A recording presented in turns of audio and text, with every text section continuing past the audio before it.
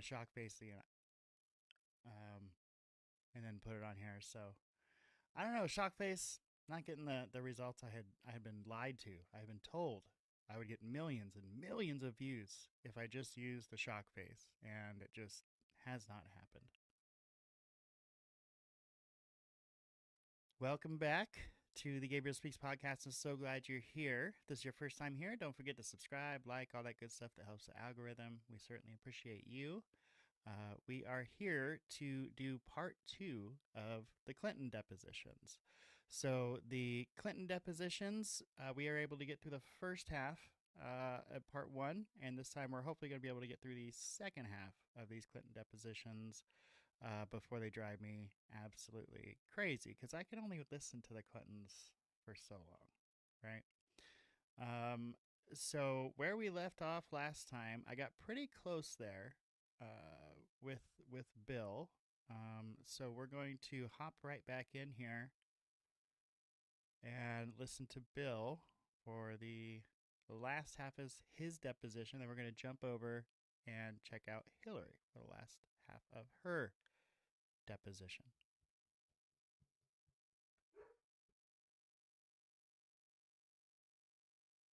I just want to make sure that it's on the record that is Virginia Giuffre's statement.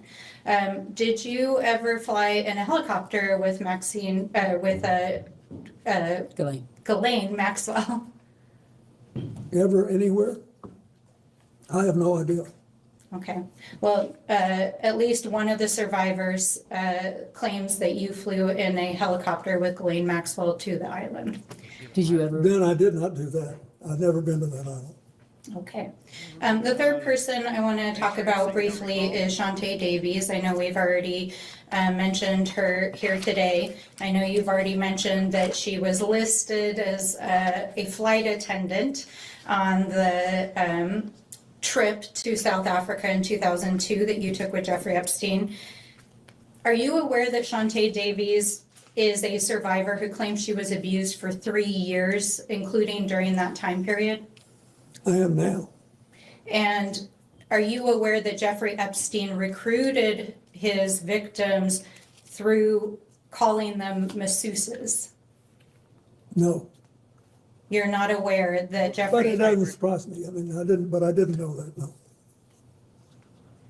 Knowing that Jeffrey Epstein recruited hundreds of minors as masseuses to massage him, and knowing that this victim, who was a survivor 3 years of his sexual abuse as a masseuse, was on the plane, does that make you think about the massage you received from her differently? Can I just interrupt? You're saying knowing, you know that. He was saying that he was unaware that that's how Mr. Epstein was recruiting his individuals. I'm asking if today, hearing this... You've seen the picture? I have a copy of it right here, yes. Well, I'm sitting up and I'm just asking if now that you know that Jeffrey Epstein recruited girls as masseuses, does that reframe that photograph, and knowing that there were girls on the plane that were being abused? Objection.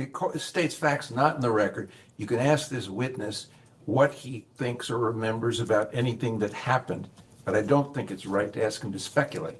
she wants to know if I feel bad about it, yes.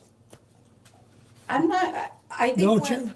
what I'm trying to get at is that there is a culture that surrounded Jeffrey Epstein in which rich and powerful people saw young women that were survivors who were being abused and didn't say anything and didn't do anything. So is your question- Part of what I'm trying to do is to ask you, we know there was a survivor that was on the plane. You've stated that you didn't know she was a survivor. I understand that, but I'm asking now that you are aware that Epstein was recruiting survivors as masseuses, does this make you rethink what you saw as you were traveling and interacting with him? So he has already spoken to, wait a minute. I want to make sure that you are clearly answering her question. He's already stated what he saw and what he knew. And so what you're now asking him is, given what you've now shared with him, does he think any differently about what he saw and what he knew? Thank you. Yes, thank you. I wish Shantae had told me. I liked her. Mm-hmm. But I didn't think it was anything unusual. I can't tell you how many airplanes I've been on. where rich people asked me to go and they had someone offering a massage. You know, all these boats that you go on and all that, they all do that. And usually I don't do that. I'm not into this.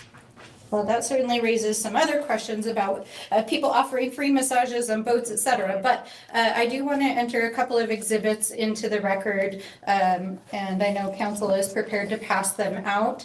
And while that is occurring, See, this is why we are beating this dead horse, because, like I've said it, this is the tip of the iceberg.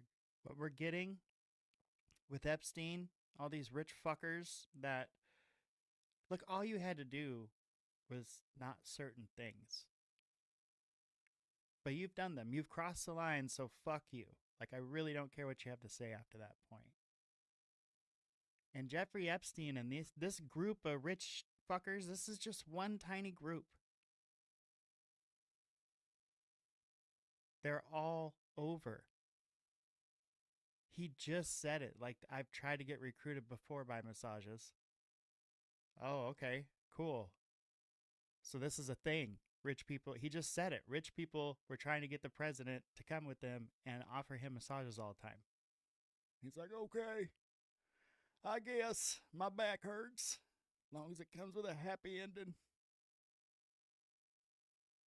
Fucking president of the United States, how embarrassing.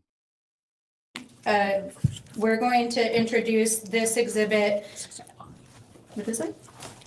Exhibit I, it'll be Minority Exhibit I, which is a FBI PowerPoint that was included in the files that were released as part of the Epstein Files Transparency Act.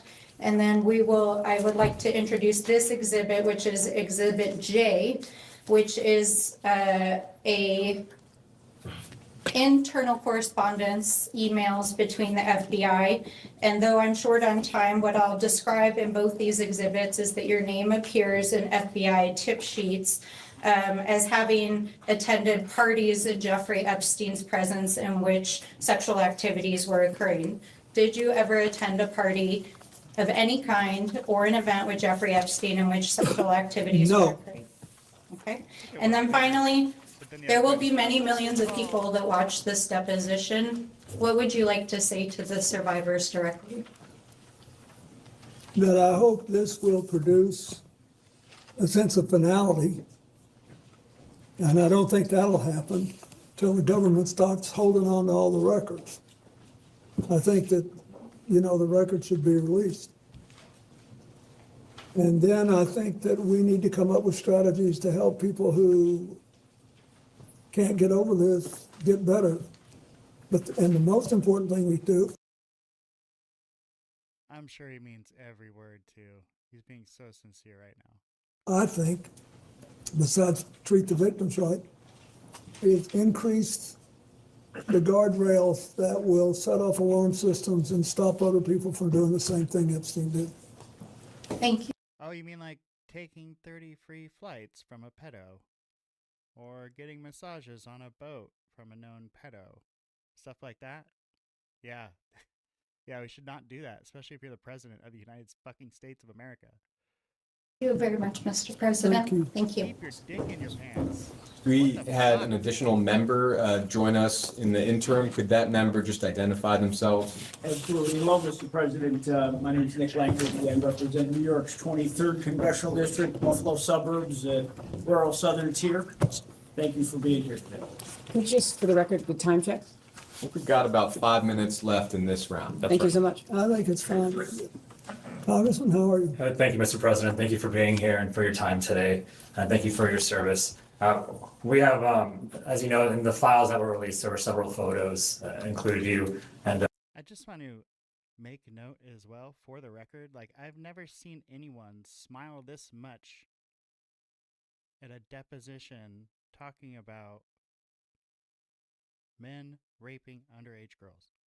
It's incredible. we have an exhibit here. That's just one of the photos. And Exhibit K, Minority Exhibit K. Yep. And we'll have that passed around. And what we're trying to get at is some context for the public on whether you remember this photo, and any details you may be able to provide us about it. So do you recall the details of this photo, recall the photo being taken? No, I don't think I ever knew the photo was taken. Okay, and for those who can't see it, it's a photo of you in a hot tub. There's a person next to you here. Do you remember where it was taken? Where was it taken?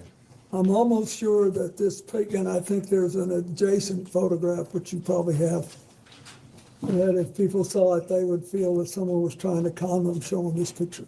But anyway, this picture was taken in Brunei. And we flew one night on a trip to Asia, the last very long leg. You said we, is it, who is that including? Well, my TEL team that was working Thank you. on the AIDS issue, and Mr. Epstein was there, and Okay. Miss Maxwell, but Of course. anyway, we got to the end of the flight was Brunei. It's a tiny place, but a very wealthy one, and the Sultan of Brunei was a man that I had gotten to know well in my 8 years as president. And his first involvement with international matters was basically to join the Asian Pacific Economic Leaders Conference, which I started and which he attended. And so, and then he was very proud of that, and he hosted, his time came to host it. You know, you do these things in a rotation. And it came at either at the very end of my term or maybe the next year. Anyway, he wanted, when he knew I was coming, and he said he wanted to help me with my AIDS initiative, and he invited me to stay there. And he said, I want you to stay at this hotel, and I hope you'll use the pool. So I did, and then I got out and went to bed, exhausted.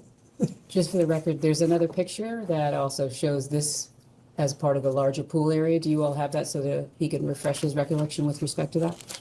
You should have it. What about the young woman, and then Maxwell looking nude in that photo? It's kind of weird.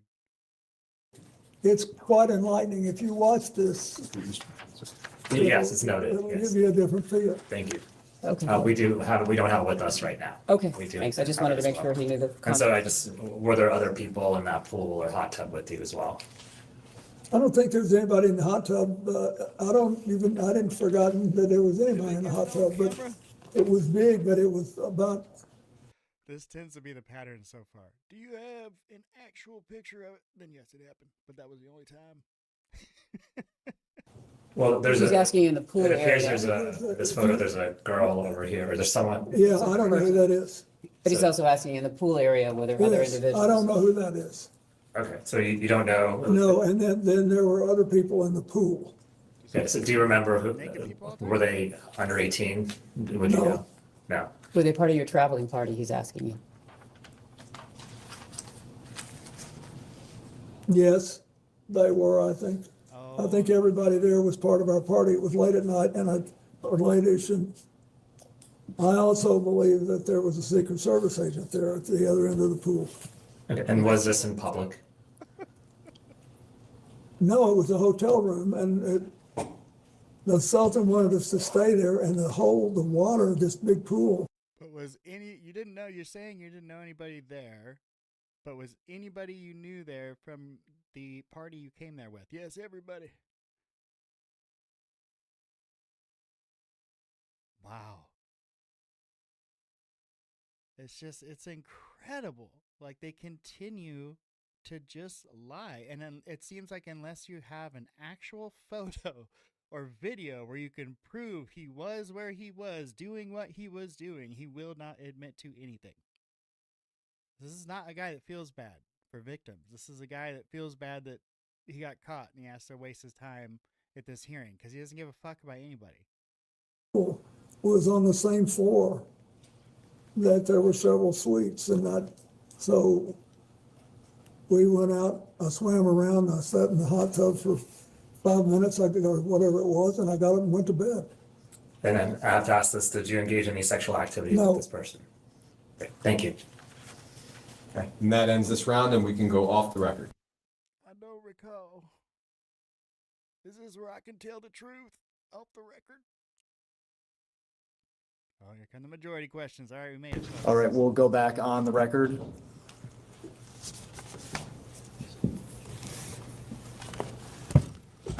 Thank you for that. I appreciate it. Yep.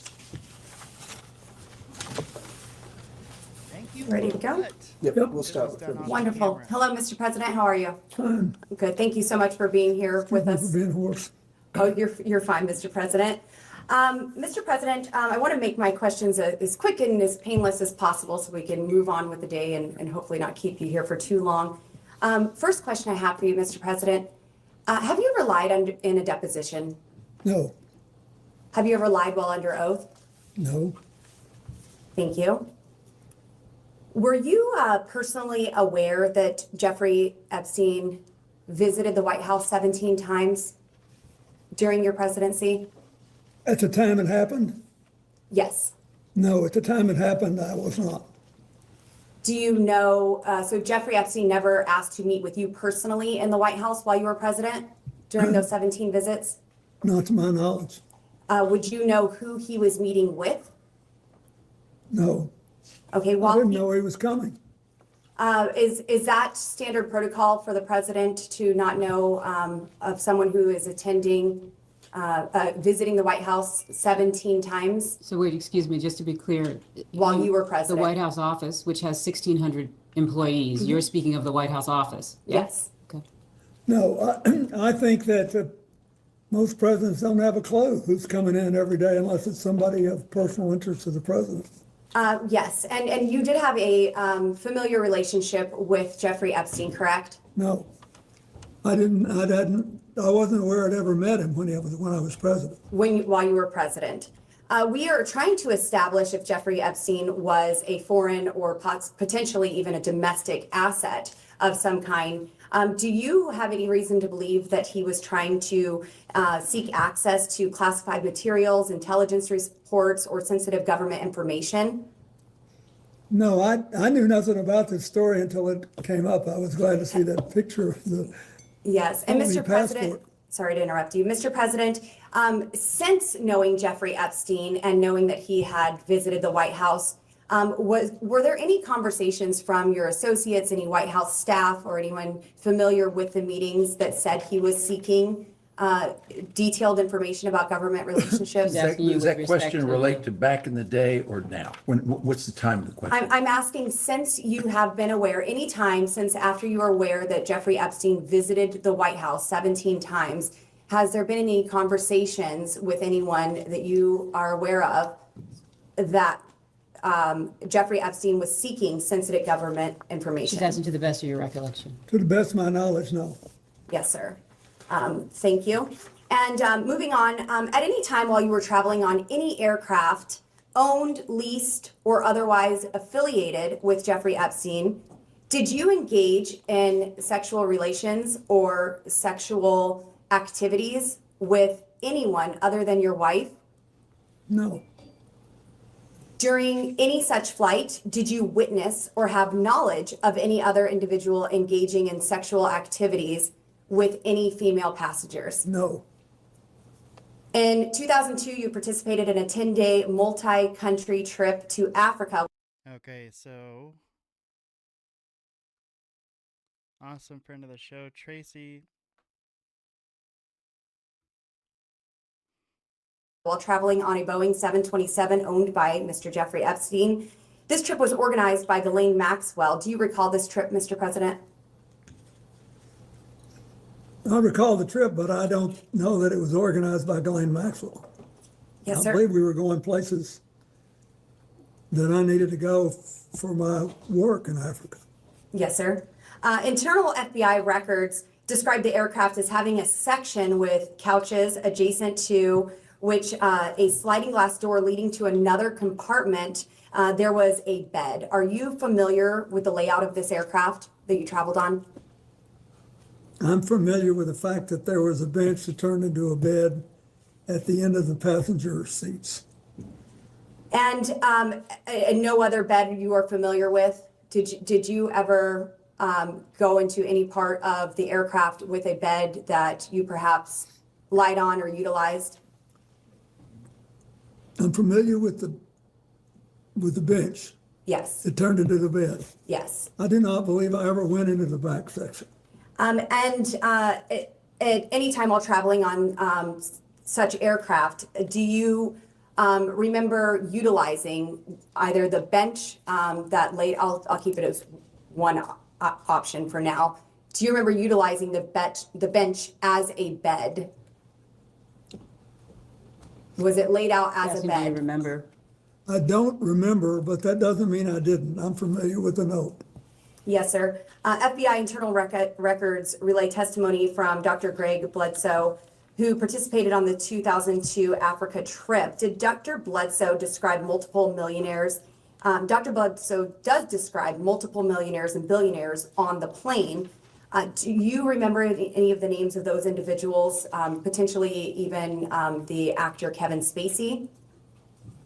Well, thank you. I hope you can hear me okay now. Thank you very much, Tracy, friend of the show, for letting me know that nobody could hear me.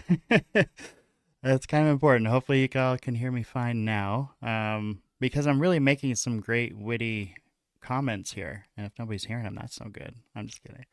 All right. Well, hopefully I sound fine now. And what I was saying is that we seem to be seeing this pattern where unless there is a photo, an actual photo, or an actual video of the incident taking place that you can show the president, he's going to deny. He's going to say, I had nothing to do with it. I didn't know about it, so on and so forth. That's just what he's been doing. And he doesn't give two shits about these people. The only thing he's upset about is that he has to be at this hearing. He could be getting a massage from some rich guy right now, apparently. So thank you, Tracy. Glad to hear it. Awesome. Glad to have you here, too. All right, here we go. Yeah, Kevin was on the plane. Did Dr. Bledsoe also describe, he also describes multiple young women were present on the flights and that Maxwell appeared to be in a position over the girls on the plane and was directing the girls. Can you describe the purpose of these women participating in this multi-country Objection to the form of the trip? question. You have no Sure. objection to you asking the president what he saw, observed, heard, but he can't possibly speak to what Maxwell was in her mind. Did you witness, Mr. President, Ms. Maxwell appearing to be in the position over other girls on the plane and possibly directing the girls? Well, I thought that she was Epstein's top aide and that she was basically in charge of what happened. What did happen, Mr. President? I don't know. I mean, I've already told you this. I'll tell again.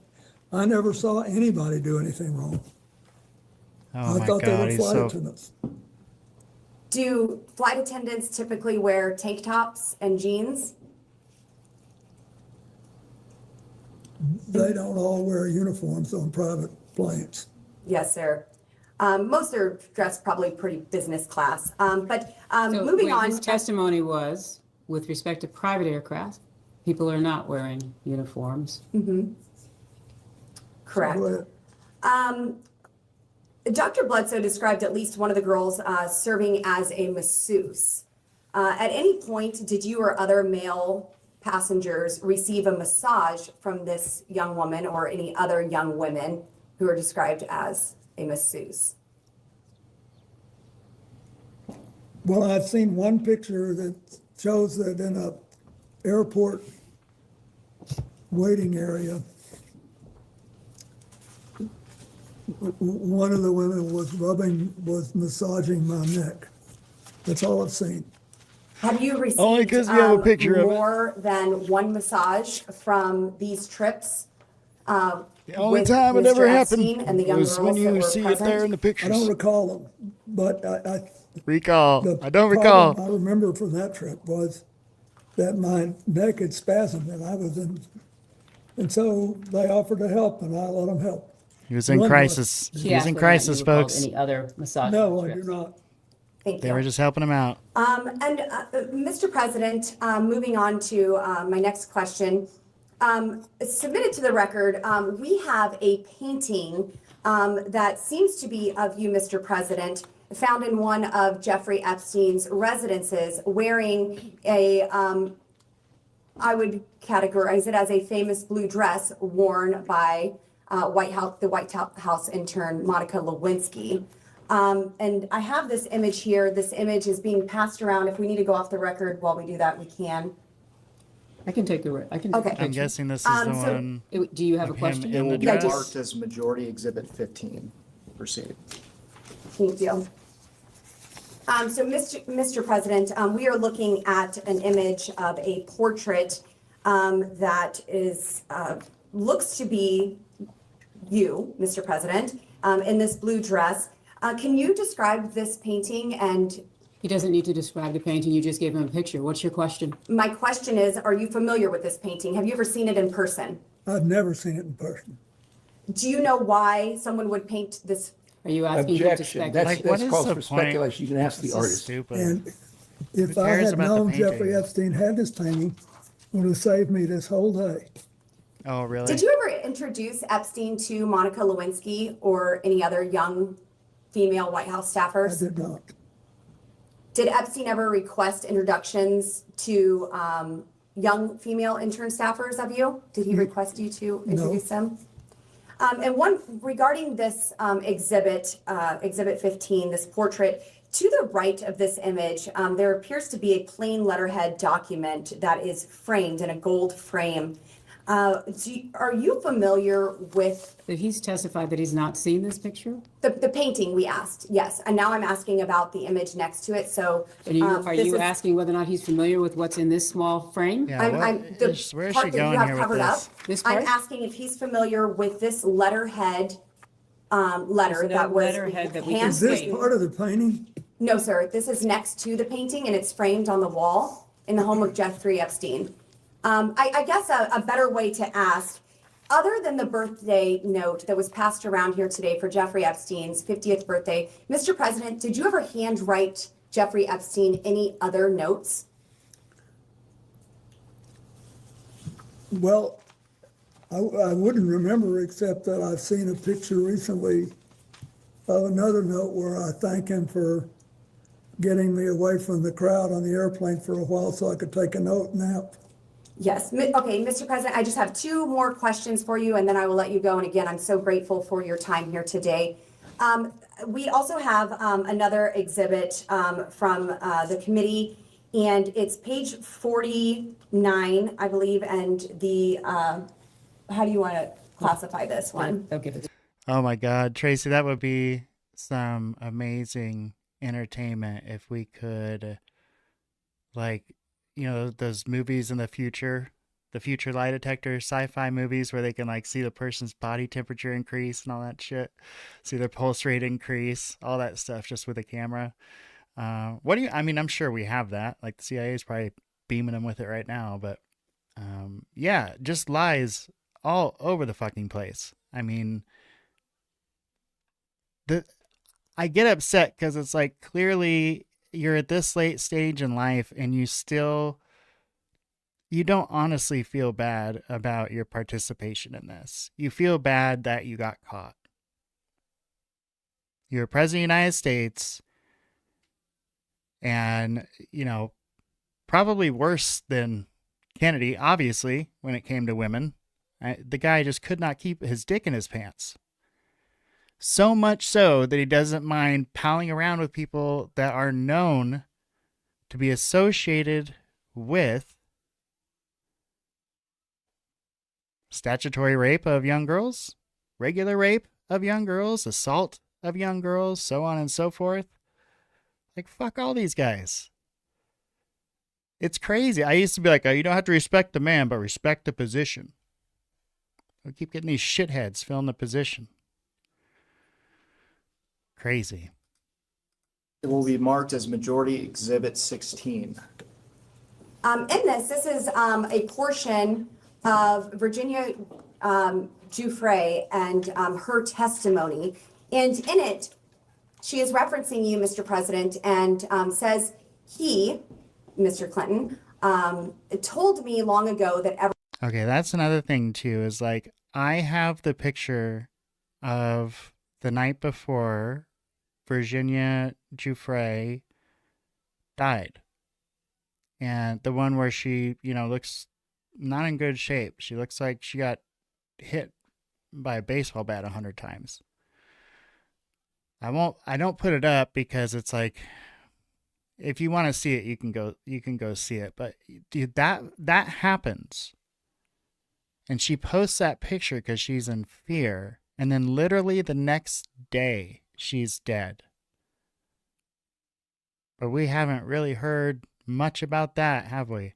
It's weird how the media decides what to cover and what not to cover, and what aspects to cover and what aspects of it to bury. everyone owes him favors. They are all in each other's pockets. She's asked, I'm sorry, maybe that wasn't you that you was referencing, Clinton. I'll start over. He told me long ago that everyone owes him favors. I believe that's referring to Mr. Epstein. They're all in each other's pockets. Sorry, could you, so what line are you starting at? Yes, ma'am. I am starting at the first line, and I do believe I incorrectly said that she was referencing Mr. Clinton. So to correct that. She's not referencing, Correct. She is not referencing Mr. President Clinton. She's referencing instead who? I believe this is Jeffrey Epstein that she is referencing here. Thank you, Ms. Bober. Thank you. And then she's asked, would you say you asked him why Bill Clinton was here? And Virginia responds on the island, where he was here, on the island. And she goes on to say, Excuse me, can you clarify who JS is? can we look and see who JS is? It says V and then it says Yes. JS, so is Yes, this I will get you that name. but this is a pull it conversation up right between here. two people, or is this a Yes, transcript of a this deposition? is a transcript of a deposition, yes. Thank you so Oh, much. come It on. says You know telecom. his attorneys have Doesn't gone appear to through be all this deposition. shit It says, that What his we have name this is as. touched. I'm not objecting. No, that's fine. And we could go off the record if you want, Right. just to get this. If it's going to be a tough So this is- question, go ahead. we We'll can go go off off the the record. record. Oh, look at that. Oh, we're going to ask a question that might implicate him in something. Let's make sure that goes off the record. Fuck these people. Like, who do you think you are? This is a hearing. Thank These you are very elected much. And, officials. this is a long dialogue between Mr. Jack Scarola and Virginia Giuffre, and I will summarize Oh, my this. goodness. It is mentioned by Virginia that everyone owes him, presumably Jeffrey Epstein here, favors. Mr. President, were you ever in the position to owe Jeffrey Epstein a favor? I didn't consider that. I thought we had an understanding about the airplanes, that he would let me use the airplane to set up my AIDS programs around the world if I'd agreed to talk to him for an hour about economics and politics on every long leg.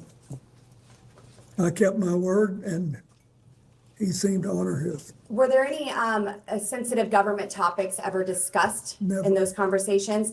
And also here, just for the Virginia. record, did the court reporter get his response? Thank you so much. Thank you. Sorry, I'll try not to talk over you. Wrapping up here. Virginia Giuffre is also asked in this document. The same one you handed us? Yes, ma'am. So we should be looking at, This is 1, 2, 3, 4, 5, 6, 7, 8 lines down. JS is speaking. Were sexual orgies a regular occurrence on the island at Jeffrey's house? Yes. My question, Mr. President, were you ever aware or engaged in any of these sexual orgies?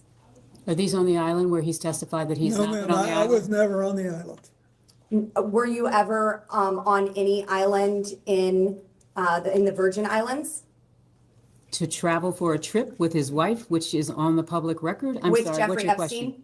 No, You were never in the Virginia Islands, in the Virgin Islands with with Jeffrey Epstein, no. Jeff, okay. You were never Thank in the you. Virginia Islands? Mr. President, there's been new information that has come out regarding the autopsy of Mr. Epstein. I would just like to ask you personally and directly, do you believe that Jeffrey Epstein killed himself? Are you asking him to speculate on how Mr. Epstein died? I'm asking what the president thinks So of. you're asking his opinion? Mr. President, was your friend Jeffrey Epstein Are you suicidal? classifying him as a friend who he has testified that he He was has called him a friendly? friend in a letter. He said he was friendly, but not, you've asked for his Mr. testimony. here. President, do you believe that Jeffrey Epstein was suicidal? Do you know? Was he ever She's asking for the suicidal? best of your I understanding. don't know. I only know what the medical finding was. I think maybe, Yeah, nope, finally because you got helped caught. order the hit. I don't know. I've Allegedly, accepted it. No, allegedly. I don't know Don't what- shut me down. Mr. President, what did you accept? That he killed himself or that he did not? that he did, but I don't know. Yes, sir. Thank you, Neither do Mr. you. President. We don't, none of us know. We weren't there. Mr. President, it's been an honor. Thank you. Thank you. He's like, wish I could say the same, but I fucking hate you. Give me a massage. Mr. President, in the previous hour, you discussed your relationship with Ms. Maxwell, and I have a few general follow-up questions. And I may make you repeat yourself, but I'll try hard to not ask you questions you've already answered. First, can you characterize your relationship with Ms. Maxwell after your presidency? Thank God, a real Well, question. I didn't, to the best of my memory, I didn't see her very much until I started flying on Mr. Epstein's airplane. And for the record, would you at any time ever consider her to be a friend? Oh, yes, I would. What years would you consider her to be a friend? I don't know, when she started going with Ted White, I saw her more frequently. Because I saw him more frequently. Then she was around CGI. So if you compare the time I spent with her to the time I spent with Mr. Epstein, I spent more time and I felt that we were better friends. How did you typically communicate with Miss Maxwell?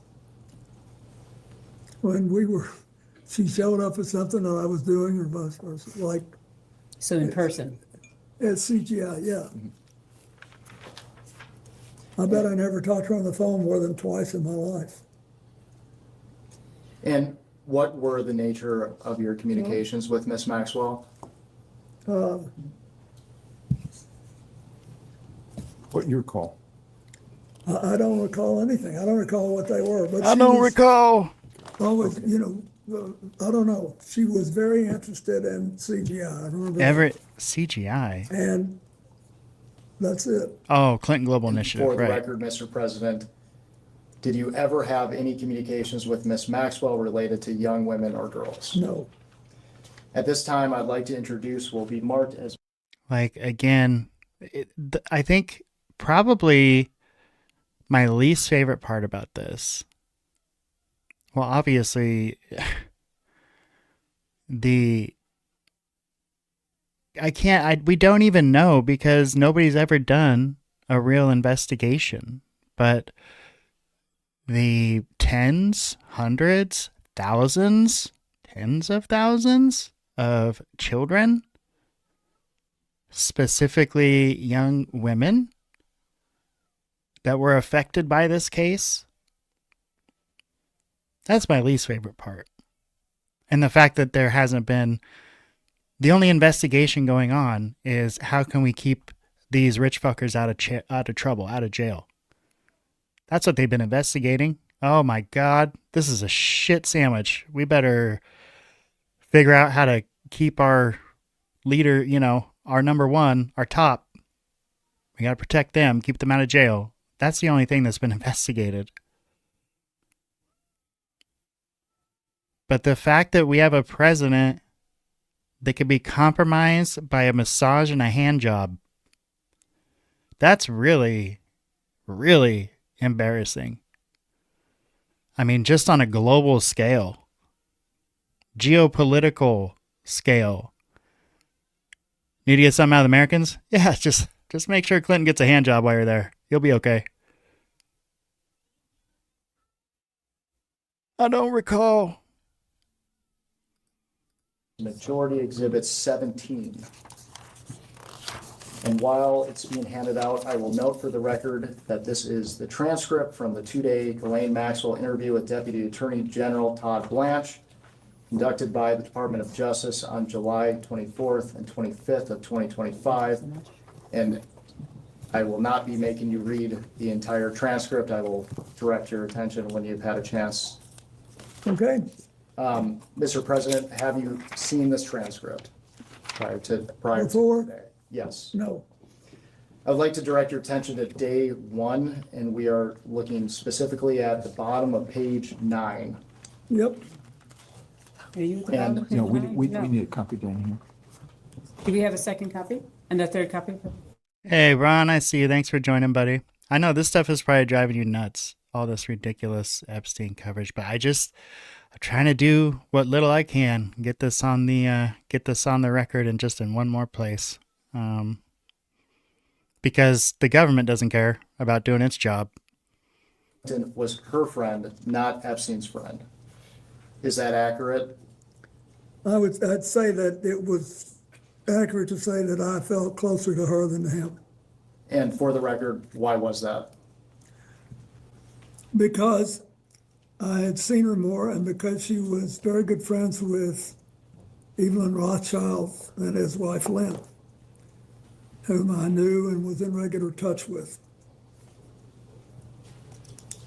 And then this part's in there. And Okay. You're on page 9. That's good. Just want to make sure you're reading the right section. She characterized your relationship with her as warmer. Okay, Yeah. again, Would you- this is how you know this is dishonest, because if you wanted to come clean about something, okay, maybe you got one lawyer to your right to make sure you don't get yourself in too much trouble, right? But Clinton, he's got 2 lawyers that we can see, probably a team behind him. I think they all announced their names before the deposition began. And I'm fairly certain, I don't know, it was a couple nights ago, but I'm fairly certain there was more than just those 2 as representation. And then before he can answer a question, he has to go and look at the exact stuff that he has said under oath to make sure he doesn't go back on that now. That is dishonest as shit. That is dishonest and lawyerly as it gets. That is not a man who feels bad that's trying to make amends and do the right thing so it never happens again. No, dude, you're full of shit. Ugh. Would you agree with that? Warmer than with Jeffrey Epstein? Correct. oh yes, but it was not in any way sexual. At this time, I'd like to direct your attention to day 2 of the transcript, and now we are looking at the bottom of page 12, and it is page I see it. 258 and 259. This is interesting. Wait, pardon me, sorry, I'm not with you. The bottom of page 12 says 42 to 45. Of day 2. Oh, sorry, I apologize. Okay, Day 2, page 12. Yes. page 252. 257 to 260. Mr. President. Okay, 258 and 259. okay, got it. Can you hold No. for 1 second? Can you wait?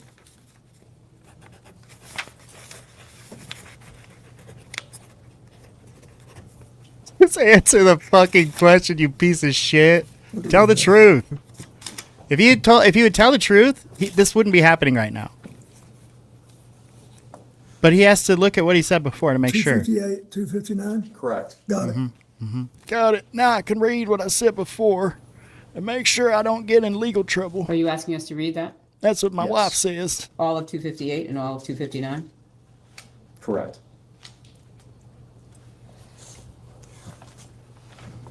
Can he read?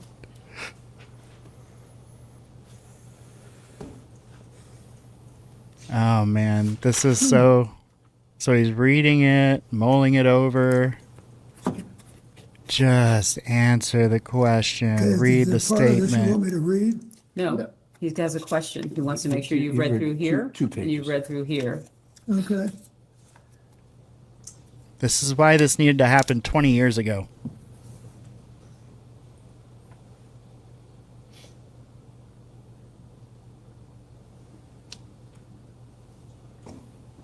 Oh my God.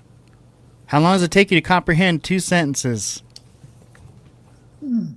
Well, that's strange. What is fellatio? We used to call it the dirty Mexican back in the day, the dirty Sanchez. He's asking about these two. You read them? I'm not familiar. I don't recall. No, you don't have to read the other part. He's going to read all this and go, I don't recall. Oh, y'all. 2 sentences. It was, well, maybe not 2 sentences, 2 lines. Yes. Got it. Mr. President, you've had a chance to review the transcript. Here, Blanche asks Maxwell if she has ever visited your home in Chappaqua, to which Maxwell testifies that she had been invited to visit your home. For the record, did Miss Maxwell ever visit your home in Chappaqua? I don't recall. I don't recall. It wouldn't Excuse me, surprise- counsel, the transcript says, I went to the house. Does it say invited? Did I miss that? Maxwell replies after Blanche asks, Got it. why Sorry. did you go to the You're house? right. Maxwell says, I was invited. Fucking team of lawyers can't figure this out, folks. 2 lines. I will repeat the question again. Did Miss Maxwell ever visit your home in Chappaqua? I don't recall, but it's quite possible she did. Hillary was a senator. In the beginning, she had a lot of events there. And I don't recall. we knew her. During the same exchange, Miss Maxwell implies that she may have been just driving past Chappaqua and stopped in if you were home. Did this ever occur? That If you, That is something that's very true, Ron. We've seen the photos now. We've seen the communications now. So, like, they can, again, try to gaslight us and tell us we're not seeing what we're seeing, so that you feel like watching this and caring about this topic makes you a piece of shit or some kind of loser. I mean, literally, Shia LaBeouf calling people losers for caring about this case. They are pulling out all the stops to get us to stop paying attention. We're at fucking war right now. Just coincidence that right in the middle of all this, we launch an attack against Iran that we've been trying to get pushed into for 30 years, 40 years, longer. Has nothing to do with the other. I don't recall. Fuck all these people. I'm going to keep saying it. Fuck all these people. if you do. Not that I remember, but I may not have been home. But Mr. President, is it common for people to just stop by your house? No. There And for are the more than record- 1 or 2 people who would do that. So for the record, you're a former president. Does your security detail allow people to show up unannounced? Well, they'd allow them to, but they don't, your question is whether or not the security allows them in. Yeah, they have to be cleared to be able to come and go Thank you. like that. Thank you, Mr. President. I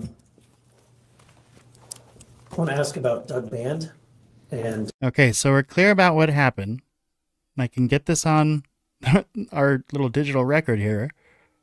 They made him read her deposition first, or interrogation, whichever that snippet of testimony came from,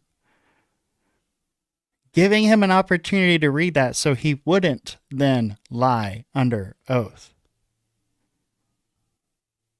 And then when he realizes he's between a rock and a hard place, oh shit, Maxwell already said she's been to our house. I don't recall. Okay. Every time they say I don't recall, they definitely recall. Okay. to what was Doug Band's relationship with you, sir? Well, it changed over time, but he was basically the last in a long line of young men. They were my sort of body people. They were close to me and supposed to get me where I was trying to go on time and all of that. And then after he and another young man, Justin Cooper, wanted to come with me when I left the White House. You know, when you leave the White House, they give you, you get, I don't know, a certain allocation for staff. And I think there are 9 positions you can put on federal health insurance. I think that's right. But anyway, Doug and Justin were 2 of them. So I'd say he's pretty close. What? You were pretty close. We were close, and Justin wrote my book with me. I mean, he did all the, the clerical work, and Doug was our main fundraiser when we started off. Okay. I would like to introduce Majority Exhibit, I believe it would be 18, which is the EFTA 02332287.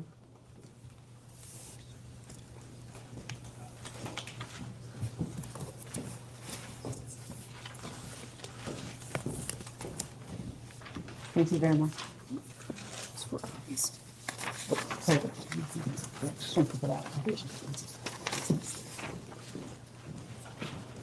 So this is pretty short. This is an email from Doug Band to. Yep, I'm familiar with it. To GMAX, which is commonly known as Ghislaine Maxwell. Yep. It says, for the record, the email states, "You back. Another way to get in touch with me quicker is on my BlackBerry, actually the president's, but we share it." The email that's listed there, WJC, is that your email address? Or was that your email address? I don't recall. Practically, no. That is, Practically. I never sent one email on it. But you recognize that? I recognized it, and Practically, I think mean- Doug thought it would increase his cachet if he had an email with WCC on it, and But he's asking you, is this your email, Mr. President? no, I didn't send emails on it.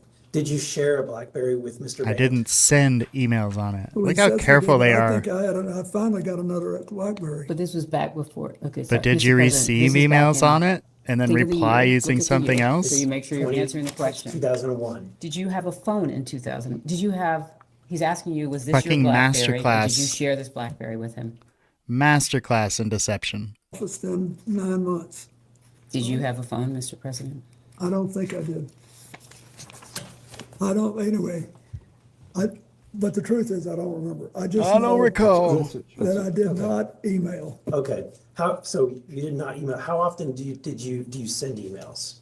Or did you send emails? Have you ever sent an email, Mr. President? I sent one email to John Glenn, Senator John Glenn, when he was in space at age 77.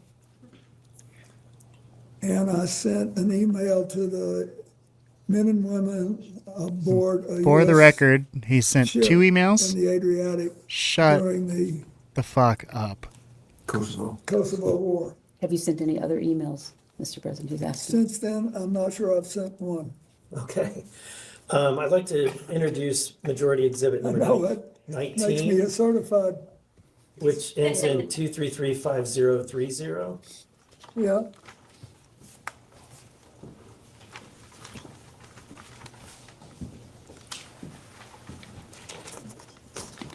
Two emails. The president's how old? Like 80? He sent 2 emails in his whole life, y'all. Shut the fuck up. Oh my god. Oh, let's Okay. let him If read you're the ready, facts I'll before he read lies it. about it under oath.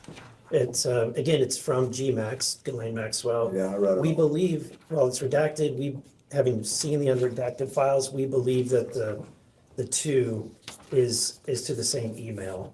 It says, "Sorry to hear about the Bellsburg stuff is bad news, even worse, that it may be damaging. You know that one of my pet fears is that in London, I am press toxic, so I hope that I never add to your woes in that department.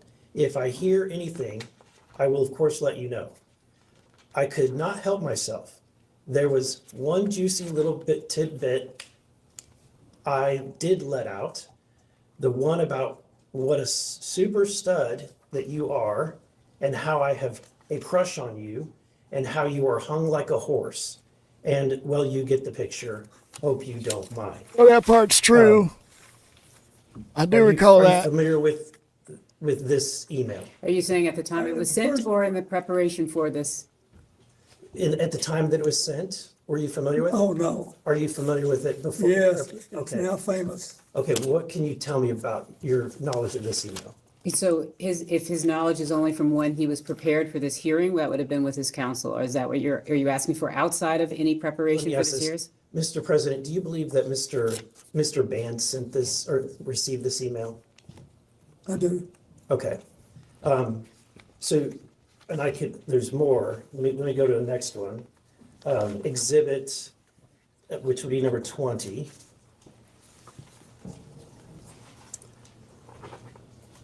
And the answer is, I Wait a don't minute. know. You know, it's funny how life works. Like, when I was young, I was told these people were honorable. The Clintons. That they had, like, I don't know, given up so much because they cared about the country and they were helping the working man and they were from Arkansas, so they cared about the low income folks and about, squishing that divide between poor and middle class. And then they do NAFTA, which basically guts the working man's jobs. Right? Like all the manufacturing jobs and shit. Just bye-bye. So like they say one thing and then they do another. And then when they get called on it, I don't recall. And then it's crazy to watch all these podcasters that were like on Trump's dick. Let's be real. On his dick. Now backtracking and trying to like make excuses for all the terrible shit he's involved with. We knew who he was when he got into office. Y'all didn't care.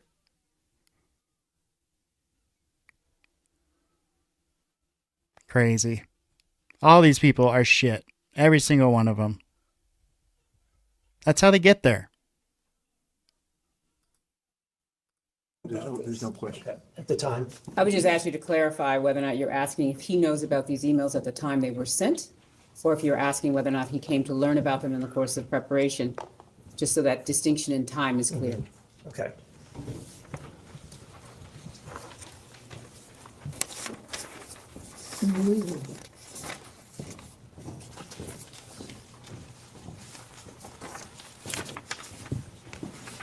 I believe this email is also very short. It's just at the top, again, it's from the WJC email, same one. And it says, "This email is silly. I want to spank bottoms tonight." Who's it from? It's from the same email account, the same email that has been used. I only before, sent the 2 WJC. emails my whole life. What was your knowledge of Mr. Band's relationship with Ghislaine Maxwell? I knew he was, basically, he contacted her in the same way that she represented Epstein on things. I did not know, nor did I need to know, that they had a personal relationship for Did a they have while. a physical relationship? Are you asking him whether or not they had a physical relationship? You believe they had a physical relationship? I don't know for sure.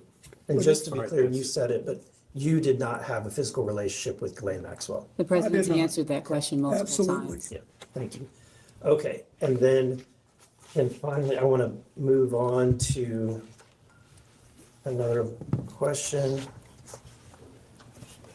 regarding the visits to the White House. Are you familiar with Mark Middleton? Yes, Can you describe who Mark Middleton was? he was a young man from Arkansas who was really ambitious, wanted to go to work in Washington, wanted to have, and From Mina? he knew Mac McClarty, my chief of staff, who was from Little Rock, and Bruce Lindsay, who was also from Little Rock. And he worked with us, and then later, I think he became, I don't know, but maybe he became a lobbyist later, but there was a period of time when he was in a position to wave people in to the White House because that was one of his jobs. Okay. So he has been identified by multiple news sources to be the individual that most of the time was entering or signing in Jeffrey Epstein into the White House. Yes, And what role did he have specifically at that time? he was working and, on logistical things in the White House, but there must have been someone else who he told him to let him in. Maybe Mark had I don't know if he had the authority to let people You in. can only testify to what you know. He's asking, who did Mark Middleton work for in the White House? I don't know the answer to that. I Okay. can find that, but So knowing that he met with Mark Middleton or was signed in with Mark Middleton, do you have any knowledge? We know this is all going to be bullshit, because correct me if I'm wrong, Middleton is the man that shot and hung himself at the same time to kill himself, which is, wow, crazy. Yeah, I know, Mika. It's nothing shocking, right? Like, we know that's what they're gonna do, but at the same time, like, I feel like not watching it is doing it. I feel like you're not doing all the research if you don't, even though a lot of it's bullshit, but if you don't at least, I don't know, check out the transcripts of these folks and what they had to say, though most of it's going to be nonsense. I promise, he just said he didn't know who Middleton was. Like, dude, you knew. How does somebody have the availability to wave, quote unquote, wave people into the White House, but you don't know who he was? You don't know shit about him. Okay, that makes sense. Knowledge of the content of the meetings or the topics of the meetings that Mr. Epstein would be coming for? no, Mac never said anything to me about meeting with him. And sorry, Mika, I totally I didn't answer the question because I get so upset. I go off on tangents on these people. Yeah, I think they 100% lied, even though they are surrounded by attorneys and given the facts before the question is answered. And even though simple questions like, do you think this, are taking 10 minutes to answer, I still think they're lying. To say you don't recall when you clearly recall something is a lie. And by Mac, do you mean Mac McClarty, Yeah. Chief of Staff? Did he work for Mac McClarty? Well, he might have been, but at the time, was this at the beginning of my presidency or at the end? This would have been during the 90s at the beginning. when- 1993 to 1995 is what they provided before the Yeah, he period was- of time for the visits. He was my first chief of staff, and then he became my special envoy to Latin America, so, Barely knew him. Mac McClarty, so Okay, it depends on,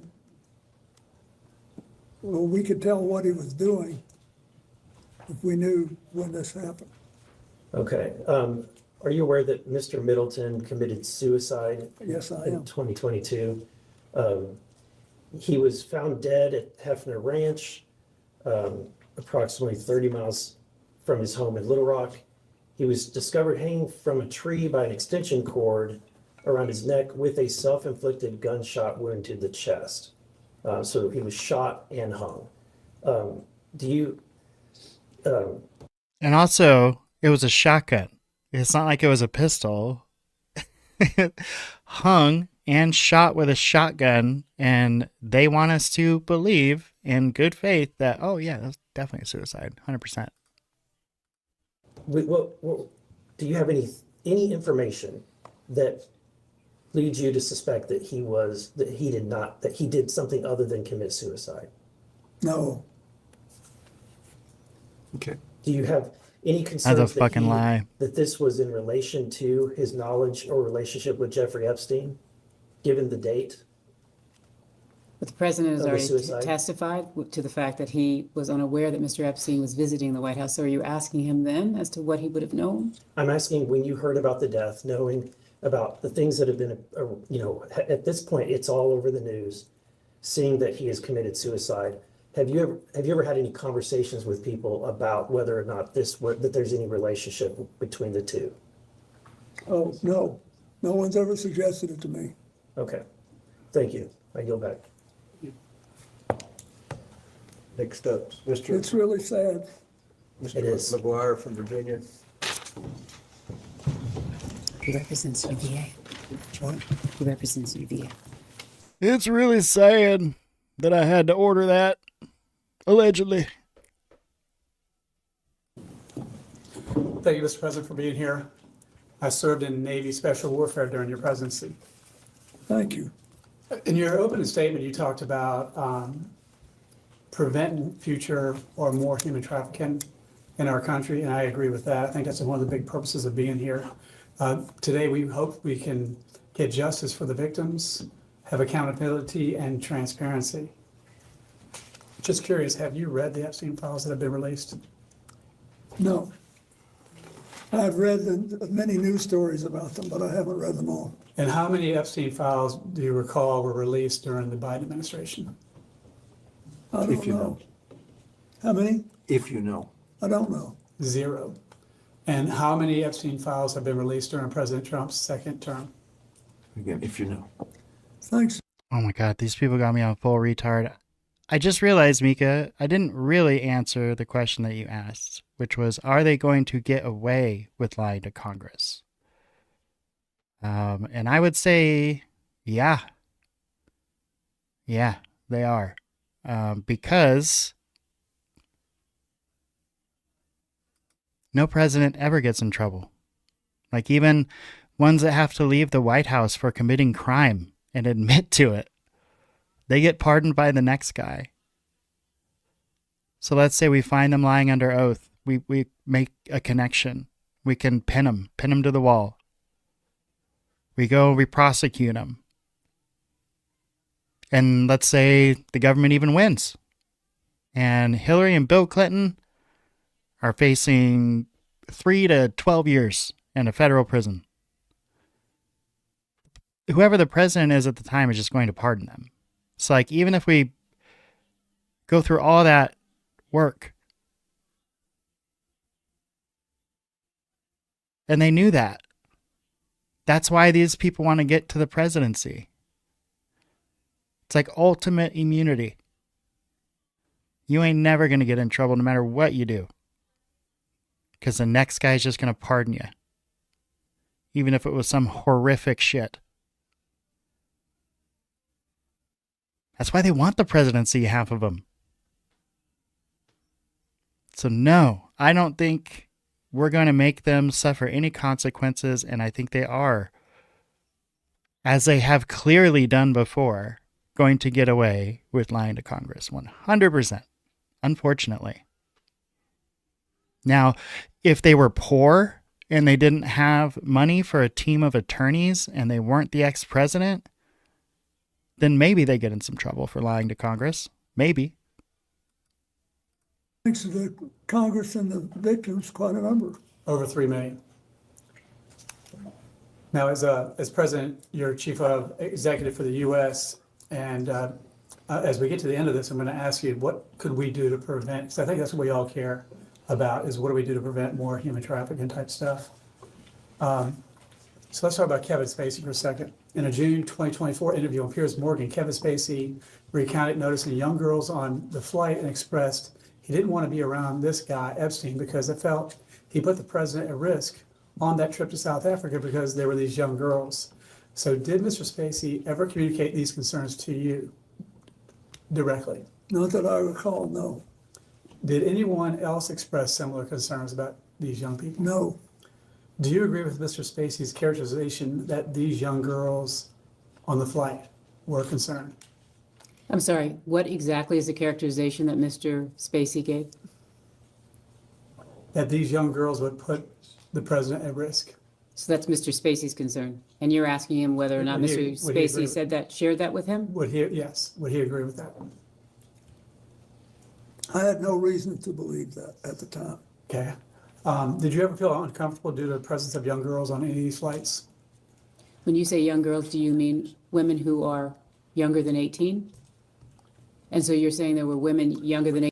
Okay, so, and for the legal minds, correct me if I'm wrong, but I believe what he just said there is that even if Kevin Spacey went to him with, so he's saying that didn't happen. Kevin Spacey never came to him and said the thing about the girls. But that even if he would have, he wouldn't have believed him and done anything about it at the time. That's what he just testified to. Than 18? I'm asking. Yeah, if you can ask that question. Were there anybody on the flights that you can recall under age 18?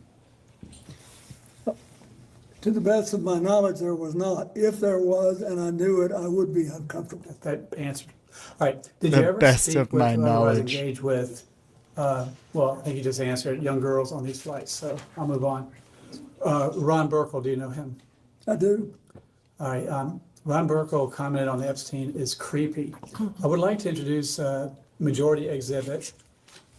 And what's number? 21, Majority Exhibit 21. That is page fucking 5. rich. Ron Burkle's not At creepy? the top of the page, the last sentence. If you would take a look at that. It's like Peter Thiel calling someone creepy. Really? Could you say what page again? Sure, it's page 5, the paragraph at the top, the last sentence. If you could give us a minute to read it, that'd be Sure. great. It's going to take us 15 minutes and consult with 3 attorneys before we can read this one sentence. So we can go, I don't recall. I don't quite recall. I don't know. Well, while they're looking this up, the flight logs that they are referring to are the ones from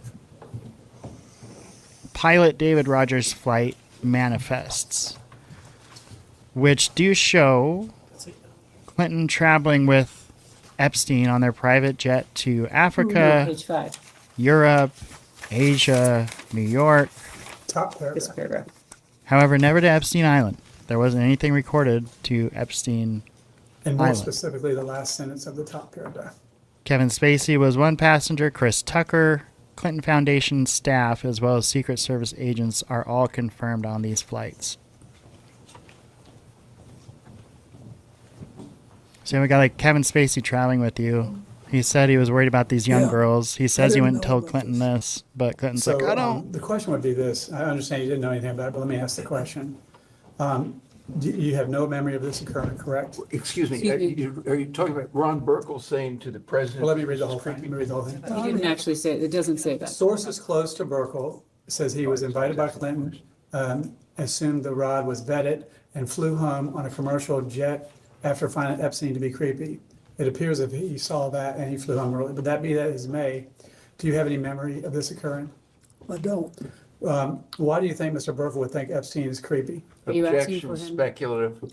He can't know what. I don't know. Ron Burkle's Some thinking. people thought I shouldn't fly with him. What do you think Did they you witness think? anything unusual with Epstein that would lead you to believe that Epstein was creepy? No, I never saw him do anything that I was suspicious of. And you don't recall Mr. Burkle leaving the trip early to That's a fucking lie. That's just an out and outright lie. fly home commercially after I finding? don't know. Okay. I'm surprised I don't know that. Sure. So who else in your circle, because one of the concerns I have is how did someone who is convicted of trafficking humans, how did he infiltrate the highest level of government? If we could get to an idea or a lesson learned, we could prevent that from happening again. Who in your circle, while you were president? Well, you're going to or need a after president independent, that doesn't want to fuck everything that moves, for starters. Good question here. Can I just clarify one thing? You said who had been convicted. He wasn't convicted at the time. Epstein? Yes, No, I'm talking afterwards. So people that were associated with him because after he was because convicted. one of the questions would be is, why do you think Epstein visited the White House so much? So he was convicted in 2008, I believe so. I believe and he visited the White House in the 90s. So I'm just trying to make sure you're not speaking to before he was convicted. You're talking about after he was convicted? So let me go back. So the thing is, he went to the White House many times, and he is connected to world leaders all over the place. Many people have resigned as a result of the Epstein files. So I'm just asking a neutral question, and that based on your experience as a world leader, what could we do to prevent predators like this from infiltrating the highest levels of the American government? Well, when someone knows about it, they should report it, and there should be a system set up to act on it. Well, I agree with that. Is it true that in 2013, Ms. Maxwell was a guest at the Clinton Global Initiative Conference? I don't know. When's the last year we had it? 2013 is one of the years where they're asking whether or not she was there. I know. I'm trying to, So you can just, off the top of my head, I don't know. Well, I understand that she also attended your daughter's wedding. She did. And so understanding now the unspeakable evil that these She was a people plus one. committed, She was do you just a believe it plus was one. mistake allowing them close to your family? are you asking if he knew at the time when she was at the wedding? Looking back, Looking back, I had no idea. If I had known what she was doing, I would have done the right thing. understand. Well, I think that, But I also, keep in mind, I felt bad for Ted Waite, who was a very close friend of mine. And I never had any doubt about him and still don't. Roger that. Well, I think you would agree that we all want justice for the victims. We all want transparency and accountability. We want to strengthen our anti-human trafficking laws. And President Trump has secured the border and gone after the cartels and even passed legislation to help human trafficking victims. What other legislation could we do based on your experience that would help stop trafficking in America, if not the world? Well, first you need to ask people who know more about how people get over it. I mean, there's already been a large number of dollars put into settlements, but I think there must be damages to people that will take a lifetime to heal. So I think there needs to be a lot of study on that. And then I think there is the hotlines where people make reports need to be taken seriously, and you need to follow up on them. And I think that the more we talk about it, the less likely it is that another big network will form. Thank you for answering my questions. I think you're doing a good, just having us talk about it is important. Thank you. Next will be Mr. Groffman from Wisconsin.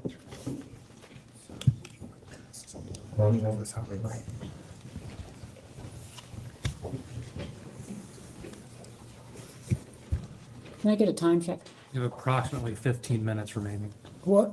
Approximately 15 minutes remaining. Okay.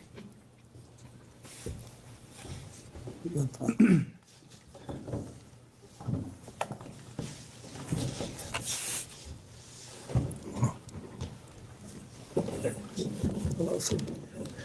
Oh, Mr. President. It's on here. Yes, we can hear you. With Jeffrey Epstein on, you apparently took 26 flights on planes connected to Jeffrey Epstein. Was he on every flight you were on? Was he on every flight I was on?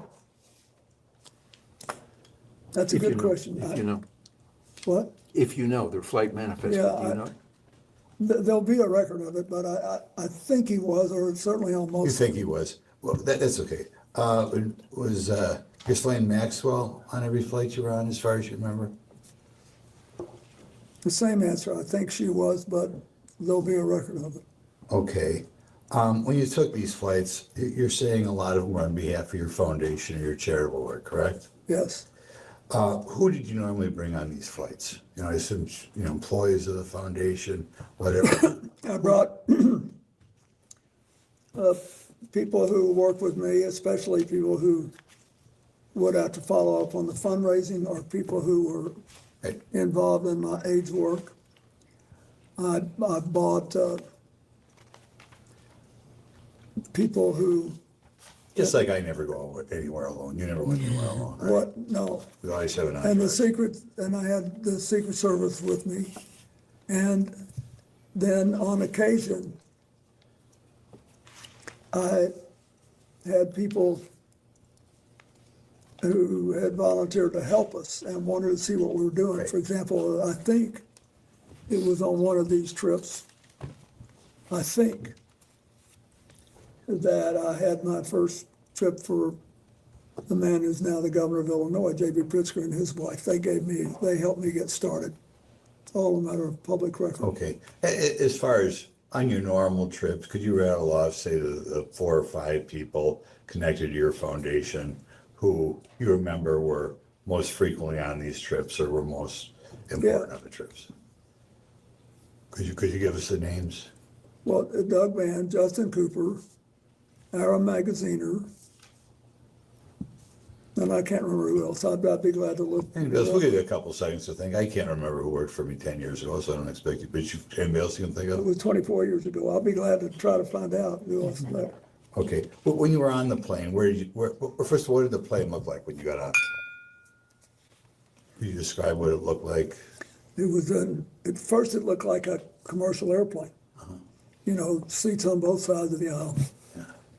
And typically, our crew kind of filled it up for a few, however many people, depending on how many people we had. We had the staff and the friends of the foundation and people who were doing the work. Then we had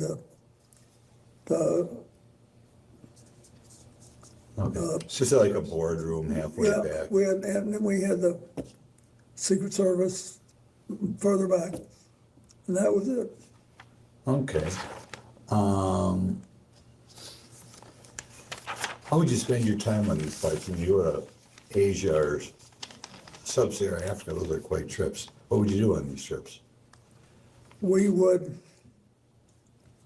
spend a fair amount of time talking about what we were going to do at the next stop. You know, we Like worked 12 hours a lot. worth? Then we read a lot and we slept a lot. And we always cut out some time for card games. I was going to ask you whether you do cards, and you beat me to the punch. What type of cards did you play? Oh, hell and hearts. Hearts. I like to play hearts. That's good. You said, was the Secret Service with you every time you went on these trips? Every time. Every time. Okay, good. I have never signed off Secret Service protection. Okay. Did the Secret Service, they screened all the other passengers and pilots, as far as you know? They what? Screen them? Yeah, they have everybody's name and background and all that. Okay. Now, I asked you about people who were connected to the foundation that you brought along, but I take it if they gave you an airplane and Jeffrey was on it, there were his staff too, correct? Yeah, he had some staff on it. Any of those people you remember, men, women? Well, I remember Glenn was there, and there were always the other people that staffed the airplane ride. Right. I think one of the reasons you're successful is you deal with the average guy, right? You like to talk to the average guy. Did you remember the names of any of the Epstein staffers that were, serving you or that you engaged with banter about? Well, the one we just been talking about. Shante Davis. Yeah, Shante. I remember her, Shante Davis. Okay. Anybody else you talked about where Bet you're you from? do. Oh, I talked to a lot of them. One of them was from Hawaii and was a military wife. Okay. I remember, but I don't remember their names after 20. Hawaiian gal? Was she Asian? No. No. Okay. Okay. Got a question. Were there ever new people that you remember joining in this is kind of spread out over 4 or 5 years? Or two or 3 years, I guess, on the 2 years on the flight?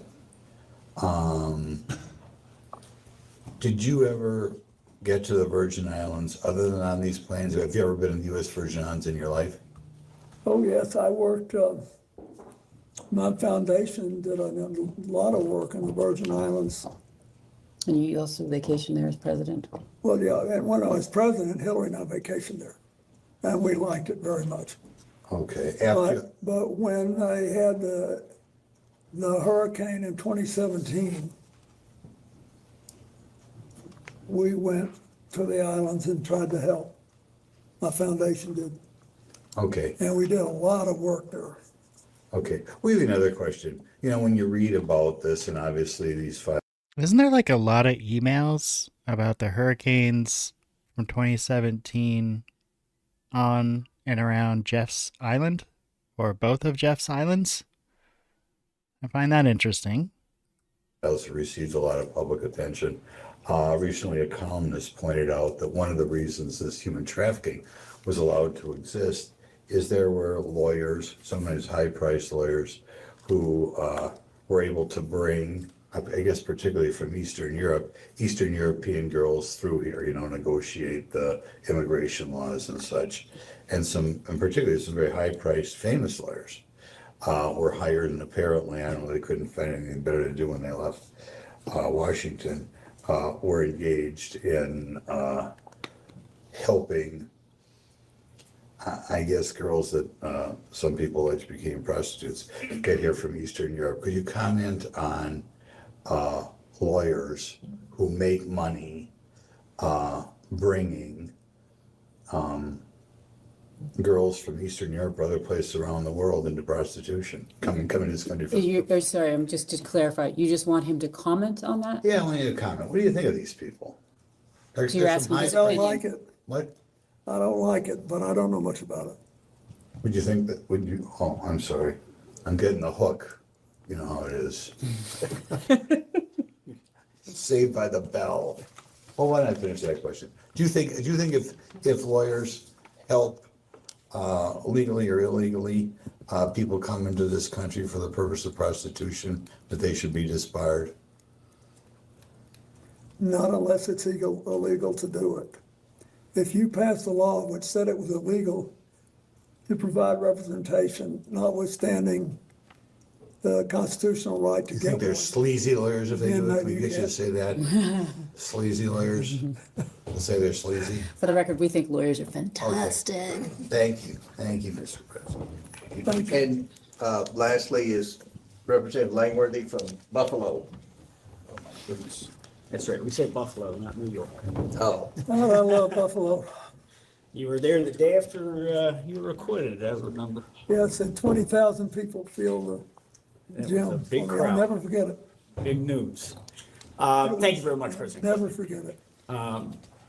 You are widely regarded across party lines as one of the most politically perceptive leaders of modern time. Your political instincts. Yeah, Ron, it's very interesting. Body language matters, even to these accomplished liars. But yeah, you feel, this isn't me talking. This is like a whole science. You can go look it up. Hey, what does it mean when somebody giving testimony covers half of their whole face? Just look it up. See what it has to say. Especially for an ex-president. This should be nothing for him, right? If he was innocent, didn't have anything to do with it. I don't know. Are very well documented, and your successes of your political career are well documented. How would you describe the substance of your conversations with Jeffrey Epstein during the many hours that you spent together on the aircraft? Well, at first, he really seemed to be like a vacuum cleaner, like he really wanted information. And there was no, to go back to the business with what do you call it, the passport, the false one. There was nothing overtly manipulative about it. He wanted to know, what did I think of derivatives trading? Did I think that the stock market was properly regulated, or did it need more? How did we have the most broadly shared prosperity in 50 years? Was it just an accident? Was it just technology? Or do we have specific policies? He wanted to know stuff like that. And it was great for the first, 2 or 3, 4, or 5 conversations. But I could tell that it was like, you guys are in politics. Don't you ever feel like sometimes somebody's talking to you and then they're just checking the box and they got to go do something else and be somebody else? That's the way I felt. Interesting. The international travel you took with Mr. Epstein, it represented a significant investment of time and money on his behalf. Yeah. And I did miss the first portion of this, so if any of this is repetitive, I apologize. Your arrangement was that you would spend an hour of conversation with him on topics of his choosing, and that So he testified, just so that I'm you sorry, I know, wasn't- on economics and politics. on economics and politics. Thank you. Okay. That was it. And that was the arrangement, and the rest was in-kind donation, the For flights. all the long haul flights, yeah. If we were gone 4 hours or more, I'd give him an hour. Okay, did you ever ask him directly why he was willing to finance these trips and provide you with access to the plane? I did. So much? And what was his reaction to that He question? said, I think you did a good job as president and you managed to get reelected, and you're the first Democrat in 60 years that got reelected. I want to know what happened. And I want to understand it. And that was it. He never was, it was never like he was trying to suck up to me or anything. It was very straightforward. But after a while, it was obvious that he had done what he intended to do, and he was kind of going through the motions, and he didn't really care about I really cared about this AIDS thing. I thought we had a chance to build something that would revolutionize the treatment of all mass illnesses. Same thing with tuberculosis and malaria, and sure enough, we did. But I thought we were on the verge of something big, and he didn't much care about it, and I had a bunch of people that did. So we went our different ways. And as you pointed out, we're all in the political process, certainly not playing at the levels that you have in your career. But do you believe that this was, in essence, Epstein being a political junkie and looking for that association? Yes, and I didn't know what else. All I knew was that but after we started, when I got this thing going and people could see it like a chugging engine, then we had more and more people interested in helping. And I wanted to have people there that I knew were genuinely caring. So And what's crazy is on the last Clinton episode where we did the first half of the depositions, I'm pretty sure Hillary Clinton said, she didn't even know who started the Clinton Global Initiative. She was like, I don't know, because Maxwell was involved. So, they don't know, they don't recall, blah, blah, blah. They 100% are downplaying at every corner. I know it sounds funny, but it matters, because when you start something like this, you're going to have rough spots, things are not going to go right, you're going to have to solve new problems. Far better to have people who are passionate about this. So on these overseas visits, did Mr. Epstein accompany you to any of the meetings or the private dinners or the official engagements? And if he did, what capacity was he introduced? He went to some of the meetings, and some of the dinners, but the big public dinner we did in South Africa, he did, for example. But some he didn't when it wasn't appropriate. When I had to talk to somebody about whether I thought they were following the a proper legal path and trying to let us sell generic drugs and how we're going to get them. There are a lot of complicated things. Can I get a time check? We have like a minute left. Did he ever seek introductions? Of course. To foreign dignitaries or leaders from you? Not that I remember. Okay, did he ever ask you to make phone calls on his behalf? in No, any he sort of never did. I remember that he didn't. Okay, he would sometimes be involved in the dinners and the meetings, but never a meeting when he had to review some kind of legal stuff with the people he was meeting with. Like, okay. I mean, I would remember. You said he was not a friend, but with that amount of travel and proximity, why wasn't he a friend and he was just an acquaintance? Well, no, it wasn't just an acquaintance either. I felt friendly toward him, but he was, as I said in my book, odd. There was always something a little holding back, and and I could tell.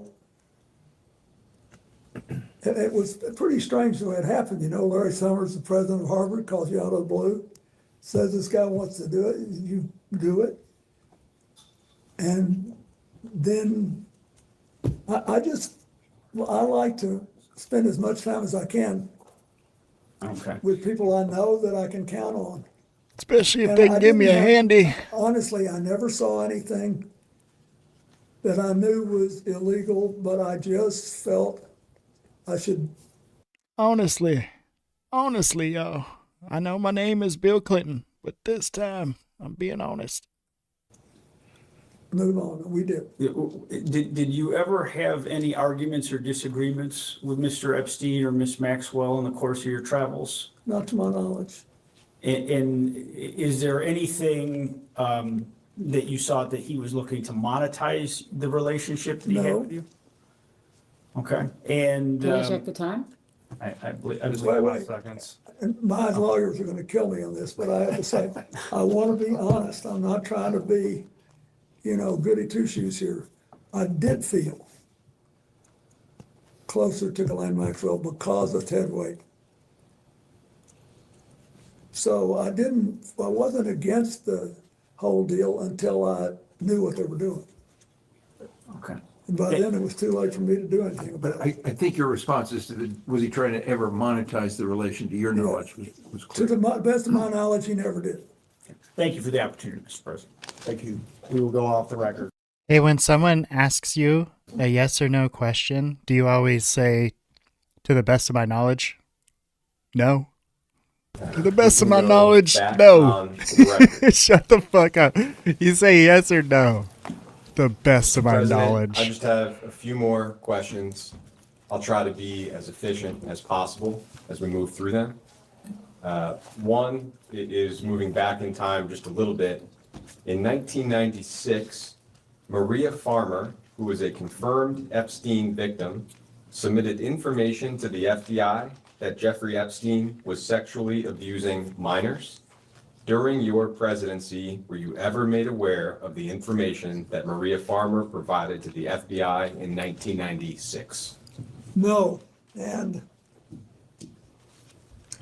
no. Thank you. I'm going to move back ahead to the year No, 2003. and- There's just one international trip that I don't think Littering we and- specifically discussed yet. Littering and... And that was in November of 2003, a trip to, I think, Russia and China on Mr. Epstein's plane. That's the last one I took. Great. So I'm going to give you, I think for us, the last piece of paper for the day, which is the flight log for that trip. And we'll mark that as Minority Exhibit L. And I'll give you a moment to receive that. Wow, Thank you very much. I'd forgotten I went to Russia and China. You went through Russia. Huh? You went through Russia. You're coming from Norway. Yeah, And for your council, that's a total of 5 trips distributed between the 4th, 5th, 6th, and 9th here on this log. yeah, this was another one of our AIDS trips because Ira was on it. Yeah, so if you could just describe what you recall about the circumstances of this trip.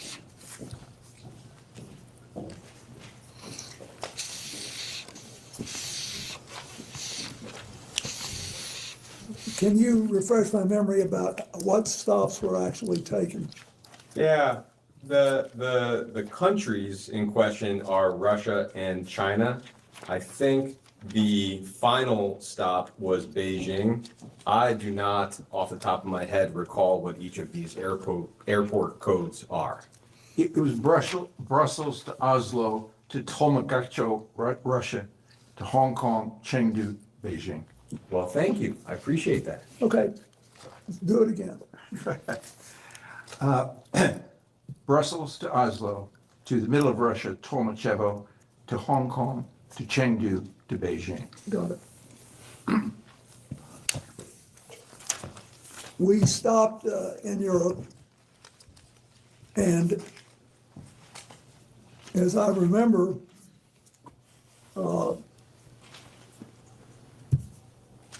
that we did something with Brussels is the parliamentary capital of Europe, and I think we did something with the EU, and then Oslo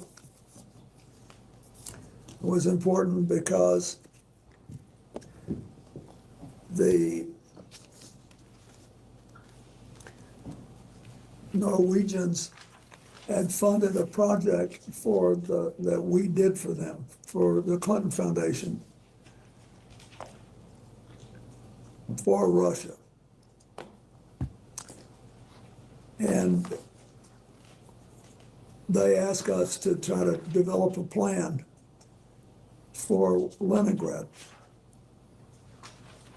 And we did. What kind of plan, Mr. President? An AIDS plan, because Leningrad had a very high AIDS rate because it was near the ocean and people were coming in and out. And I think that's what happened then.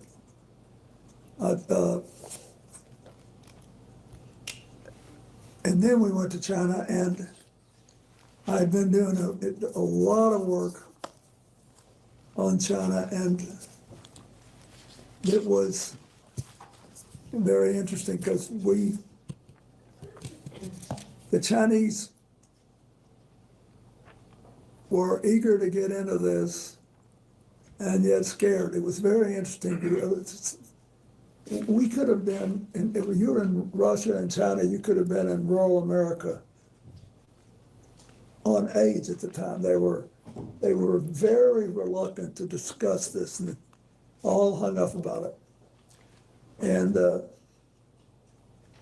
Chinese, with whom I had good relations, were at the time, the national government asked me, they said they like you out in the country here. Because I had been there in 1998 and had a big trip. And he said, we want you to go out there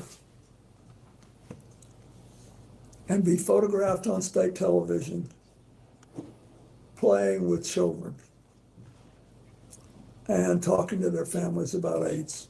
So that's what this whole trip was about. So I was doing that. And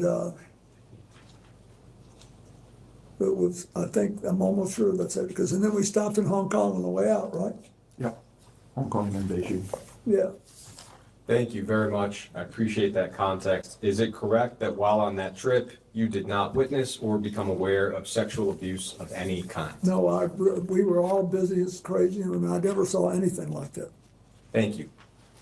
Okay, I know this is just enthralling. Ron, I saw your comment, and I wanted to real quick show something that came up on, I don't know if you watch Jimmy Dory at all, but this is actually, I guess, Stay News Informed, which I don't know much about, but hey, we'll go ahead and subscribe there since they're providing this video. But this was, let me make sure y'all can see it. Yeah, so this was like Biden, long time ago. Watch him fix the mask. Like he's got an itch. See that? Like, I'm not like a conspiracy theorist like crazy, but oh my God.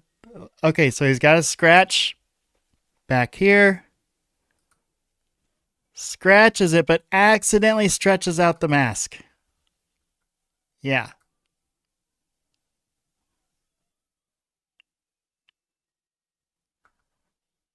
That is... I don't know what else you call that. Whose skin does that? Ugh. That is not natural, y'all. I don't care how old you are. That is not normal.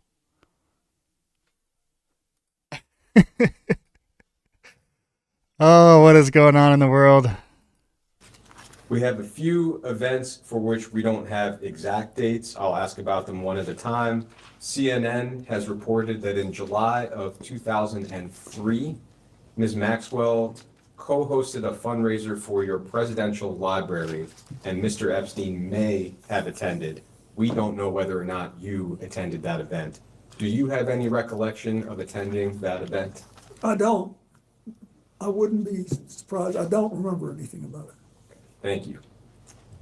An investigative journalist named Vicky Ward has claimed that Ms. Maxwell accompanied you on a trip to India sometime in 2003, including to the Taj Mahal, and that you traveled for that trip on a private jet owned by billionaire Ron Burkle.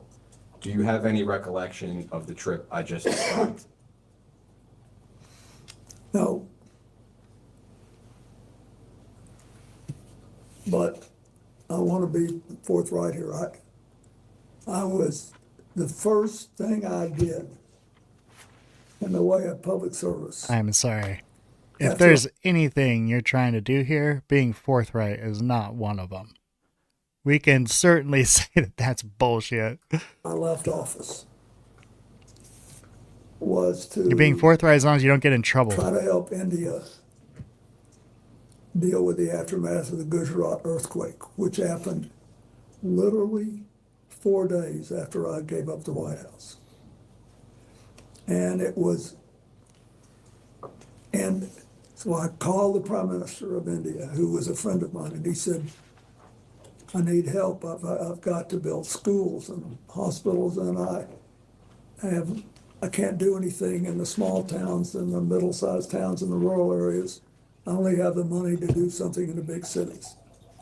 So I'm not saying I did or didn't do this. I have no memory. But I also I don't want to mislead anybody. We were doing tons of stuff. And we needed to finance it. So I can't say that I didn't do it. Thank you. In your 2024 memoir, you said that by the time Epstein was arrested in 2005, that you had stopped contact with him. When do you recall being the last time that you had any kind of communication with Mr. Epstein? The last time I remember was with him was sometime in 2003. Attorney Brad Edwards, that's an attorney who's represented many of Mr. Epstein's survivors. Excuse me, counsel, I believe there was a misstatement there. The book says who in 2008 had been convicted in jail in Florida, not 2005. Okay, thank you, I appreciate that. Attorney Brad Edwards has represented many of Mr. Epstein's survivors. He claimed in a 2011 filing that he believed the Justice Department possessed some kind of correspondence from you from 2007 or 2008 on behalf of Jeffrey Epstein. At any of the various points when Mr. Epstein was under investigation, did you or any of your representatives ever submit any correspondence to the Department of Justice on his behalf? I have no memory of that. To your recollection or knowledge, did you or your representatives ever have any other communication with the Department of Justice regarding Jeffrey Epstein? Not that I remember, no.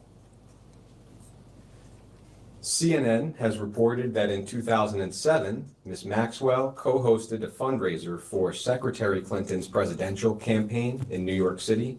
We believe that Christina Aguilera may have performed at that event. Do you have any knowledge or recollection of attending that event? I don't. There was an email released as part of the DOJ files recently that suggested you may have attended a party at Ghislaine Maxwell's home in October of 2009, and that publicist Peggy Siegel, as well as Jeff Bezos, may have attended. My only question to you is whether you have any recollection of attending a party that I just described. Is this her home in New York City? It would be at Ms. Maxwell's home in New York City. I have no memory of that at all. Thank you. It's been widely reported that in July of 2010, Ms. Maxwell attended your daughter Chelsea's wedding in Rhinebeck, New York, and that she accompanied billionaire Ted Waite, who was, at least at the time, a family friend of yours, and you've described a little bit today. You, of course, were at that wedding as well. Do you have any specific recollection of interacting with Ms. Maxwell at that wedding? No, I was an emotional wreck. I was just trying not to fall off the little, what do you call the pallets? The dais? No, the wooden, Oh, that we walked on the grass with. I knew she was there, and she and Ted were there. And what was your understanding of her relationship with Mr. Waite at the time? Well, I thought they were together, and I think Chelsea and Mark did too, and there.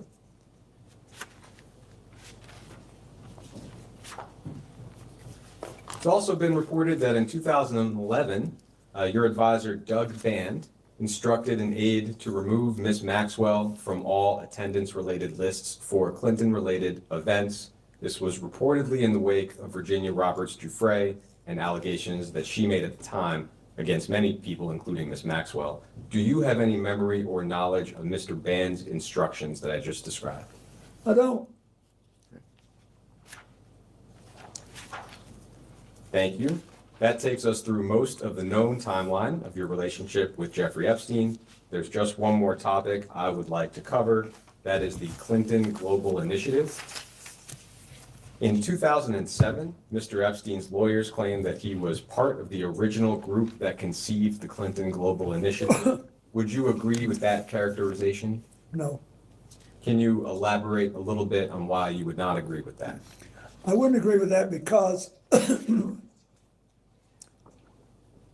the first time I ever discussed what became the Clinton Global Initiative was with Doug Band and the rest of our small group on the way back from Davos. And Doug said we should have a meeting like this in New York at the opening of the UN. And we can make a lot of money because you don't have to go to Davos. You can meet all these people over here. And I said, I want to do it for an entirely different reason. It's fine if we make money, but the most important thing is that we give serious people a chance to go to meetings and actually make commitments to make positive change. I'm tired of going to meetings where everybody just bloviates and doesn't ever do a damn thing. So if we can figure out how to do that, I'm interested. And then we got, a team. There was, to operationalize it, it was Doug Band, Mary Morrison, who had worked for me in the inner office at the White House, and a man named Ed Hughes, who was a wonderful young guy who stayed with us the whole 12 years. And they were working on how to stand up and do the mechanics of this. Then my job was to try to get some people who would come that people would want to hear and see, and try to, make it exciting and make people actually want to make commitments. And so I think it was at that point that Ghislaine may have gotten involved. I don't know. You can ask them about it, but I'm just telling you how it began. It began with Doug said, let's do this and make money, and me saying, let's do this and make commitments. I think the question, Mr. President, which you've answered was Jeffrey Epstein involved in the At the time, no, initiation? not at all. Thank you. But I do not know what happened afterward. It has been publicly reported that in 2006, Mr. Epstein made a $25,000 donation to the Clinton Foundation. Do you have any specific knowledge or recollection of that donation? No, I saw it I saw that it was reported. I don't know. Thank you. With respect to Ms. Maxwell, and you just touched on it briefly, she told DOJ last July that she was, quote, very central to the startup of the Clinton Global Initiative. Would you agree with that characterization? I would agree that she worked hard. I now know. I didn't at the time. Because I was working on the other, as I explained, I was working on a whole other part of this. If I could ask you to limit your answer to your knowledge at the time. At the time, I did not know it. Thank you. The New York Times recently reported that in 2004, Ms. Maxwell arranged a $1 million payment to an events company called Publicis Group, and that the payment may have had some connection with the first Clinton Global Initiative conference in 2005. The reporting suggests that Mr. Epstein may have been involved with the payment or somehow aware of the payment. Do you have any specific memory or knowledge or recollection of the $1 million payment I just described? No. It's also been reported that in September of 2013, at a Clinton Global Initiative conference, Ms. Maxwell was recognized as a Commitment to Action partner for her work on behalf of the Terramar Project, which was an ocean conservation nonprofit that she founded in 2012. Oh, Black Magnet's going to be so happy about that question. Do you have any memory or knowledge of that conference? I do. Great. Could you describe a little bit what you recall? Yeah, because this shows you how the CGI work, not for Ghislaine, for everybody. She was still with Ted Waite, and he was still heavily involved in ocean work. So that was sort of an incentive, but she had organized this group whose objective was to, in effect, take two massive islands made of metal and junk out of the Atlantic. And they were floating around. One of them had gotten to the Caribbean. They were floating around in all this metal. So that was what she was trying to do. That was a good idea, and she was recognized for that. The fact that she was recognized was not particularly remarkable. Everybody who makes a commitment goes through a photo line and gets recognized. Did you have any personal role in Ms. Maxwell's recognition at that event? Or would that have No, I been- might have been in her room by the time she got it, but it was, no, they put the recognition in that room. I remember this specifically because it was where all the ocean freaks were, all the people that cared about this, that wanted to be. So that's why they wanted those things announced. By there. ocean freaks, you mean people who are passionate about the ocean. Yes. Thank you. I mean that. People who were passionate about doing this, it was great. And so I didn't think a thing about it. Do you have any additional knowledge or recollection related to Ms. Maxwell's role at that event? No. Reportedly, in February of 2014, you had dinner with Ms. Maxwell and others in Los Angeles at a vegan restaurant called Crossroads Kitchen. That dinner may have been organized by your then Deputy Chief of Staff, John Davidson, perhaps around 20 guests. Do you have any recollection of the dinner I just described? I had a lot of dinners like that in Los Angeles, so I don't remember that specific one, but whenever I went to Los Angeles, I attempted to have a dinner someplace in public with a lot of my friends, just to keep in touch with them, keep going. As far as you can recall, when was the last time you had any form of communication with Ms. Maxwell? I think it must be a decade ago, maybe even longer, I don't know, but it was a long time. Thank you.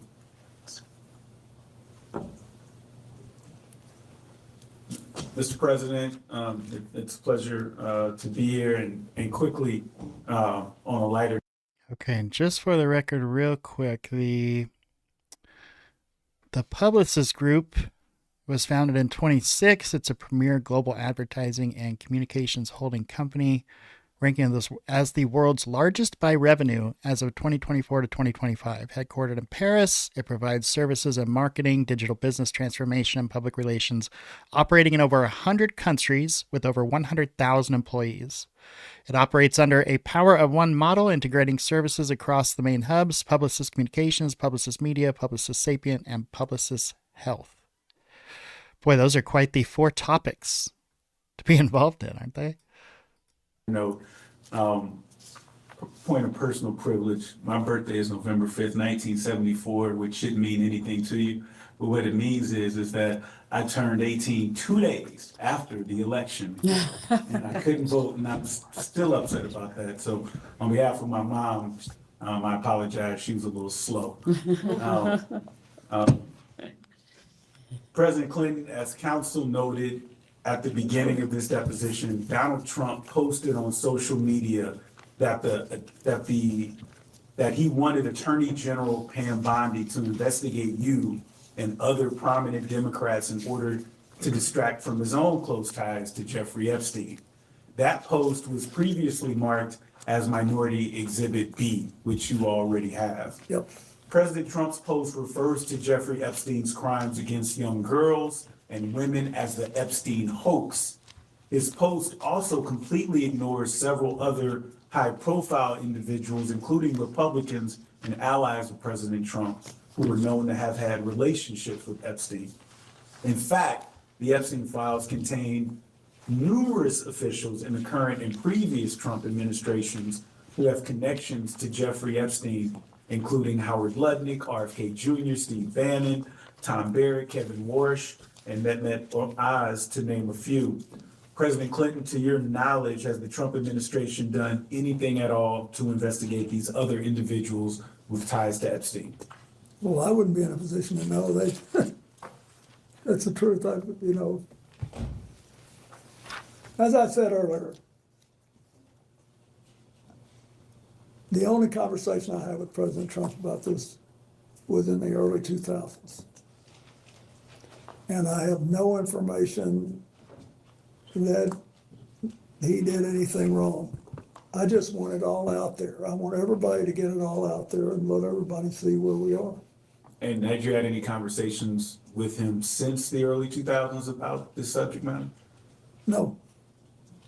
And then my last question is, Howard Lutnick recently went so far as to lie about his close connections with Jeffrey Epstein, but the truth came out with the release of the files. President Clinton, is Howard Lutnick still employed as Secretary of Commerce in the Trump administration, to your knowledge? I think he is. And in your opinion, why has Donald Trump ignored these other prominent figures who've had close ties to Epstein? He's asking your opinion, Mr. President. Lutnick runs a big company and has made a lot of money and has supported him strongly. I don't think he believes that he's done anything bad enough I think he thinks he took his family to the island and he couldn't have done anything wrong. That's what I think he thinks. But I'm speculating. I'm doing what I have no business doing. Because I really don't know. Thank you, Mr. President. Thank you. That's okay. Thank you. I'll speak up. Thank you, Mr. President, for being here, for your service. I'll be brief. I think most of the pertinent questions have been asked today. I want to talk about transparency. You and Secretary Clinton were both very clear about your desire to testify publicly before this committee. In fact, on February 6, 2026, you posted on social media, quote, "I will not sit idly as they use me as a prop in a closed-door kangaroo court by a Republican Party running scared. If they want answers, let's stop the games and do this the right way in a public hearing where the American people can see for themselves what this is really about. President Clinton, why do you feel it is important for you to testify before this committee in a public setting? Because I think that first what happened with Jeffrey Epstein was horrible. What he did and what Ghislaine Maxwell was convicted of, it was horrible. We can't tolerate it in America and shouldn't. We ought to keep doing, as Hillary talked about yesterday, trying our part to get rid of that kind of trafficking around the world. Secondly, I was on the plane. It may be that I've said something today that gave you some indication that would help change policies or something. So I thought it was important. But I also think people know that there's been a little bit of zig and zag and ambivalence about, how we should, how hard this thing should be put out there. And I'm not pointing a finger at anybody, I'm just saying we know that. And so I think it's important that we get it all out. So to be clear, this committee issued a subpoena to the Department of Justice to release the full and unredacted files last summer. There's also now the Epstein Files Transparency Act that asked for the same that President Donald Trump signed into law. But still, the Department of Justice under this administration has not released all of the files, and there's been many illegal redactions. Do you think that we... Oh my God, y'all. And it is so gross. Like, if you go back and watch any of the videos we've done on Epstein so far, typically I'm going through this stuff with flack so I don't go crazy. But if you look through what has been done, like, they don't even try to hide it. They redact all the Trump stuff. They had the FBI flag Trump stuff. They had them put Trump stuff aside. Is it illegal? I don't know yet. It's certainly morally questionable. And I put a link to our previous video we had done on the Look of the Year contest and Karen Mulder that got taken down for like a 2-minute strike, and it was very difficult to fight that and get it back up, but we did get it back up. Small bit of it is edited out. But if you're on the fence about was Trump involved in any of this stuff, check out that video. It doesn't prove that Trump was involved with this stuff, but it does prove that Trump would put himself in positions where there would be girls not of age. Even if you take his side and say he would have never done anything like that. The question then becomes, what grown man puts himself in a situation alone with a girl like that? So that the allegations could be made, even if you say it wasn't true. So he had no problem with that behavior. And then Clinton talks about this team of lawyers. Well, not Clinton, I'm sorry. The representative talks about this team of lawyers that was working on getting girls not of age from European countries over to the United States. So there are it's actually legal ways still, apparently, to do this. If you look at, pulled up the numbers from the last available study. In the United States, over 200,000 minors were married between 2000 and 2018. Most cases, the bulk of those cases, are adult men marrying teenage girls.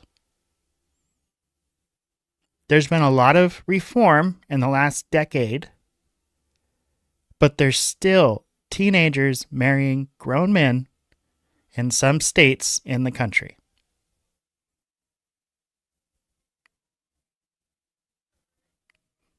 A legal way to be a sicko.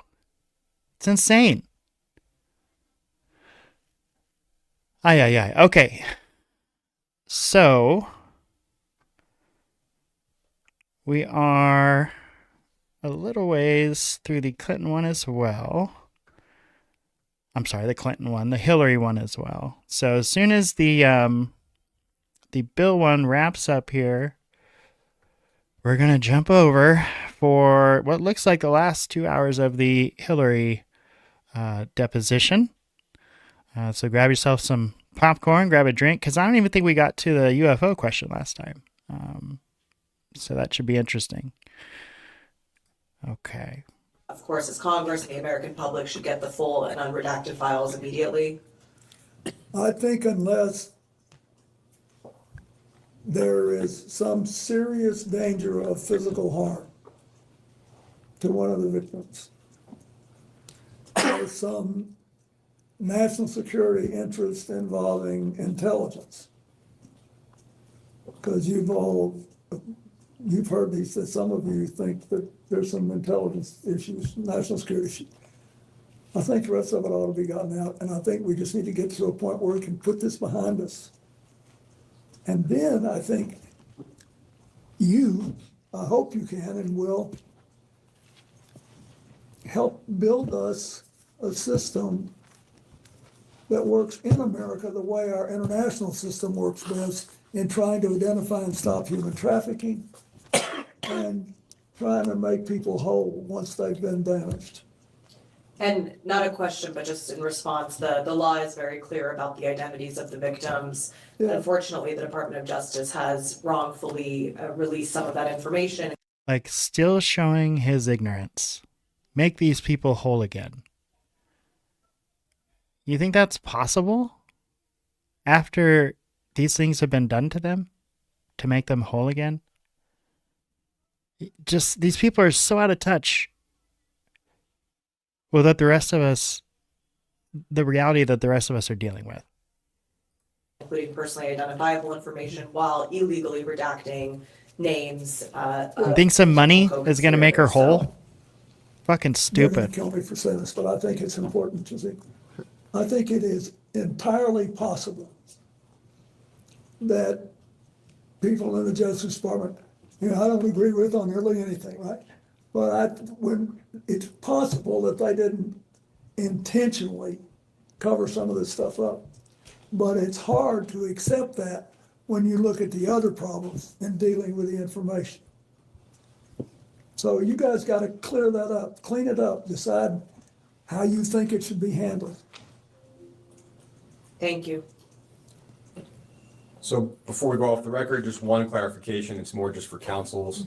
The quote from the 2024 memoir, I think was accurately quoted in the first instance. The full sentence is, quote, "He," meaning Mr. Epstein, "hurt a lot of people, but I knew nothing about it. And by the time he was first arrested in 2005, I had stopped contact with him." And that's the end of the sentence. That's page 373. So that's just for council and. My apology. No, not at all. And with that, we can end this round and go off the record. Quick question. Who was the president when Epstein got that deal in Florida? Just curious. That could get someone a deal like that. We'll go back on the record. Back on the record. Mr. President, during the last hour, there was a discussion related to your book with minority counsel. And I just want to read the excerpt into the record and just a quick question for clarification. You said, "I had always thought Epstein was odd, but had no inkling of the crimes he was committing. He hurt a lot of people, but I knew nothing about it. And by the time he was first arrested in 2005, I had stopped contact with him." We understand that Mr. Epstein was arrested in July of 2006. Can you explain the discrepancy? You're asking him to fact check his own book? Correct. Okay, I mean, Can you explain it around? I can't. I'm sorry, we made a mistake. Thank you. All right, Mr. President, Congresswoman Nancy Mace from South Carolina, thank you for being here with us for hours today. I know it's been a long day and I know that we're going to wrap up soon. for you. Did you know one of the witnesses who testified in the Epstein cases that Epstein said, you quote, like them? Okay, now if you bought the memoir from Bill Clinton, that's a legitimate argument you can have now. You sold me a factually inaccurate book? Ay, ay, ay. Yeah, nobody said anything about human trafficking. But again, that's sort of the reason we're here. I mean, really, it was to find out what these people know about Epstein. So it's like the Clintons that keep trying to turn into this like holy crusade where they're going to stop trafficking. Like, no, we're here to talk about your involvement, not your message and narrative you're trying to get out to people. Young. Why would Epstein say that about you? Are you asking his opinion?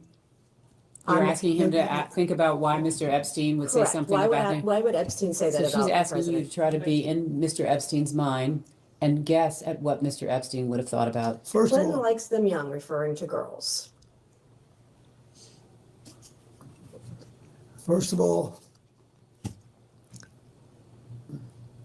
that's not true. What's not true? That I have any interest in underage, I didn't say underage, I said young. but it's still not true. Is an intern young? Yes, Okay.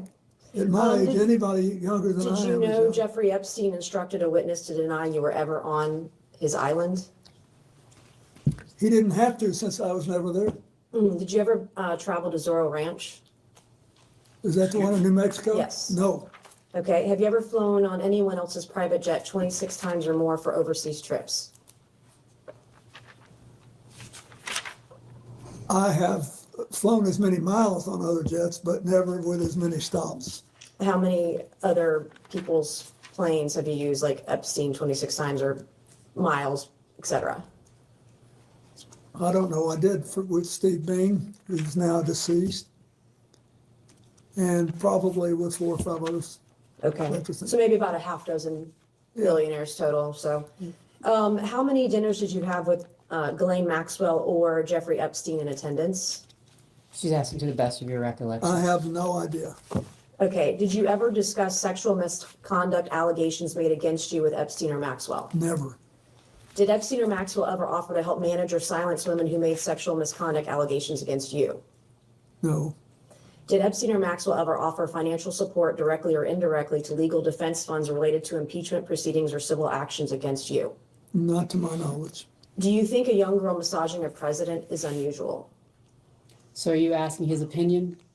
Well, he You're was asking his massaged by opinion? a young woman. I'm asking if he thinks it's unusual that a president, sitting president of the United States, leader of the free world, that it's So I'm sorry, unusual a are you young woman speaking would to, be. are you talking to the instance of the Yes, is it unusual that the a young back woman would be massage massaging? that occurred while he was not president? I'm just trying to understand. You said a president of the United States? Former president? Thank you.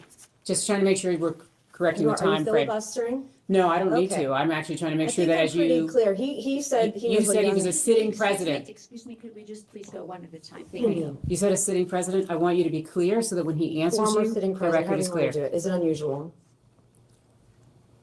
I have Objection no calls idea for- if it's unusual. Objection calls for speculation. I figured.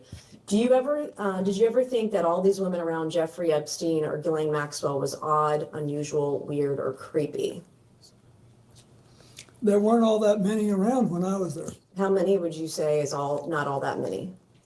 I think on this big plane that was working long hours, having 2 to 4 people on there, I thought was, as far as I knew, they were all helping. Flight attendants in tank tops and jeans, right? No, Do you believe you were a victim of a Jeffrey Epstein intel operation? Do you think that you might have been like caught up in some of what he was maybe potentially doing?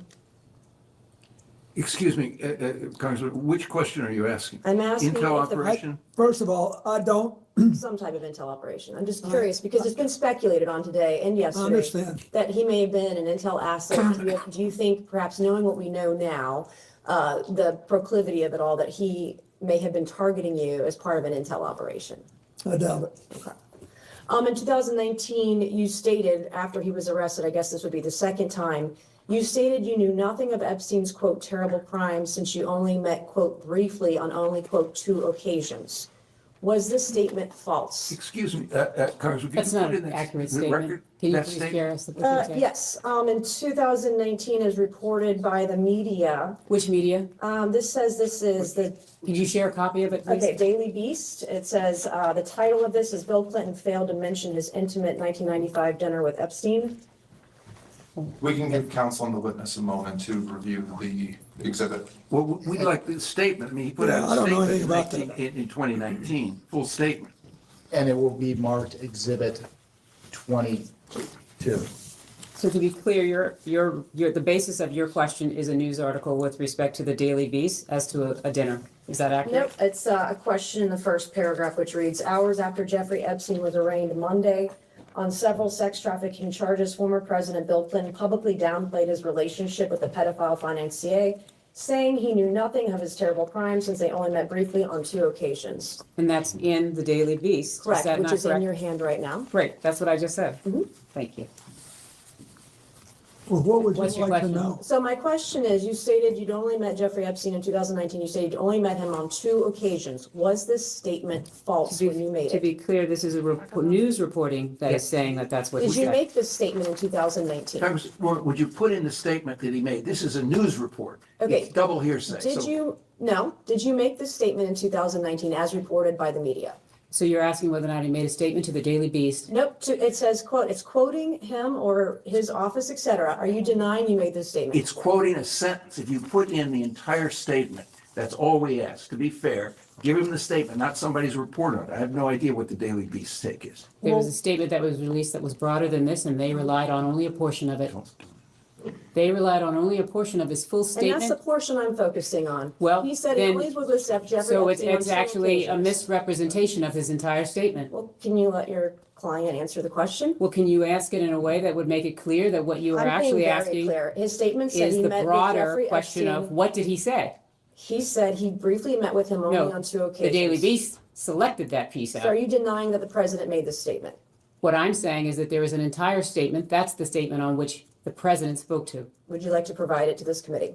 We're happy to provide that committee. It's Okay, been I would like publicly to ask reported. the president this question. Was that a false statement that you made in 2019, that you only met with Jeffrey Epstein briefly on 2 occasions? Object to the basis of this question. Wait. This is, you're asking him about a news article, not the It's statement he quoting made. him. It's quoting the president of the United States. Quoting Are a you sentence. denying? Are you denying the president made this statement? I'm Are telling you you. denying he No, made I'm this statement? telling I you- want to know. No, I'm telling you that the Are you president making a made a false full statement statement. You are selecting a piece of it. Let's put in the My entire source- statement he made. I wasn't in federal office in 2019. I was not a part of this committee. I was a state house rep from Goose Creek, South Carolina. And I'm quoting open sources that I have. To the best of my knowledge, I'm not rich with a bunch of attorneys, okay? I'm doing the best that I can to get the information I can. And I'm asking if the president was telling a lie in 2019 when he stated to the public he'd only met with Jeffrey Epstein on 2 occasions. He didn't say to the Okay, so I hate to say it. I appreciate the line of questioning. I really do. But presented in a completely bogus way. And so even if the intention is good, you're getting nothing on the record. And you're just taking up more time. And they're on a clock. So you're just wasting this time arguing over legal stuff you don't understand. Well, maybe you should have prepared your questions in a way that would have been legally appropriate. I don't know. Call me crazy. I would imagine you have access to an attorney there, at the house. I don't know. Like, give me a break. Even the people who are trying to be critical, even if they're trying to do it honestly, they're ignorant and they're doing it the wrong way. To the Only public, in you're the statement, misrepresenting. Congresswoman Mays. Let me be clear. I'm not asking about your right to ask him any question, but don't do it on the basis of a news article. The news article is quoting his statement. So is the news It's article quoting- lying? Is the news It's not article lying. false? It's false if you take it to mean what you say, which the statement did not do. Do you understand English? I Seriously. think I do. I I'm don't not think from you South did. Carolina, but I think I do. Did you make a statement, Mr. President, in 2019 that you only met with Jeffrey Epstein twice? I'm asking a question a different way. I have no idea, but I think that when I answer that, I don't believe I remembered anything about meeting him in 1995. So when making a statement about Jeffrey Epstein in 2019, would you have checked with your staff on maybe White House logs about the 17 times he visited, dinners you had with him, fundraising that you did with him, fundraising dinners he was on, you were on his flights 26 times. Would you have checked with your staff before making such a statement, or would you just? Congressman Mace, what statement are you talking about? Are you talking about the statement? entire statement that he made in 2019? Ms. Mace, can I just ask you know for the, what it is. Ms. I Mace, don't can I have ask you it for in the my record? Excuse me. Ms. Mace, can I ask you for the record, can you read the article into the record, please? I'm not going to read the article into the record.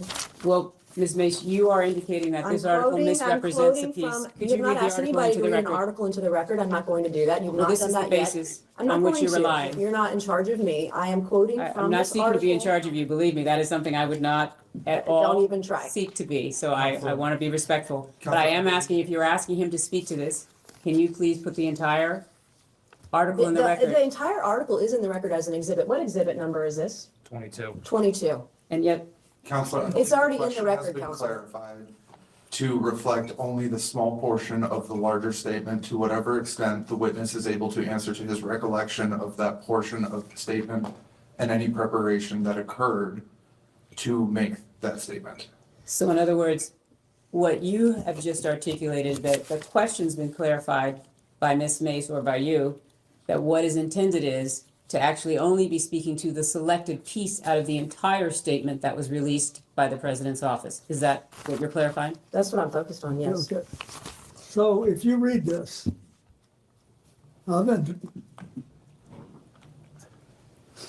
you really want to know is if I was at a dinner No, I don't. My question was that about your Ron statement. Perlman No, sir. gave.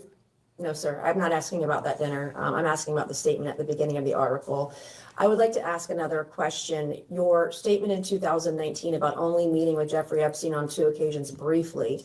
That is not was that- correct. I'm going to object to that characterization. I That is believe- not what the statement says. Okay, so the You're third reading the paragraph Daily down. Beast article. So to be Which is clear, a leftist rag, by the way. And on the third paragraph down, it says, in his Monday statement, Clinton said he had only, quote, one meeting.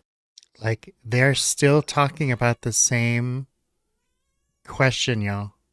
This is what happens when you have a team of attorneys. And my cat is even annoyed by it.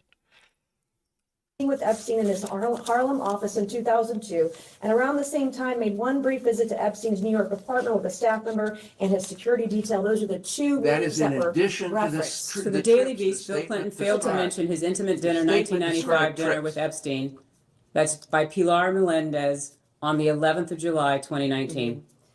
All right, Mr. What? President, your statement saying you only met with Epstein briefly twice, was that part of an effort to cover up your close relationship with Jeffrey Epstein, Object correct? to the form of the question. It misstates the record. She's asking if you were trying to mislead the public. Oh, no, Okay, how many times did Ghislaine Maxwell visit your home in Chappaqua? I have no idea. Who invited her? Well, I don't know. I don't know how, she may have been, Mr. President, that's it. Okay. Hillary had political events there. Okay, so is it is it to your knowledge, was she at your home in Chappaqua likely because your wife had her over for Senate events? That's what you testified earlier today, correct? That's not what he testified, but please ask the I would question like as him to to what he would clarify. actually, thank you, I appreciate that. I do not know, but if you are Okay, Mr. President, implying you the don't know. reverse, I will volunteer something. She was never at my house in Chappaqua for any personal reasons. I didn't say anything for anything No, personal. you didn't, but you had a great tone in your voice and you're Mr. very good President, at Mr. it. President, that's just, Thank you. I'll take that as a compliment. I am It is a very good at compliment. Thank you. And I did not go to Yale Law School or any law school for that matter. So yesterday, your wife testified that Ghislaine Maxwell was never at her home. And I believe you stated earlier today, you thought if she was over there, it would be for Senate events. So was your wife falsely testifying Objection. yesterday? before this committee, Mischaracterizes- or are So he you- doesn't have the benefit of his Mischaracterizes wife's testimony yesterday, Secretary's- and so unless you all are gonna provide the transcript, or you're gonna actually provide that information, he's not in a position where he could address I that. believe all I said was that I didn't know. Okay. that she had done. You postured that maybe it was for her Senate. I'm going to have one last question, Mr. Chairman, and then you'll take over. I believe you stated today on around, I know it's been a number of years, on around 2008, you ended, or before that, ended any communication with Jeffrey Epstein, correct? That's Around the correct. time he got arrested or right beforehand. And he was arrested for child sexual prostitution or hiring girls for sex or one girl for sex, correct? Roughly, child sexual exploitation. If you were aware in 2008 that Jeffrey Epstein was having sex with kids, and you knew of his close association with Ghislaine Maxwell, why would you still associate with Ghislaine Maxwell, who you dub essentially like your Doug Band? She was the body man to Epstein, Doug Band was the body man to you. And why would you allow Ghislaine Maxwell to associate with your daughter up until, 2004, 2015? You knew he was a bad guy. Why would you allow your So, daughter excuse me, to- what's the period in which you're saying he would have known that Jeffrey Epstein was After a bad guy? 2008, so up until Ghislaine Maxwell was involved with CGI until what, 2015? And we confirmed today that he had a dinner with Ghislaine Maxwell in LA in 2014. So he's still hanging out with a close associate, the closest associate to convicted pedophile Jeffrey Epstein. But Excuse me. I guess my question is Congressman, why? Yes, the question, excuse me, is the question why Ghislaine Maxwell came to the wedding? Is that the question? No, I didn't even bring up the wedding. Okay, Why are you sorry. obfuscating? Why are you putting words in my mouth? You're smarter than that. No, let me Thank you. finish. I think, first of all,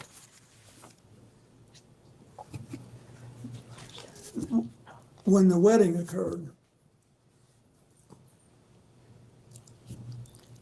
she was with Ted White, and she was for several more years. We did not know when Epstein was arrested that she was still involved with him. I think that clears a lot of this up. We didn't know. And I don't want all of you to we're all getting in a lather. There's a logical explanation. We didn't know. And I'm sorry for what she did and what she allowed her life to become, and now she's living with it. And I have one final short question. I promise I'm done. I was severely and heavily duped by an individual in my life about 2.5 years ago. It's very publicly well known. You graduated from Georgetown and Yale, correct? Yeah. How do you think Ghislaine Maxwell and Jeffrey Epstein duped so many powerful and smart people, fully connected, powerful people all around the world? I really don't know. But I don't know. I've thought about it a lot. And if you can figure it out, I'd like to know, but. Thank you, Mr. President. And Mr. Chairman, I yield back. Yeah.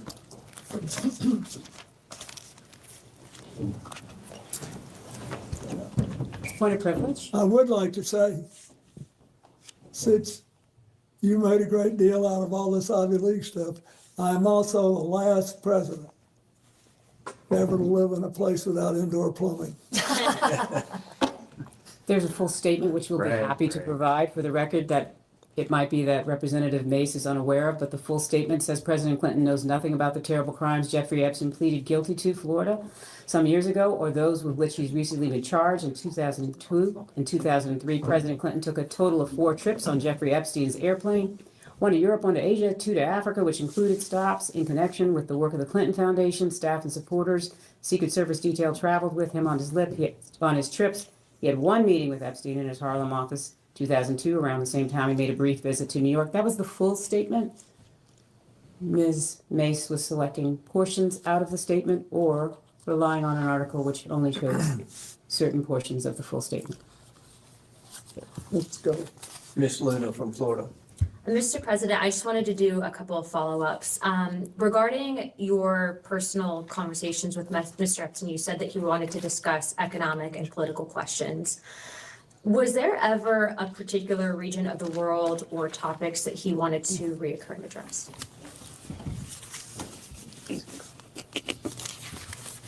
I do remember that he was interested in the 2 places that I was setting up the AIDS work in Asia and Africa. In Asia, he wanted to know if I thought it was going to be the Asian century and the thing would be sustainable. And in Africa, he wanted to know whether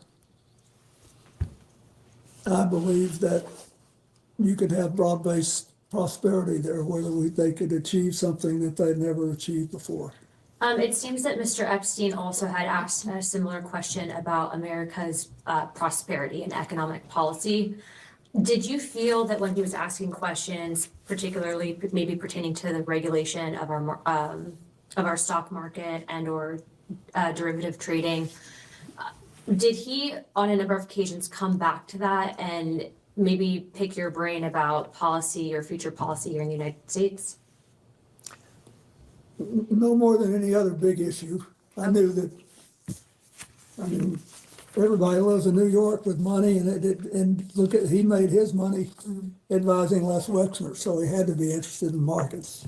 Okay, and then I know that Ghislaine was a little bit more probably chatty with you. Did she ever share a similar interest to Mr. Epstein on economics or political topics of discussion? Were there any reoccurring topics that you felt that she was wanting to focus on? Not that I noticed. Okay, all right. Thank you, Mr. President. Thank you. Good.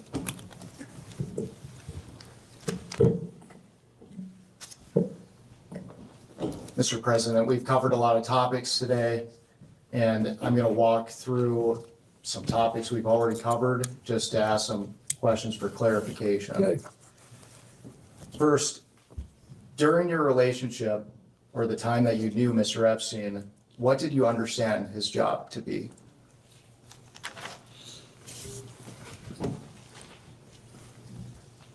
I'm not sure I knew. It was never clear to me. But he could have been living on investing the profits he'd already made. I knew he was a finance guy.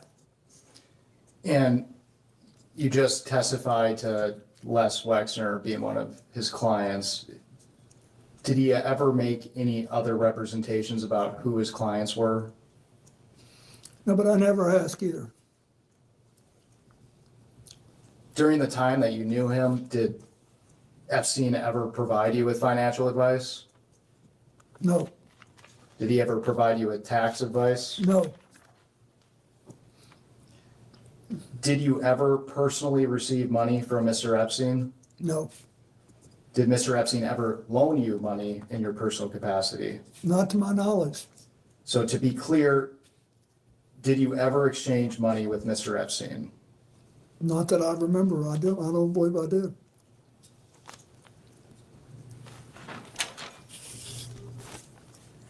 And throughout today's questioning, we had talked about the various properties that Mr. Epstein owned.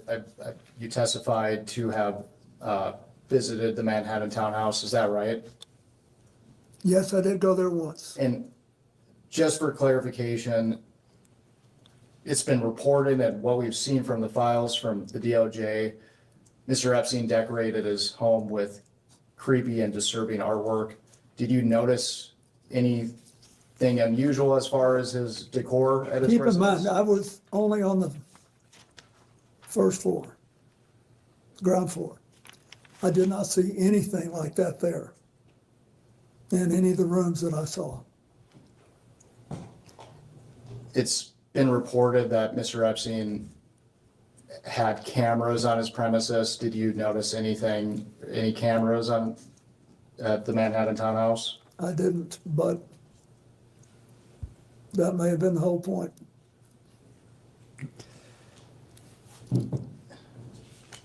Mr. Epstein apparently rented a property in Boston at one point. Did he ever visit that property? No. Did you ever visit Mr. Epstein's apartment in Paris? No.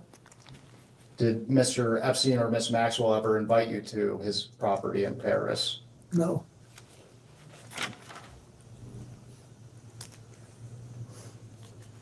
Did you ever visit Mr. Epstein's home in Palm Beach? No. Were you ever invited by Epstein or Maxwell to visit the Palm Beach property? I don't think so. Did you ever visit Ghislaine Maxwell's New York townhouse? No, I don't even know that I knew she had a townhouse.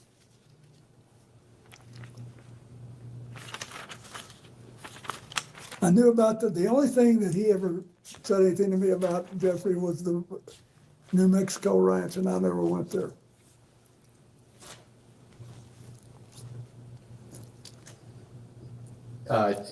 Did he invite you to the New Mexico ranch? Sort of. Can I you- mean, he was a little, you know, but I didn't go.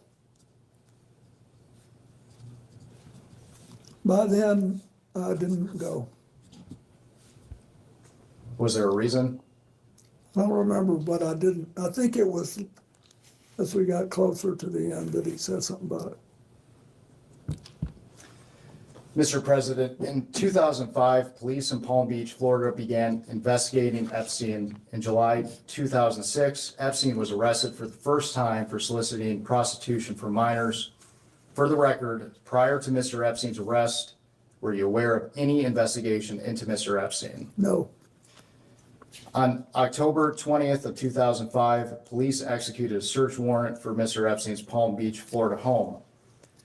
Palm Beach Detective Joseph Carey spoke out about his belief that Epstein was tipped off about the raid since multiple computers expected to be at the house were missing when the search warrant was executed.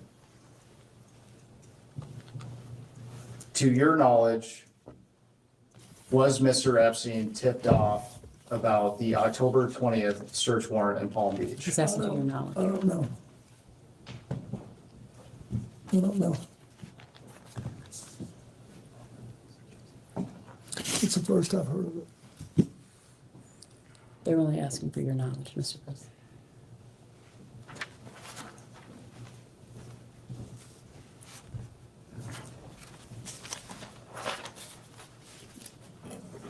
Mr. President, did you ever make any kind of attempt to influence the media's coverage of Jeffrey Epstein? No. At this time, I'd like to introduce what we've marked as Majority Exhibit 23. And this is Bates number EFTA 02792895.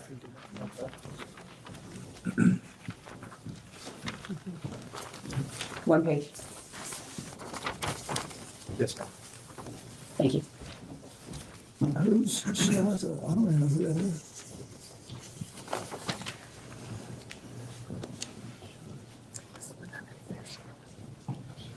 And this is email from Virginia Giuffre, an Epstein victim, that alleged that you walked into Vanity Fair and threatened them not to write sex trafficking articles about your good friend Jeffrey Epstein.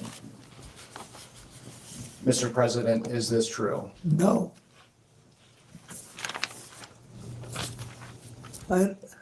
No. Not no, hell no, not close, no. Why do you think Ms. Giuffre would make these claims? Are you asking to have an opinion I don't about know, Ms. but- Giuffre's point of mind? Can we not do that? Like, ask him about the facts that he knows, as opposed to asking about the facts in other people's minds. Mr. President, have you ever asked any other publication to shut down a story related to Mr. Epstein? No. And by any other publication, counsel, he's answered the question about Vanity Fair, correct? Yes. Thank you. I absolutely didn't. Okay. No. That was hell no.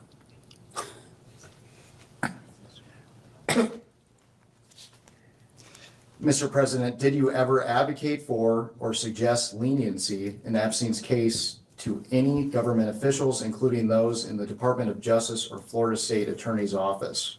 No. On June 30th of 2008, Epstein pleaded guilty in Palm Beach County, Florida State Court to 2 felony charges, 1 count of solicitation of prostitution and 1 count of procurement of a person under 18 for prostitution. He was subsequently sentenced to 18 months in Florida County Jail and began serving his sentence on June 30th of 2008. To be clear, you have not had any direct contact with Epstein after his arrest in 2006, is that right? That's correct. After his arrest or after the publication of when he went to jail in 2008? Can you just clarify the dates there? I will ask another question. To be clear, you have not had any direct contact with Epstein after his arrest and when he was incarcerated in 2008? Yes, to the best of my memory, that's correct. That one's not hell no? Are you aware of any effort by Epstein to contact you while he was incarcerated in Florida? I'm not. Mr. President, who is Arnold Paul Prosperi? I think that he's a son of a guy I went to Georgetown with, named Paul Prosperi. I think that's right. And I saw in all these things that my staff gave me that he was mentioned, but I don't think anybody said anything to me. I have no memory of that. So is it your testimony today that and actually, let me back up here. So according to jail logs, Mr. Prosperi visited Epstein at least 20 times while Epstein was incarcerated in Palm Beach County Jail between 2008 and 2009. Based on what you just said, is it your testimony that you believe that to be the son of the man you went to college with? It could be. But he didn't talk to me.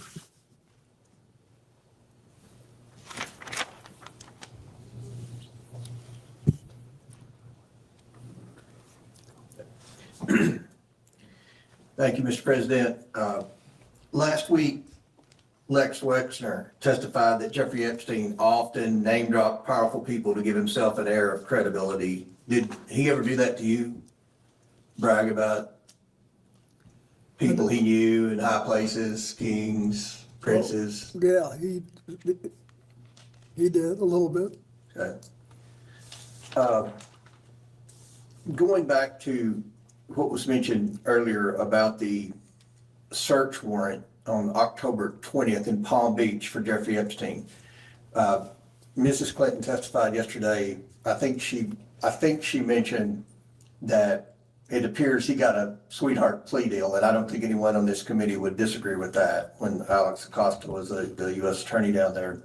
And we've already deposed Mr. Acosta, and we've got the transcripts and everything. There's a lot of speculation, as had been mentioned, that he may have been tipped off prior to the search warrant, that Epstein may have been tipped off. Are you aware that whether or not Sandy Berger may have tipped off Jeffrey Epstein? The president just testified that he was unaware that anybody had been tipped off. So are you asking him to? This explains why I was asked yesterday about him. But no, I don't. I know nothing about that, and I wouldn't. Mr. Epstein was indicted by a grand jury on July 19th, 2006. According to an IRS Form 990 filed by the COUQ Foundation, a known Epstein entity, Mr. Epstein donated $25,000 to the William J. Clinton Foundation one day prior to Mr. Epstein's indictment. Are you aware of this donation? I know that they told me that the records showed that he'd given $25,000. When did you become aware of that, Mr. President? Were you aware of that then or in preparation? No, now. I mean, when I was preparing for this. Yes, sir. Did you solicit that donation from Mr. Epstein? Not personally, I didn't know. Did someone else solicit it? I have no idea. Do you know why Mr. Epstein made that donation? He's asking you to speculate about what No, Mr. I don't. Epstein would be thinking. We try to raise a fair amount of money every year to pay the bills. It seems to me that as investigators were narrowing in on Mr. Epstein, he may have been trying to earn some goodwill with you. What do you think about that? It wouldn't work. Right. Did it ever seem to you that Jeffrey Epstein was trying to suck up to you or get on your good side in order to further his schemes? No, I didn't think about it that way. I thought he wanted to do what he said. But he was, very idiosyncratic. Right. After his arrest in 2006, did you have any further contact with Mr. Epstein? I don't believe I did, no. Did anyone affiliated with Epstein, including Miss Maxwell, contact you on behalf of Jeffrey Epstein to discuss his arrest and the allegations against him? No. Did they ever ask, either Jeffrey Epstein or Miss Maxwell ever ask you for their assistance once Epstein was in trouble? No, Or once Miss Maxwell was in trouble? no, Did Jeffrey Epstein ever attempt to contact you while he was incarcerated in Florida?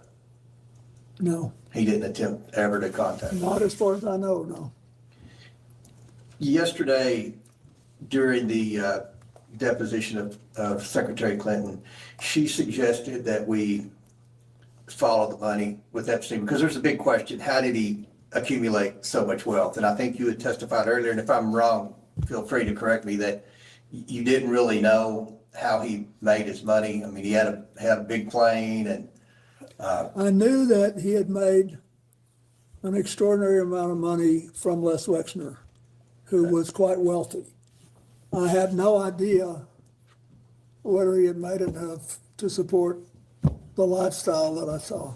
and I assume you're aware Mr. Wexner testified under oath that he acted like he really didn't know Jeffrey Epstein very well, and which is kind of hard to believe because he paid him a lot of money and Yeah, he made it, yeah. but you never know. Yeah.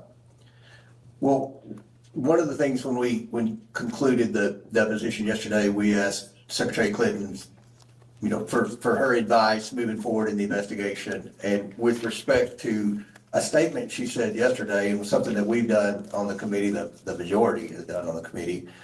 In the past, we followed the money. We've subpoenaed bank records. We've subpoenaed suspicious activity reports from Treasury. Those were some of the things Ms. Clinton suggested. And in order to do that, obviously, we have to subpoena specific banks for specific accounts. Do you ever recall in the conversations you had with Mr. Epstein, any particular bank that he was affiliated with, or any particular big banks that maybe he had deals going? No, you never asked me about that. Okay. And with that, we can go off the record.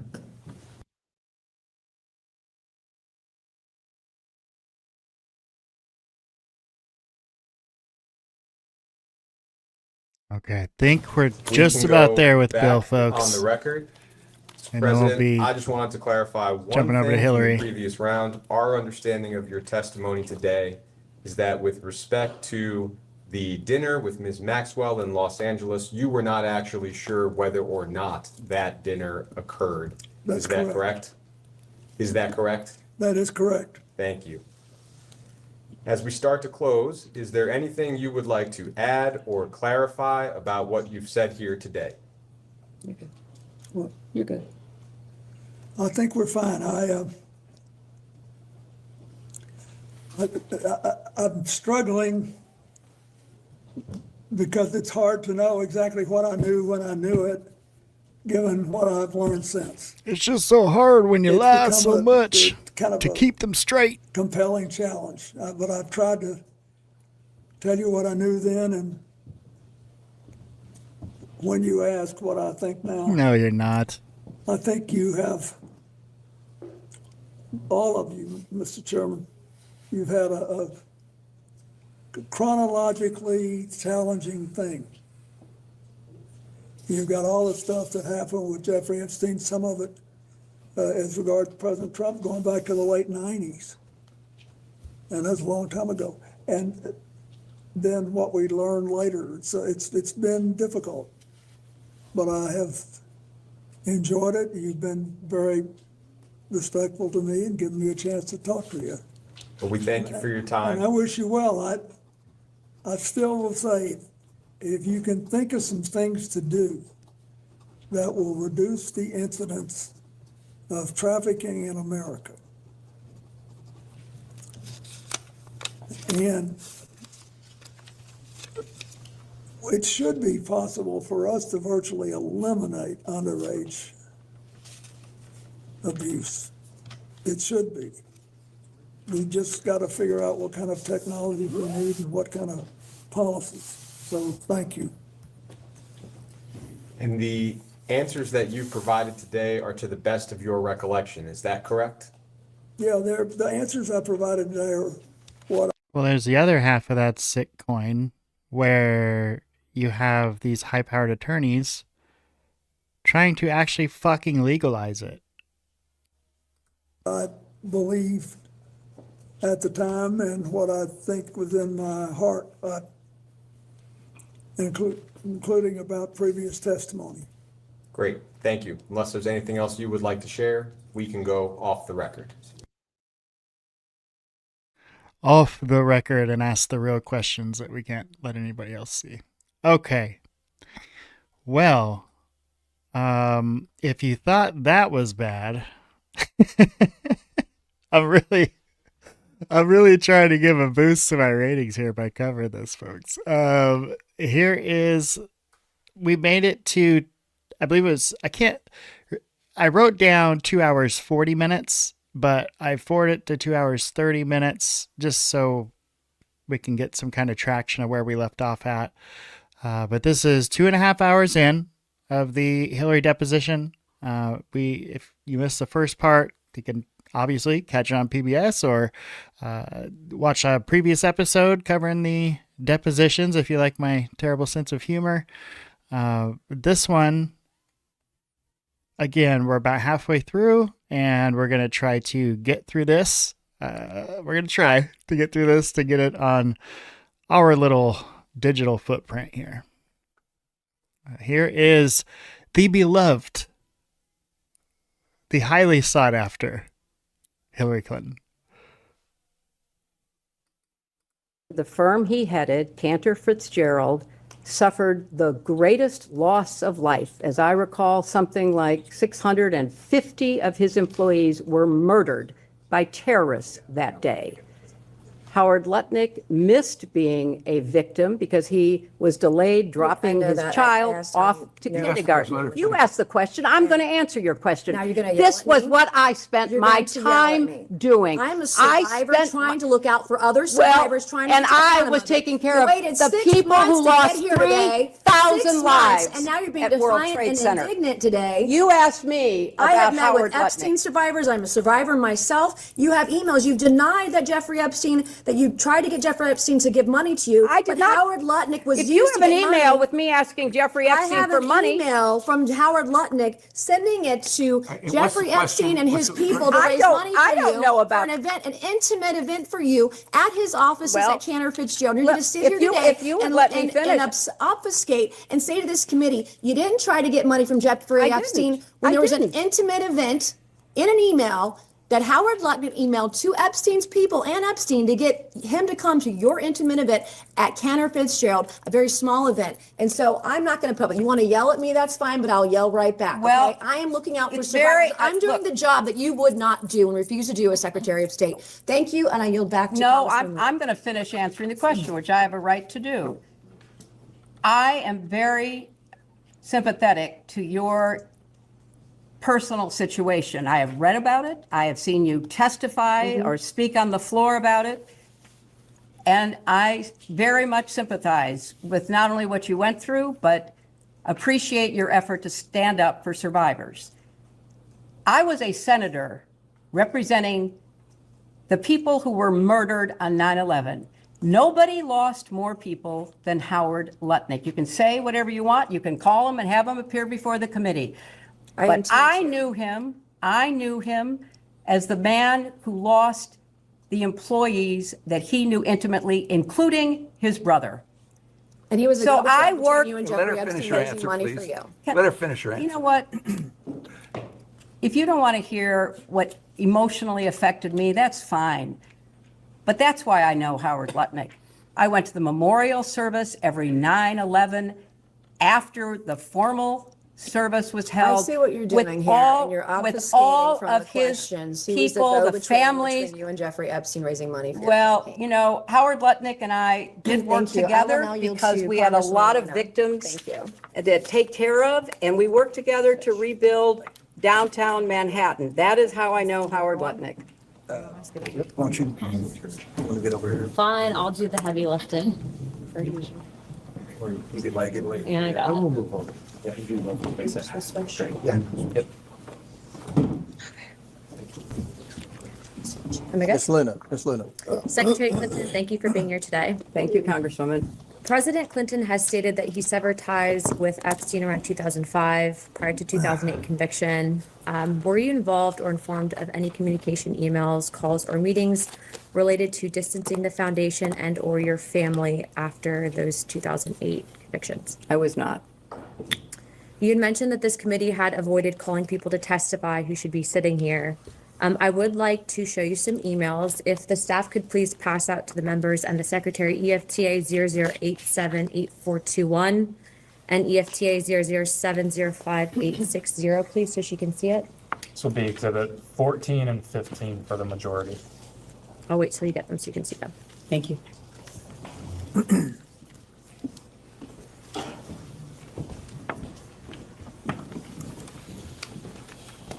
you very much. Thank you very much. Okay. Yes, we want. There's two, are there two separate? Yes. Thank you. And I'm going to pass them down because I have more from my colleague.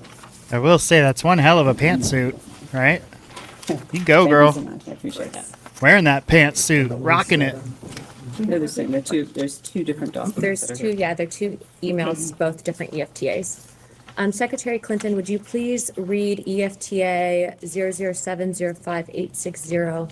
Just, you don't have to read from, it's to Jeffrey Epstein, but can you read the context of the email? Sorry, could you state the number again? Is the number at the bottom? Yes, it's at the bottom. It's EFTA 0070586. Right, this is the first time looking at the Epstein files, I'm sure.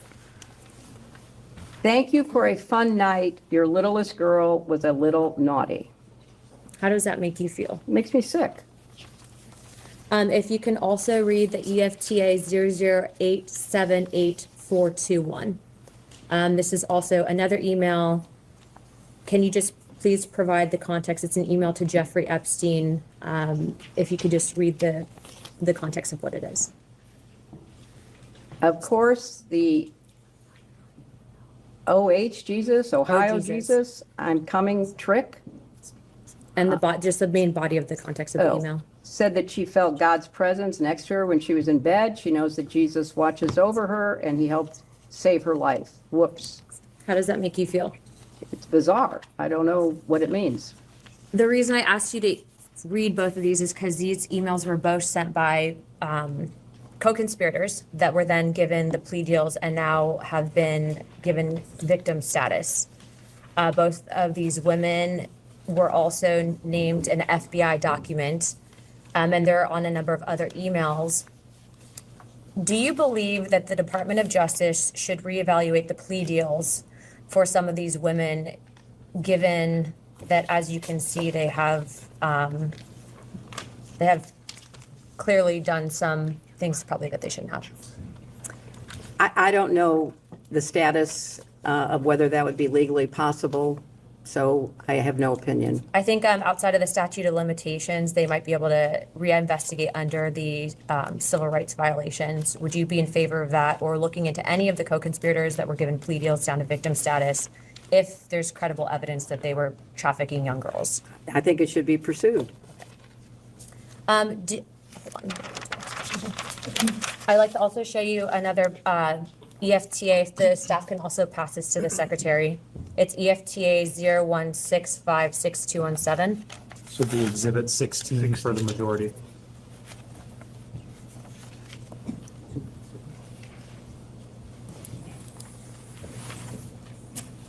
And I'd also like to reflect on those previous EFTAs.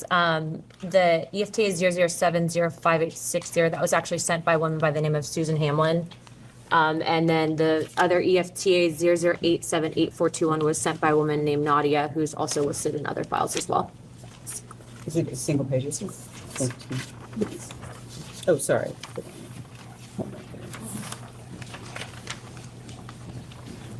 Secretary Clinton, this was actually out of an FBI briefing document when Epstein was in his New York trial. If you can look at the top left, the individual photo, who is that individual? I can't tell. It's such a small, blurry picture. Okay. For those that want to pull up the file, the photos of Jeffrey Epstein, this is actually a passport that was given. The individual's name is Marcus Robert Fortinelli. Do you think that this is a sign or a telltale sign of intelligence operations and pseudonyms? I can't speculate, I don't know. Okay. Victims have stated to this committee, both Democrats and Republicans, that during Epstein's time, during his day camp jail is what I'll call it, that he was also in active communication with Bush's CIA director. They also had stated that he had active ties to Russia, Israel, and Iran. Given your status, not just as the First Lady, but also in your secretary position, have you ever been targeted by any of these countries as a means of a foreign intelligence gathering operation? Are you aware of potential vulnerabilities? Yeah, I was targeted by Russia in the 2016 campaign. I mean, I think that's pretty well known. What about Israel or Iran? I don't know about either Israel or Iran. Okay, do you believe that Epstein was running potentially a honeypot operation with intelligence gathering operations to collect information on high-profile individuals, both Democrat and Republican, in the United States, in an effort to sway our foreign policies? Is it possible? I have no direct knowledge, but I think it's one of the areas your committee should investigate. Do you think it's possible?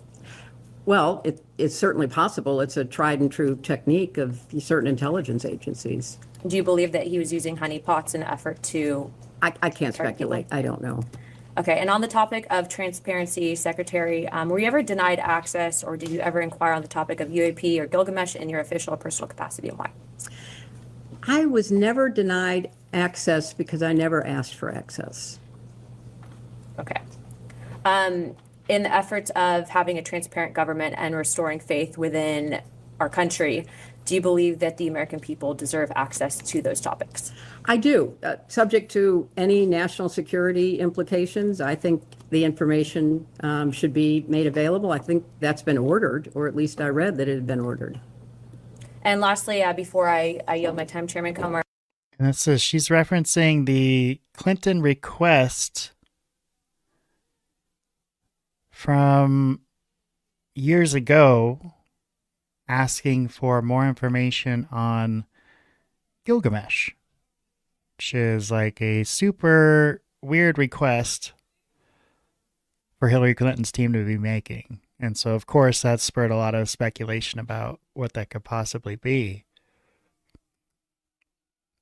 And she's, by the look in her face, doesn't look like it was a good thing. I don't know. She doesn't look too happy there. Goodness. Okay.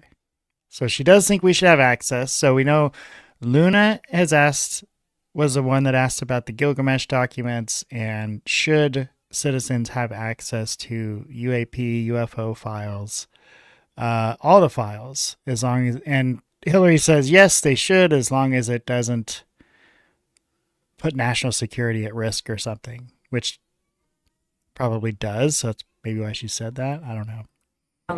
Do you believe that you were personally a target of an intelligence gathering operation specifically pertaining to Ghislaine Maxwell or Jeffrey Epstein? I have no reason to believe that. I don't have any information. Okay, thank you, Chairman. Yield my time. Thank you. Representative Fallon. Yeah.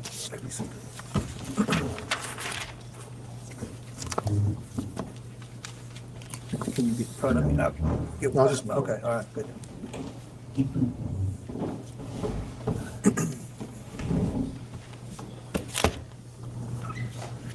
Afternoon. Hi. Could you identify yourself? Yes, sure. Pat Fallon, 4th District of Texas. Pat Fallon, okay. Native of Massachusetts, but no one would vote for me there. I moved to Texas. So, Matt, I'm a pretty simple guy. I just want to keep things simple and just ask you some questions and give you a chance to respond. So July 25th, unanimous oversight subcommittee voted to subpoena yourself and your husband. On the 25th of August, Chairman Comer issued a lawful subpoena, which I would think it's fair to say you didn't cooperate. There was a lot of delays. It was August. We're now in February. The deposition was set in December, then it was delayed and moved to January, and now here we are in February. We all get accused of things. The higher you go up in the ladder, the more people are accusing things. If I don't have anything to hide, I'm eager to come in and testify. I just find that interesting. Why the delay for 6 months? Well, I think, as I've said, we negotiated in good faith, and I believe the committee negotiated in good faith for a while because we thought at least I'll speak for myself, that I could provide whatever information I had, which was not much, in the same form that you accepted it from former attorneys general and FBI directors who had much more direct knowledge, or could have had much more direct knowledge about the investigation you were conducting. And I found it bewildering that I couldn't provide what I knew in writing under penalty of perjury, as others had done. Okay. I'd say better late than never, so I'm glad you are here. On the in September of 22, ABC program The View had you as a guest, and you were quoted as saying, "No one is above the law." Still agree with that? I agree with that. As do I, and I think Secretary Clinton, that's why you're here. I absolutely agree with that. When did you first meet Jeffrey Epstein? I never met Jeffrey You never yet, Epstein. okay. When did you first meet Giselle Maxwell? Ghislaine I have no recollection of when I first So met. you might. She's totally met Jeffrey Epstein. The next day, her husband was like, "Oh yeah, there was that one picture. I guess she did meet him one time, just one time, but she forgot." Like, that's how easy it is for this lady to lie. Just straight to your face, looking you right in your eyes. No, never met him. Yes, you have. Probably on several occasions. You might have met Fucking her, but you liar. don't remember. I do not. Okay. So you'd obviously describe your relationship as pretty much non-existent with both of them. Yeah, I had at least a casual acquaintance with her. I had her, nothing okay. with him. Okay.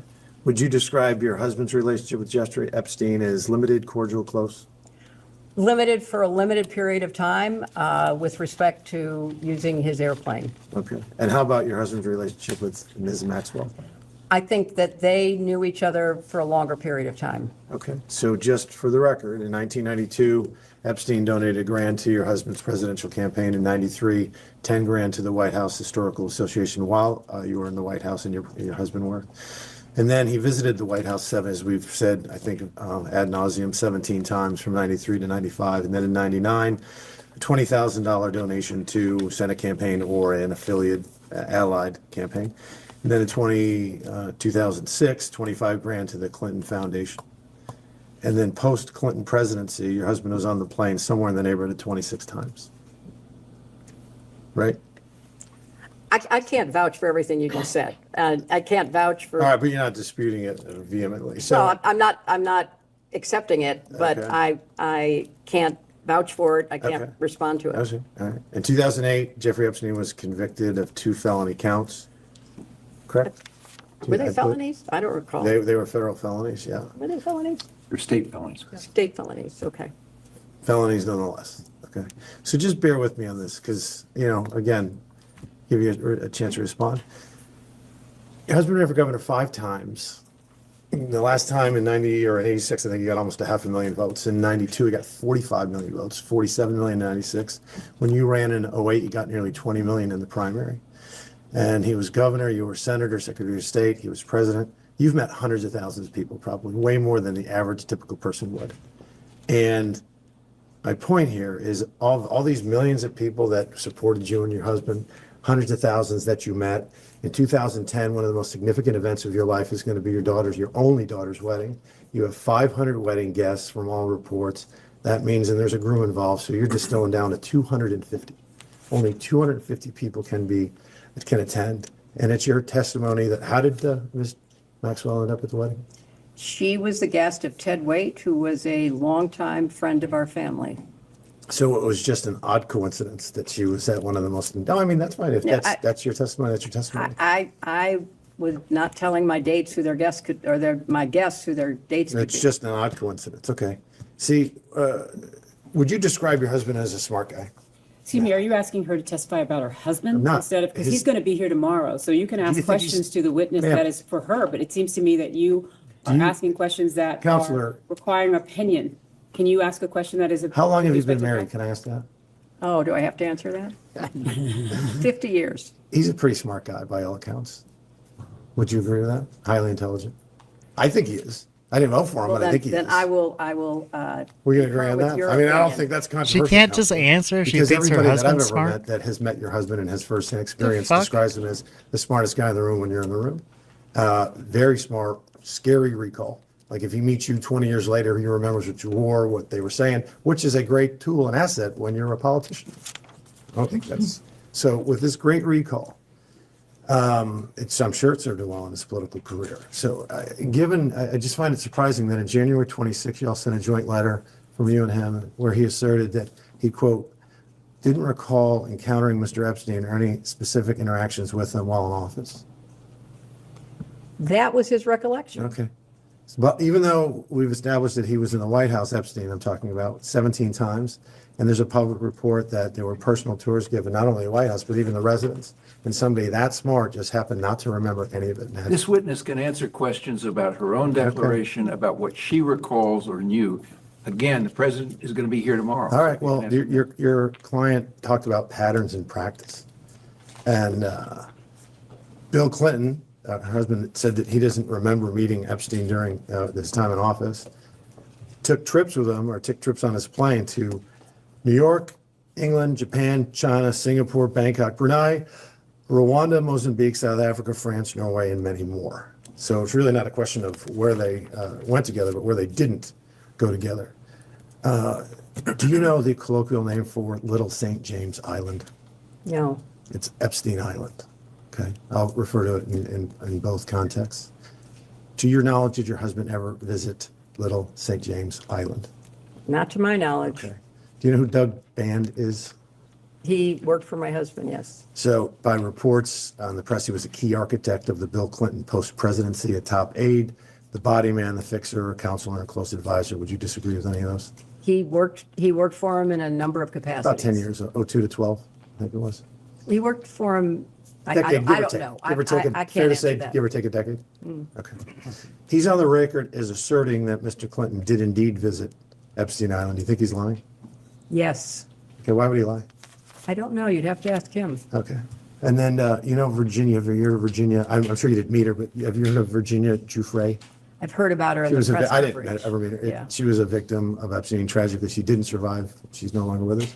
She testified under oath that she saw Mr. Clinton on Epstein Island 2 separate occasions. You think she's lying?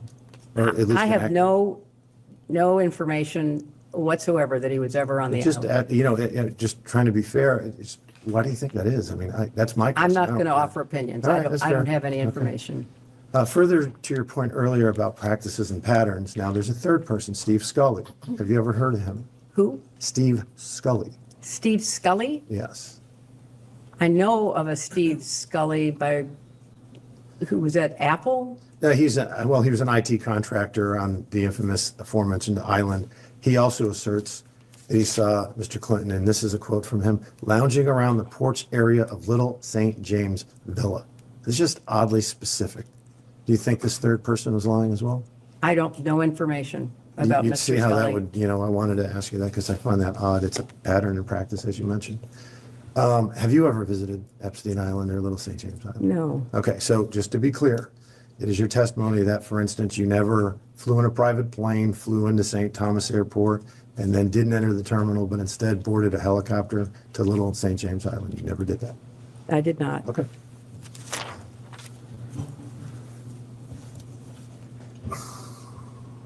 So Virginia Giuffre, who we just talked about, who we all found highly credible, I think, bipartisan, in a bipartisan manner, stated that Mr. Clinton walked in a Vanity Fair and threatened them and that they better not write an expose detailing the crimes of, quote, his good friend, Jeffrey Epstein. Do you find that troubling at all? I find it not believable. Okay. Let's turn to the current administration and president, because you said some pretty choice words of the administration and President Trump, aggressive and even some coupled with incendiary claims about President Trump and his DOJ. You fair to say that you would not describe them as transparent? I would not describe him as transparent. Okay. How about you were an enthusiastic supporter of Joe Biden and Vice President Harris when each of them respectively ran for president? I was. Okay. Would you describe the Biden-Harris administration as an administration that was committed to transparency? To the best of their ability. Okay. You also asserted, and if I get this wrong, please let me know, that, or at least insinuated that President Trump was closer to Epstein than your husband, socially. I think there's an enormous amount of evidence that goes back many many years demonstrating their relationship. Okay. Do you know how many times Jeffrey Epstein visited the Trump 45 White House? I do not know. By all accounts and evidence, 0. And how many times did he visit the Clinton White House? I don't know. It was 17 times. How much did Jeffrey Epstein ever donate to Donald Trump politically? I have no idea. There was 0. But we have established that he donated to either you or your husband or your committees 21 grand. Not to agree? I have no information that is personally based about their relationship. Jeffrey Epstein donated $35,000 to foundations. One was a $10,000 donation to the White House Historical Society in '93 when the Clintons, your family, was in the White House. He donated, and then there was that 2006 donation for 25, or 2006 donation to the Clinton Foundation. He's donated similarly to the Trump White House, never, no foundations either. How many pages of the Epstein files were released by the Oversight Committee in 2021 to 23 when the Democrats were in the majority? I have no idea. It was 0. But there was also an ongoing investigation I believe, Ghislaine Maxwell during that time period. So the answer is, I can share with you, is 0. How many pages did the Biden Department of Justice release from the Epstein files from 21 to 25? I have no personal information. I have read that because of the trial of Ghislaine Maxwell, that was not done, but I have no personal information. Yeah, okay. Well, that was 0, and that ended quite a little bit ago now. There were no images and there were no videos. When you compare the GOP Oversight Committee, when we took over in January 23 to present, there were 65,000 documents that had been released. And then how many videos? There was nothing under the Biden administration. There was no images as well. There's been 180,000 images, 2,000 videos, and now over 3 million pages. So when you compare them, it's an odd definition of who's transparent and who isn't. Last thing, we have established that there's a $20,000 donation that Jeffrey Epstein made to an affiliated allied campaign to get you elected to the presidency. Have you returned that or donated that? Once, like, he got convicted in 2008 of 2 felony counts. Have you ever returned that $20,000? It didn't come to my campaign. I was not So you've never donated that to charity, that $20,000? I've donated many, Would be good many to donate hundreds it of thousands perhaps of dollars. to, Congressman, I'd like to know the facts in the record that shows that Jeffrey Epstein is donated to her presidential campaign. No, he's talking No, about the it's, Senate the- campaign, I think. Yeah, I'm sorry. He was and talking not- about presidential. Oh, Yeah. 1998 was the Senate, you're right, I stand corrected. But yeah, I think that would be a nice gesture. I yield. Right. Next up, Representative Cloud from Texas.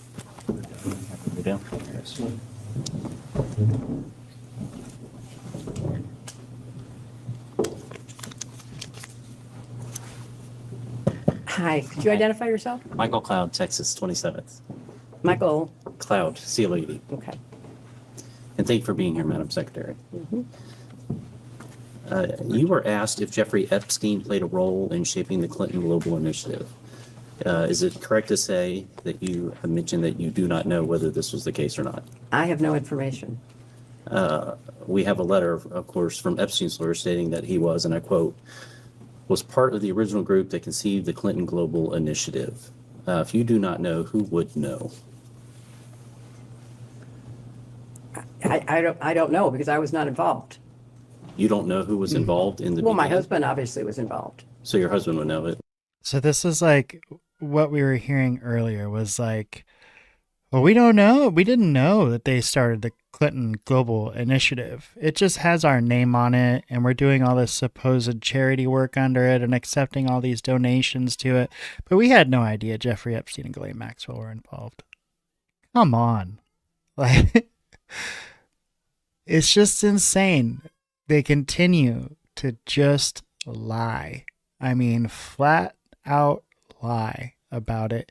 And I don't know why. Because like I said, the worst case scenario, if they get busted for lying and then let's say they actually get sentenced, like somebody actually opens a case against them, we know even if they lost any kind of trial, they're just going to get pardoned. So why not help? prevent the next group that's already out there doing this from doing it? It's crazy to me. Well, you certainly can ask him. Okay. Similarly, you've mentioned that you do not know how funds were recruited at the Clinton Global Initiative. Is that an accurate understanding of your testimony today? No, donations were made. Lots of donations. Many individuals, groups, businesses, philanthropies have donated to the Clinton Global Initiative. Sure, yeah. What was the process of recruiting those donations, I guess, or what's your understanding of it or your involvement in it? Some of it was spontaneous. Some of it was through the team that helps to raise money. It's a combination of supporting charitable work. Do you know if Jeffrey Epstein was involved in helping? I have find no donors, reason to recruit believe donors? that. I don't know. You don't know if he was involved in donor relations in any way? I have no, as I say, reason to believe it, but I don't know. Do you know who would know? The people who were involved in raising the money, but I was not involved with CGI in those early years. What about when you were there? I have no knowledge that Jeffrey Epstein was involved at all. How many roughly staff members are there in the Clinton Global Initiative? It has varied over the years, but hundreds, And involved with donor relations? dozens, I suppose. Dozens? Okay.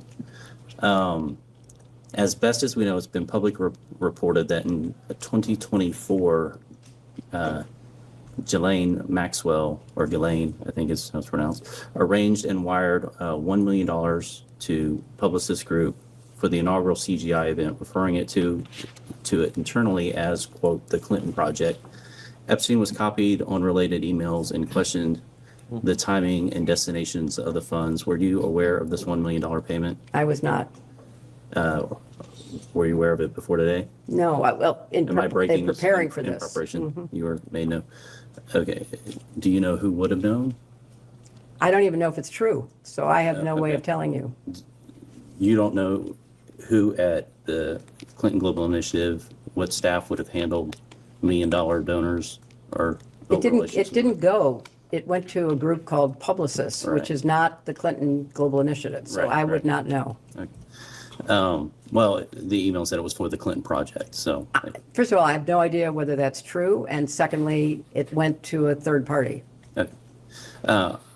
Maxwell was honored and given complimentary access at the 2013 CGI conference for, quote, ocean conservation work, years after public allegations against her and Epstein were public. Were you involved in approving participants or honorees at the CGI events? I was not, but I don't know that there were public allegations at that point in time, so I can't respond to that. So you were not involved in approval? I was You didn't not. know who was going to be honored at the events? No, I was not. Okay. Do you know who would have known? Whoever was the staff at the time, but there's been a lot of staff turnover over, 20 plus years. A number of things you've mentioned today, you've mentioned you have not been able to recall. And that's understandable. Is it possible that any of the information that you have not been able to recall would have been found in the 30,000 emails that went missing? No, I don't believe so. I had no reason to believe that. So it's not that I'm not recalling things that were there. I don't recall at all. Okay. Unfortunately, I have to catch the point. Thank you for your time. Next will be Representative Timmons from South Carolina.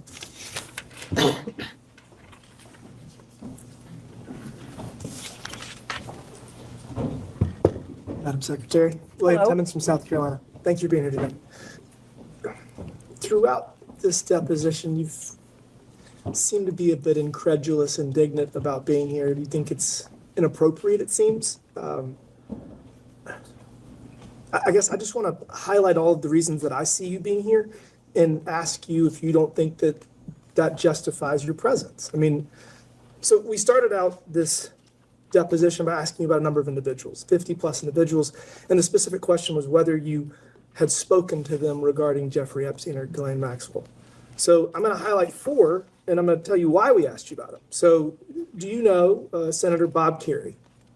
I do know Senator Bob Kerrey. Okay, and was he not the chair of the Democrat Senatorial Committee when you got elected to the Senate? I thought it was Bob Torricelli, but I could be wrong. Okay, well, he was the chair of the DSCC for the 8 years prior to you getting there. He'd left office when you got sworn in, but obviously there's a lot of overlap. He's a prominent member. He resigned in disgrace because of his association with Jeffrey Epstein. So there's a commutative property. He's in your orbit. He had to resign. Next person is Casey Excuse me, Wasserman. Mr. Yes. Representative, was Bob Kerrey one of the names that was listed? Bob Kerrey He was. wasn't listed in the original list So that the council list that was read. shared with the witness, I don't see My that name. apologies. He was not listed. If he was not listed, No, he but was not. He does I have. was his- just seeking that clarification. Thank you. Casey Wasserman. Do you know Casey Wasserman? I do. Okay, and was he a former trustee of the Clinton Foundation? I don't know. He wasn't during the time that I was involved. Okay, well, it is alleged that he was a former trustee of the Clinton Foundation, and he also had to resign in disgrace from his company, and obviously there's an association there. So, you know Larry Summers? I do know Larry Summers. Okay, and he was obviously former Treasury Secretary, campaign advisor.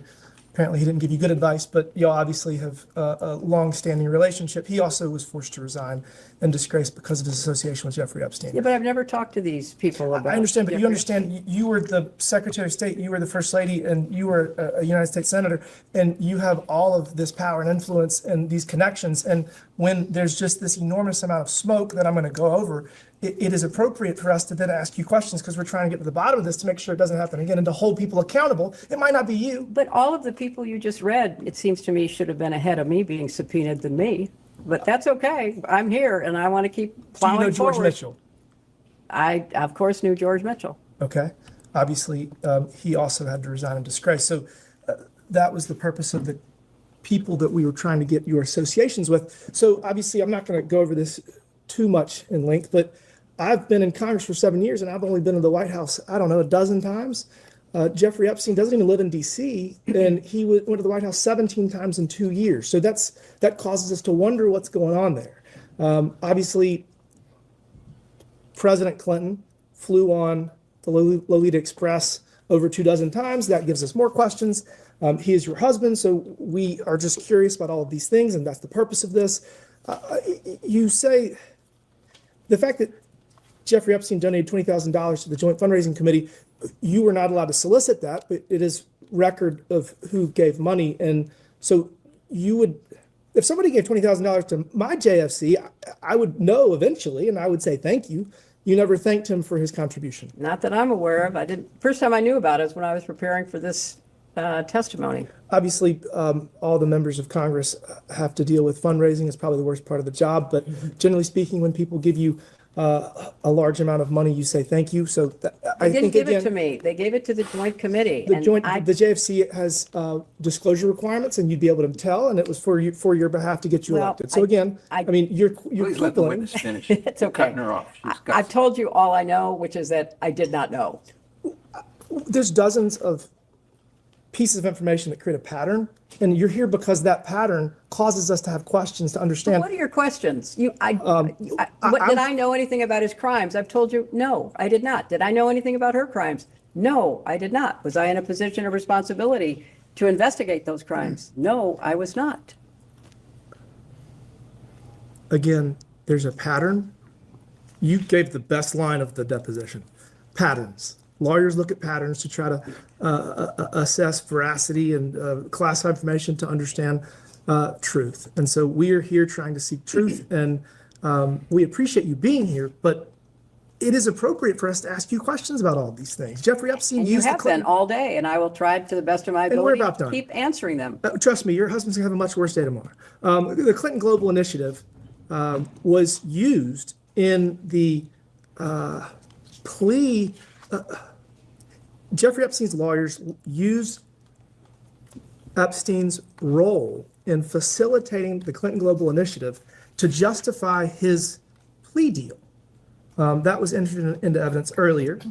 Obviously, Ghislaine Maxwell has alleged that this is part of her, one of her successes to facilitate setting it up. And there's been reports that $1 million was wired for the launch party. So there's just all of this data, all of these different pieces of information that come together that cause us to be here. And so, I mean, we've obviously discussed the fact that Ghislaine Maxwell was at your daughter's wedding, which again is not indicative of anything, but when you take all of this and you put it together and you look at it holistically, it causes us to have these questions. So given all of that information that I just went over, that we've gone over today, do you understand why you're here? And do you think it's appropriate for us to ask questions of someone that's in such a position of authority and has all of this smoke? I mean, maybe there's no fire with you, but in order for us to get to the bottom of it, the American people want this transparency and accountability. So, I mean, do you understand why we are doing this? Or do you think this is just a waste of time? You'll have to determine whether it is or it isn't a waste of time. But, you know, you make all of these assumptions. I don't believe anything Jeffrey Epstein says. So whatever he said, I would discount completely. I don't believe very much of what Ghislaine Maxwell said, and the very first exhibit you gave me was what she told, you know, Blanche Todd. So it's your job to figure out what is and isn't true, but more importantly, what's relevant to your investigation. And what's relevant to our investigation is that people at the highest levels of government were involved in a sex trafficking I was ring. not involved Again, at all, and I you're here to resent answer- you even connecting those You're here to help 2 us get to the points. bottom of it. I've been doing my very best. Well, you all tried to day. avoid it for Please 6 let months. her answer fully the No, I question. mean, and then I've you been can doing all I can. How can I answer questions about a person that I don't believe I ever even met, although maybe I was in the same room once, who gave money to a joint funding committee that I did not have knowledge of? I'm doing the best I can to answer your questions. I appreciate that. Again, patterns is what we're following, and I think we're gonna have a lot more questions for the president tomorrow. Thank you. McGuire. Except Representative McGuire from Virginia. How much stuff?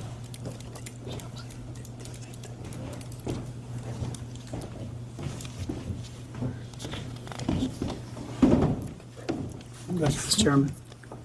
Can I just have a time check so I know where we are? We have approximately 15 minutes left. Madam Secretary, thank you for being here today. You know, I think the American people, I represent Virginia's 5th District, the Commonwealth of Virginia, and the whole United States. We all want transparent accountability, and I would imagine you want the same thing. Is that right? Mm-hmm. Human trafficking, rape, torture, these things are unspeakable evil. Would you agree with that? I would.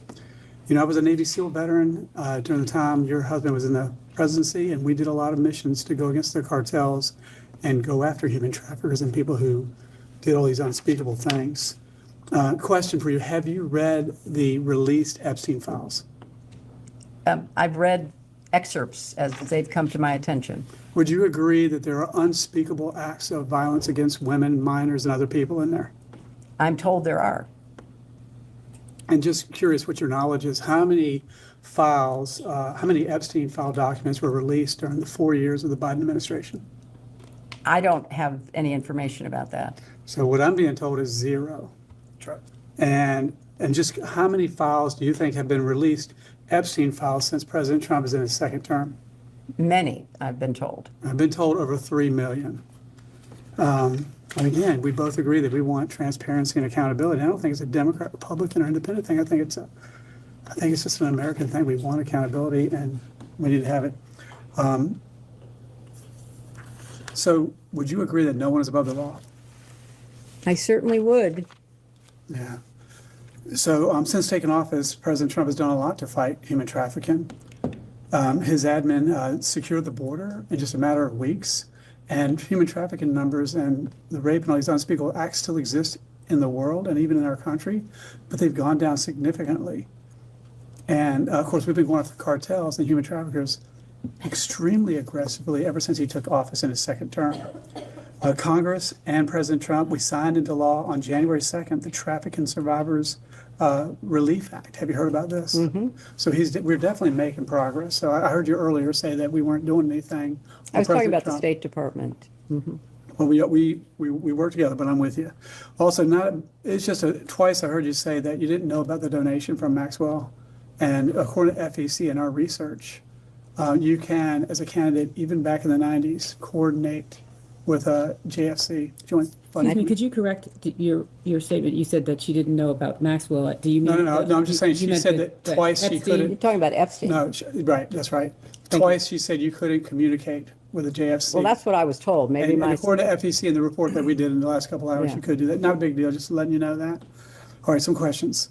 Madam Secretary, since you claim you never met or communicated with Mr. Epstein, how is that possible?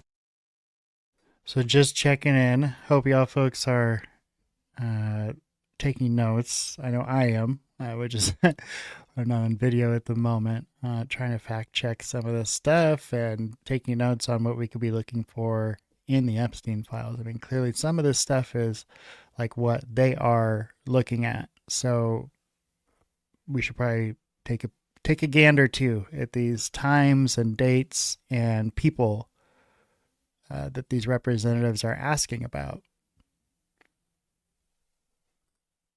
Possible seeing that Mr. Epstein visited the White House several times. I may be repeating some of the other questions. Several times during your husband's presidency. I object because that's speculative, Congressman.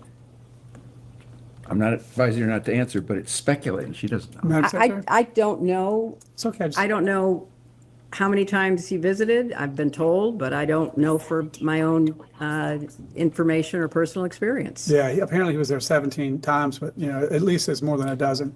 All right, Secretary Clinton, did you ever ask Ms. Maxwell about the validity of the Epstein crimes when he was first accused? I don't recall any conversation with her about that. And how well did you know her? Not very well. All right, Secretary Clinton, how do you feel about your husband being named in the Epstein files? Well, I think it's, something that is unfortunate. And I'm sure that he will tell you that he wished he had not flown on Epstein's plane. So that's, it's unfortunate in my opinion. Secretary Clinton, did Ms. Maxwell's nephew, Mr. Alexander Gerazi, I may be saying that wrong, work for your 2008 campaign? As I said earlier, he volunteered for my campaign. He did a good job. My campaign staff hired him. He was an excellent employee. And then he had a very relevant educational background and went to work in the State Department. And Secretary Clinton, was Ms. Maxwell nephew, Mr. Alexander Gerazi, hired by the State Department shortly after you became Secretary of State? Yes, he was. And Secretary Clinton, by all accounts at this time of his hiring, Mr. Alexander Gerazi had limited foreign policy experience. Was he hired as a favor for Mrs. Maxwell? Not at all. I had no idea that he was related to her, and I have absolutely no recollection or reason to believe that she was at all involved. Well, the people that I represent, and I think our country cares about most out of this whole thing, is that what can we learn so we can prevent people committing human trafficking in our country and the world. I think that's what we all care about. We care about that. And then how did someone with such egregious behavior penetrate the highest level of government? Are world leaders compromised? Are American politicians compromised? As you read the Epstein files and read the reports, overwhelmingly Epstein donated more to Democrats by far than he did Republicans. You served as Secretary of State from 2009 to 2013, is that correct? That's correct. The State Department leads the United States' efforts to globally combat human and sex trafficking. Is that a fair characterization? It is the responsibility of the State Department to try to hold countries accountable through our annual report and to work with countries to try to encourage them to improve their laws and their enforcement. In fact, the Secretary of State is responsible for submitting an annual trafficking in persons or TIP report. Mm-hmm. Is that correct? That is correct. And Secretary Clinton, can you please explain what this report is? What is the purpose of the report? What was your role in the creation of this report? And did you have a final approval of the contents of this report, the TIP report? This report, I believe it's legislatively mandated, is put together by the experts in the State Department and people who are responsible for following developments in trafficking through our embassies around the world. And what it does is to try to assess whether countries are taking trafficking seriously, whether they have adequate laws, whether they're enforcing those laws, whether judges are trained, whether law enforcement takes the crimes seriously. And then every year, the office responsible for the TIP report evaluates and describes what a country was doing. And in egregious cases where countries are ignoring it, where the problem is getting worse, there can be sanctions employed. But usually the effort to stay out of the report in a negative way helps us diplomatically to persuade countries to take more action. Okay, so to be clear, were TIP reports submitted to Congress during your tenure? Yes. And was human trafficking in the United States increasing or decreasing during that time?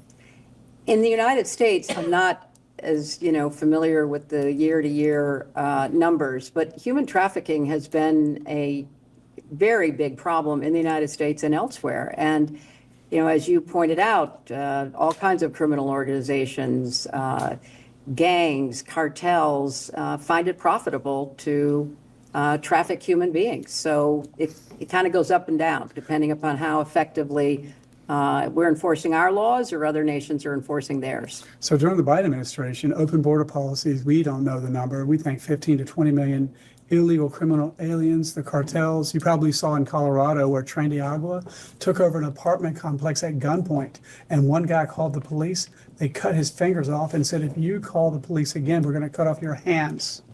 So would you agree that having a secure border is very important to prevent these cartels and these human traffickers from coming into our country and victimizing the American people? I have been in favor of secure borders and effective, humane immigration policy for as long as I've thought about it. And when I ran for the Senate, when I ran for president, I advocated for security at our borders, but also additional resources so that we could process the people who came to our borders in a more efficient and timely way. I voted for comprehensive immigration reform on a bipartisan basis when I was in the Senate. So yes, I absolutely agree that we need secure borders. Yeah, so what are the tools, because we want to get to the bottom of whatever, this unspeakable evil, whoever's at fault, we need to stop it from happening again. So I'm just wondering, what other tools does the State Department have to foster international cooperation and address international sex trafficking? How can we utilize these tools? Now, obviously, we've been very effective in the first year of President Trump's second term, but going back into what you run when you were there, what could we do? I think, the efforts that we attempted to deploy in terms of sanctions, in terms of pressure, coercive diplomacy to try to make countries, either have the laws or comply with the laws were the tools that we use diplomatically. Law enforcement uses other tools. We are not a law enforcement agency in the State Department, but we did our part to try to work jointly with law enforcement, not only the Department of Justice, but law enforcement in other countries. And I think that that's why it was hard to understand why one of the decisions made in the State Department was to, gut that office, because I do think it plays a role.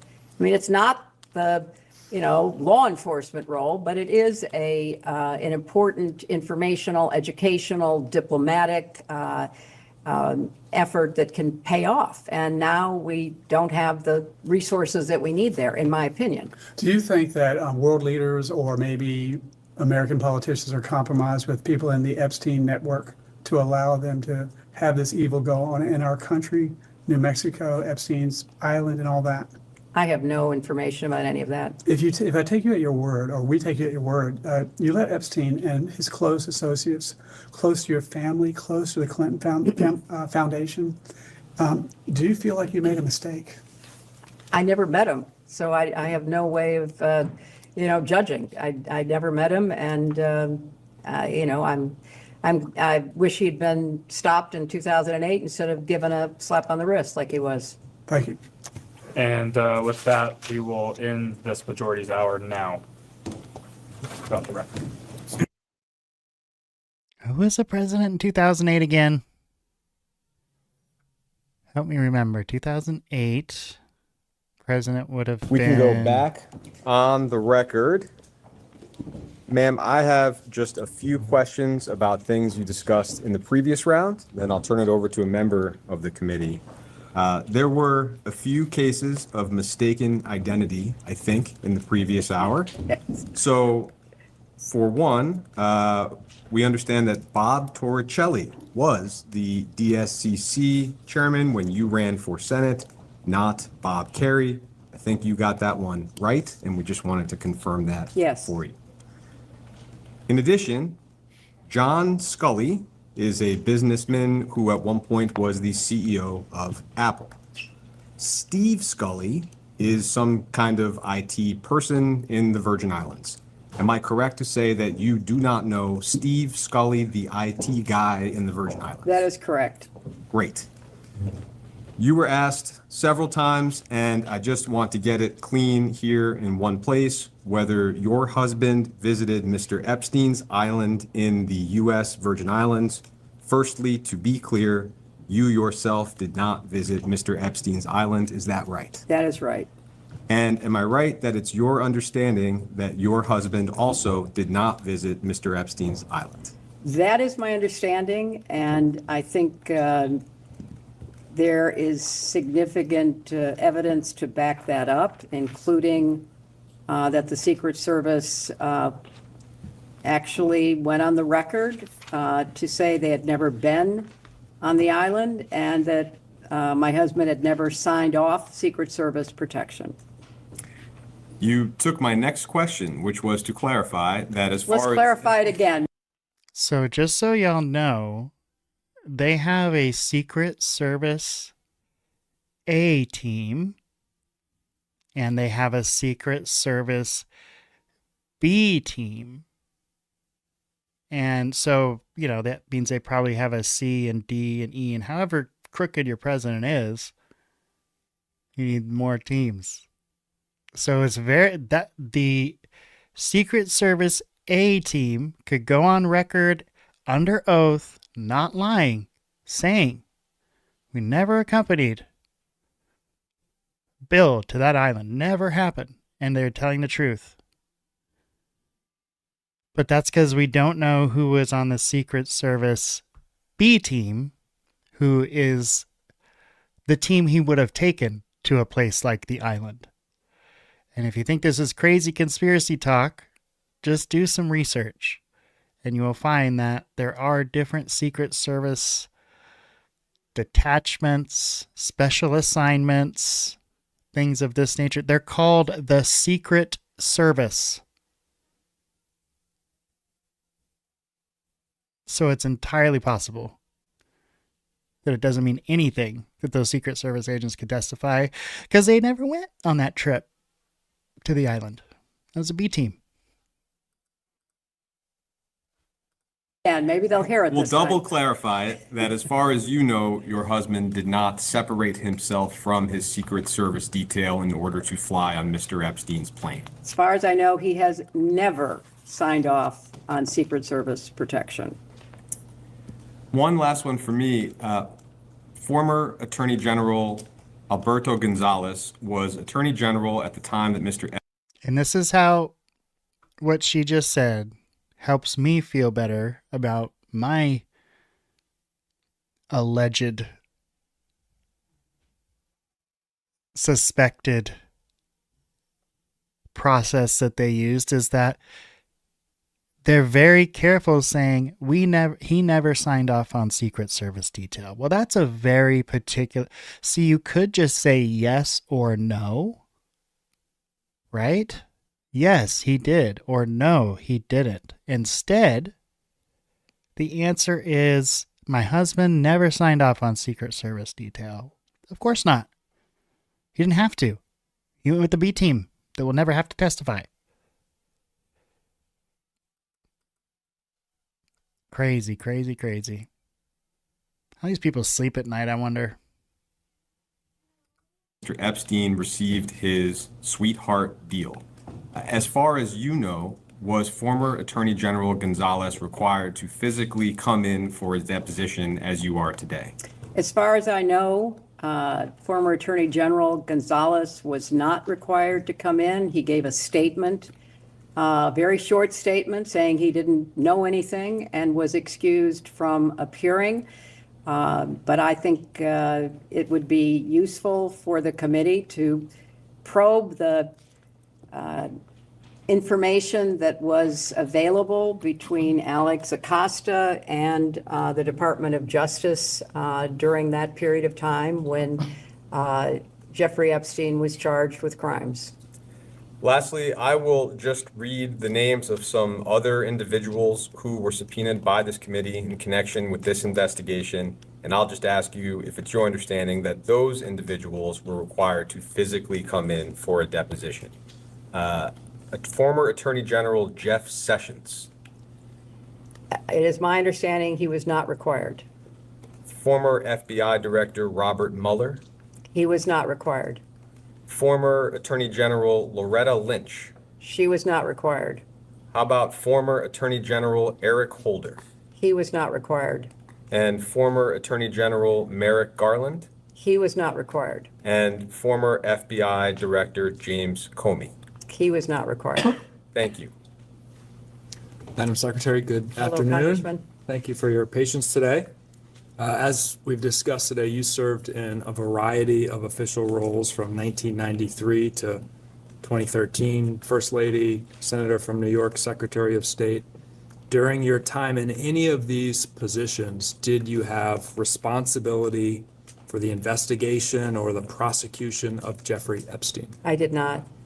During your time in these positions, were you ever involved in any investigation or prosecution of Jeffrey Epstein? I was not. Which agency, just given your experience and knowledge, what are some of the agencies or agencies that would have been involved or were involved in those kind of investigation and prosecutions? I don't know personally, but just looking at the responsibilities of various agencies, it would be local, state, and federal law enforcement, and at the federal level, obviously the Department of Justice. It might well have been border control and other FAA or TSA, other agencies that had anything to do with transportation. But in your experience, not first ladies, senators, or secretaries of state? In my experience, none of the above.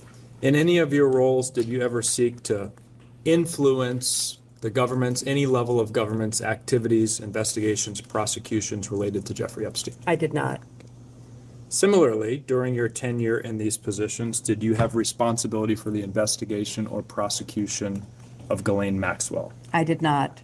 Were you involved in the investigation or prosecution of Ghislaine Maxwell? I was not. Thank you. During your tenure, did you ever seek to influence any level of government's investigation or prosecution of Ghislaine Maxwell? I did not. Okay.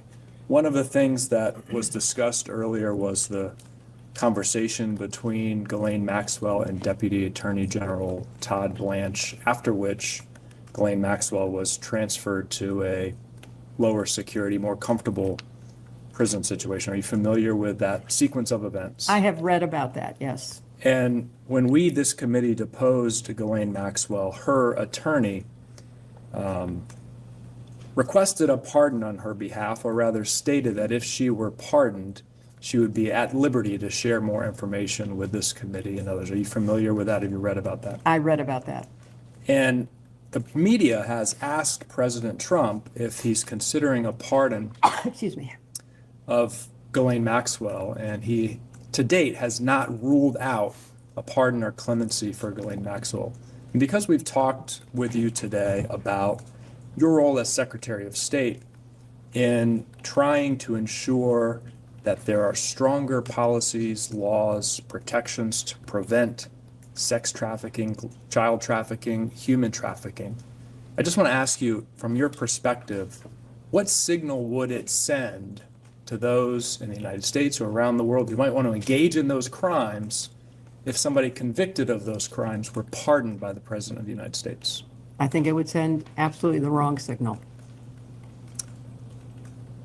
In your experience, I'll ask again, do first ladies or secretaries of state or senators oversee or involved in specific sex trafficking investigations?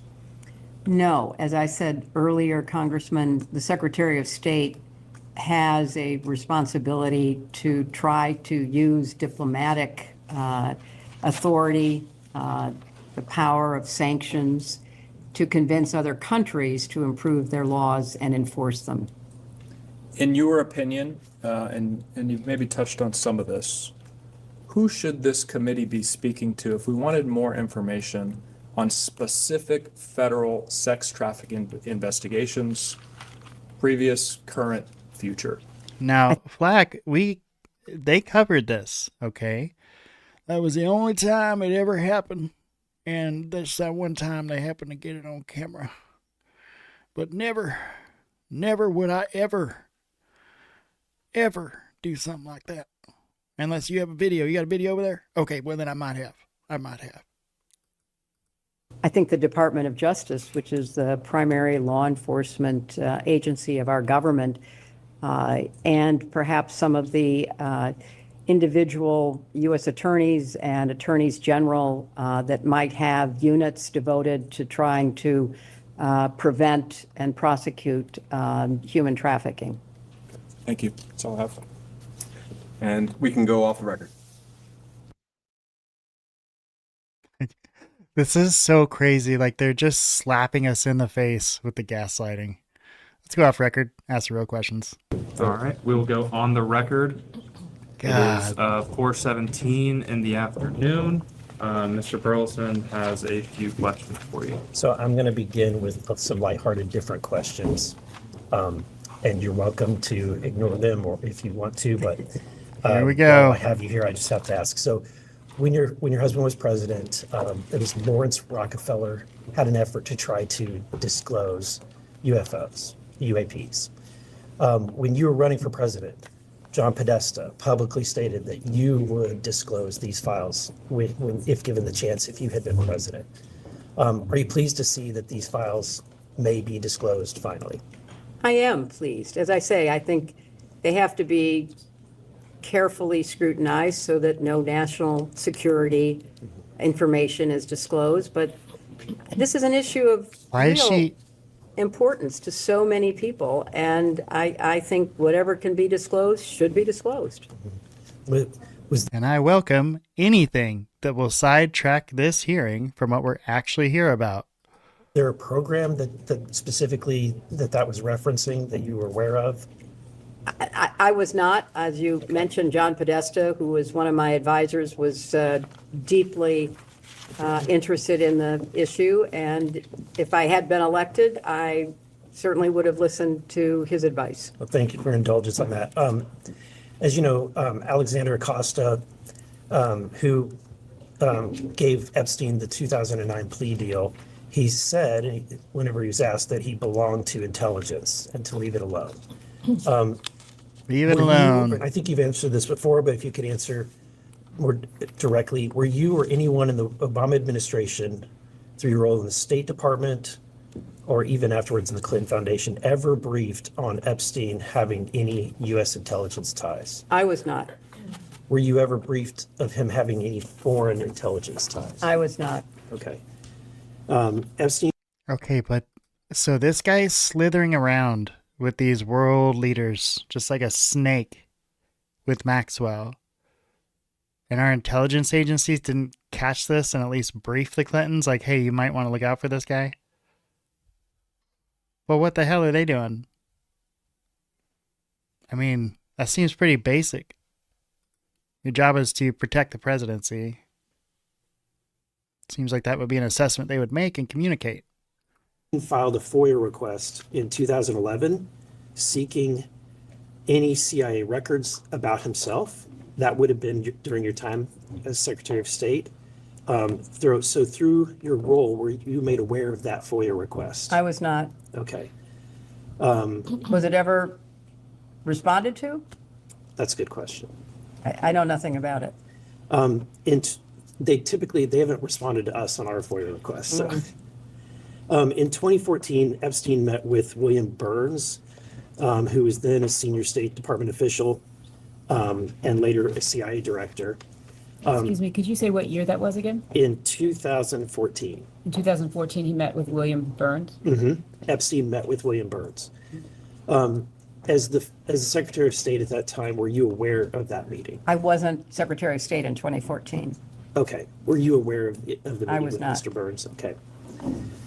And finally, Ghislaine Maxwell's father was Robert Maxwell, who was widely reported as being Mossad or MI6 intelligence asset. Did in any of your conversations with Maxwell or people connected to her, did they ever mention Robert Maxwell's intelligence background or any ongoing foreign or domestic intelligence connections through your conversations or interactions? I have never talked to anybody about whether that is true or not. I don't know. What? Were you aware that when Maxwell attended your wedding, she was skipping a court-ordered deposition in the Epstein victim's civil lawsuit? Excuse me, do you mean her wedding? In fact, if you're here, if you missed it earlier, Tamar came up in the Bill Clinton deposition earlier. So very interesting. Or do you mean her daughter's wedding? Your daughter's wedding. I'm sorry. When she attended your daughter's wedding, were you aware that she was skipping a court-ordered? I had no idea. I don't know anything about that. Is this the first time you're hearing that? It is the first time I'm hearing that. But at the time she was going through that investigation. I knew nothing about it at the time, and so I can't respond. Okay. Later, Chelsea vacationed with Maxwell in 2009 and reportedly remained. That was before the wedding. Before that, she vacationed in 2009, was reportedly friendly with her. Are you aware, what was the nature of that relationship? Oh my God, we still got like an hour, y'all. We can do this. We can do this. I think you've described it. It was a friendly relationship. Is it safe to say that she was closer to Ghislaine Maxwell than you were? I had very little contact with Ghislaine Maxwell, so I can't speak to anybody else's relationship, only my own. But it's safe to say that she was closer. I'm not going to characterize it because I don't know. Okay. Chelsea was also in attendance at the wedding. You know what I would love to see? Not that SNL is funny anymore, but I would love to see an SNL skit where these people get together like outside of a oversight hearing and are talking to each other like they talk to each other here. They're like, "Could you pass the sugar?" And the guy's like, "Hold on a minute, I must confer with my attorney. What happens if we pass the sugar?" The attorney breaks out the book. "Well, there was this instance in 99. They could hold you liable for that if you say anything about passing the sugar or even taking the action of passing the sugar." "I'm sorry, I don't see any sugar." Fucking insanity, bro. We've watched them take 5 to 10 minutes to answer yes or no to a question. A simple question. This is so obviously obfuscation and political theater and fucking nonsense. And I'm just hoping to God that there's something in these 9 hours of depositions where we will catch them in a lie. And they can't back out of it. "Oh, there's a video?" Well, then, yeah. Okay. Woosah. Sorry, y'all. In Morocco in 2002. It's also been documented that Epstein was there as well as Maxwell.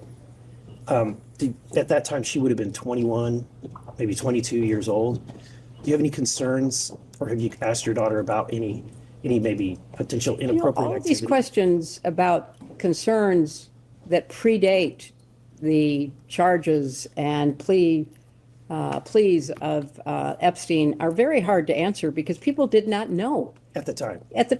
Yeah. And, all the questions about, the contribution to the Joint Committee, people didn't know. I mean, Right. And so in retrospect, nobody would have had any,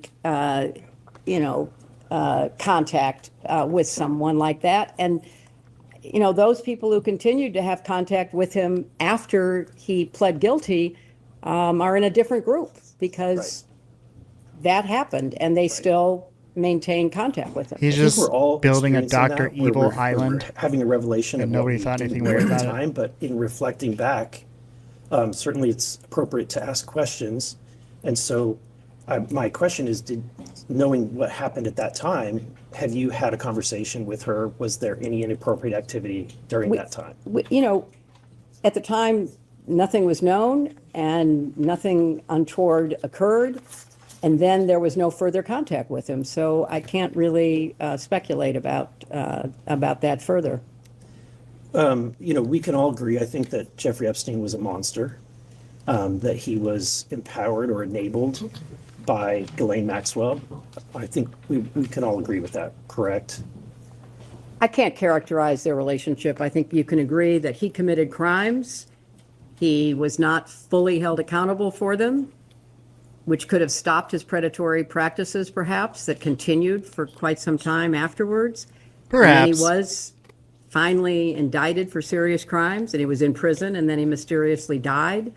And with her, she was, finally indicted, tried, and convicted. And I think you have to look at it in the chronological way in which it unfolded. And she said he I think that there's mysteriously varying died. degrees of culpability. She was certainly going beyond just being silent in her knowledge about the horrible acts that he was doing, but she was actually enabling him. That's what she was convicted of. That's right. But if she had But not been enabling, she if she had can at not been taking least those see steps, her if she had just been puppies now. silent, Are you That's the asking me to important thing. speculate? I'm Because she asking, cooperated. would you agree that she would be culpable as well, just in her silence? I have no information about that, so I'm not going to speculate. Okay. All right. With that, I'm done. Okay. Thank you. Thank you. Thank you. Person's like, I'm out. Bullshit. Could I, this is sort of like off subject, but didn't you all require in the latest defense authorization that the UFO information has to be? Oh, okay. She What? brought They it up ripped it again. out. They killed it. Oh, I That thought was that had gone through. That was my amendment, and it got ripped out. Oh, okay. Well, I didn't know that, so thank you for enlightening me. Okay. Yeah, they've been. Okay, folks. So remember when she came out that day and she was bitching? She could not. The fucking gall of them to ask her about UFOs. And here she is. And she is the one bringing up UFOs. Well, that's not weird. She's detracting, obfuscating. Mr. Magda, what's up? I guess you saw this excitement, you couldn't help yourself. Anger. I ran all the way home. I was 3 miles away from I left my car. I probably need to go You gotta back do what you gotta do. to the car. I ran. I was in transit. Heard what was going on, stepped out of my vehicle and ran. I was on the highway, man. I shouldn't have done that. I don't know how many Yeah, be countless, careful, dude. accidents. Don't risk life and limb. Yeah, but this is well, I'm passionate about this. I'm passionate Dude. about these lizard people wearing human clothes, and I For mean real? that by skins. They're wearing human skins. We covered the skin books. Now we're going to cover the skin Clintons next. Dude, did you see? I don't know if you saw this earlier, but I showed that clip that Jimmy Dore replayed where you can see Biden's, it looks like a mask get adjusted as he goes back there to scratch. Have you seen that clip? So crazy. Dore. Like he I thought goes you were back. going to refer to. You can see his lizard nipples poking out. That's another good clip if you can find that one. Jamie, I don't if know, you can man. Find that one. JB, pull that one up. Yeah, no, I think he's, I don't know. I think he might have been dead. I don't know. I really have no idea. But if that was some future high-tech mask, that's crazy. Like, I don't know if did you see the video? Like he goes back to scratch and then it literally looks like the skin around the back of his neck just loosens up. Like it just goes whoop. And there's like a couple seams that weren't there before. What I think Super happened strange. was like he was such a bad guy, right? Like all the things that he technically, not even him, he didn't really do them because he was so out of the loop mentally that it was like all his handlers around him doing all the bad shit, right? But they were like, oh man, he's doing such bad things that we need to get like 6 body doubles because somebody's going to try and kill this man, right? But every rational human being on earth was like, this guy's going to die any second. Why waste the sweat or the time in planning any nonsense? Right. He's going to go. A strong wind will take out the frail. He was having problems The getting movie on and off the stage. I hated it. Oh, you're breaking up a little bit, buddy. But and I did not like that piece of So I don't know if you caught it a little bit earlier, but there was definitely a pattern in the Bill Clinton answers where unless you had a direct photo or video or testimony from a reliable source, he was not going to admit to anything, and he was not going to volunteer any information. Lawyers, these are lawyers. She defended a teacher who was accused of some really terrible things to a 12-year-old, and she went on and all over the media. She was also part of another law group where got rid of her and then was happy that she was gone because he was like, as a lawyer, she makes me feel like an honest, her and ability to lie. And this is in the 70s, Yeah. Well, she's definitely a good liar, but yeah, isn't this funny? We I think you even called it, said she's probably the one that brought up the UFO stuff.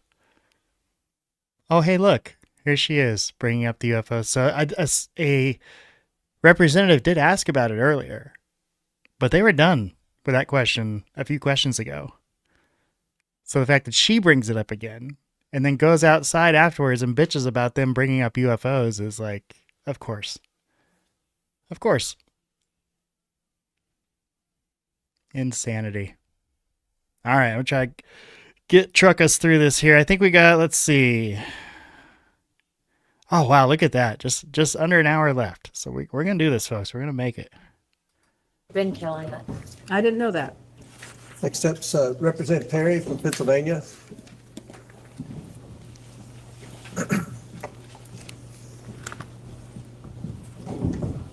Look at the binder.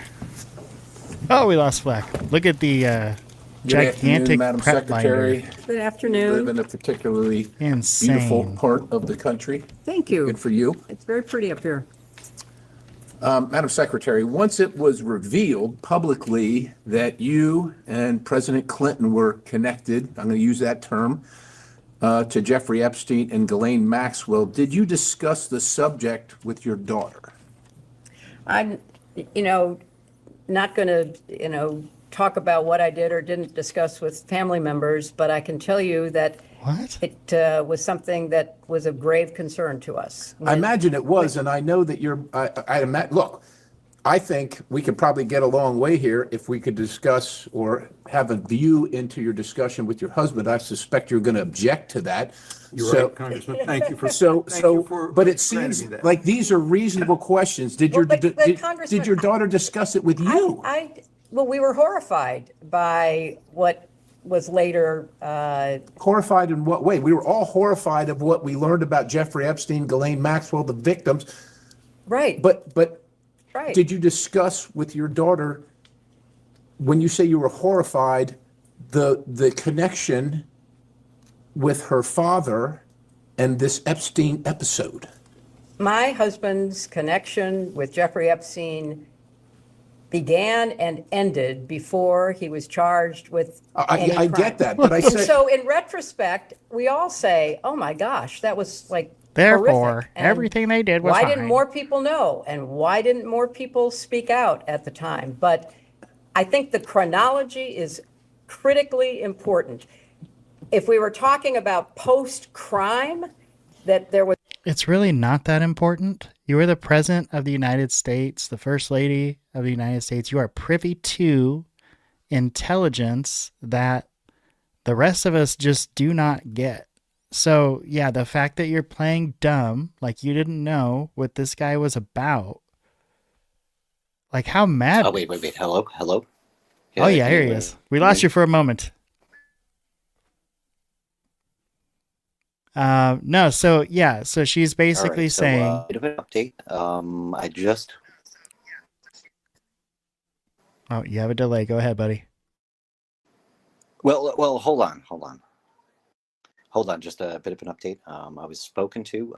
I got a letter, both from YouTube and Hillary Clinton herself. She told me to calm the fuck down, or I might end up I believe on some sort of list.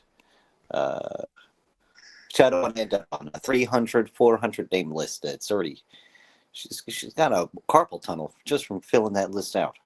Okay, so I don't want to be any part of that list.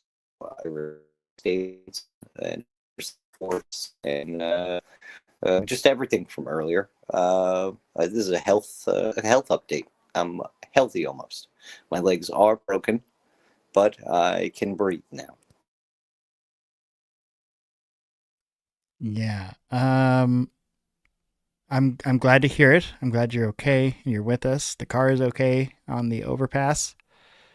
So everything's good there. Hillary, not so good. They did kill that car. They killed the car. The cars that they killed the car, folks. Damn it.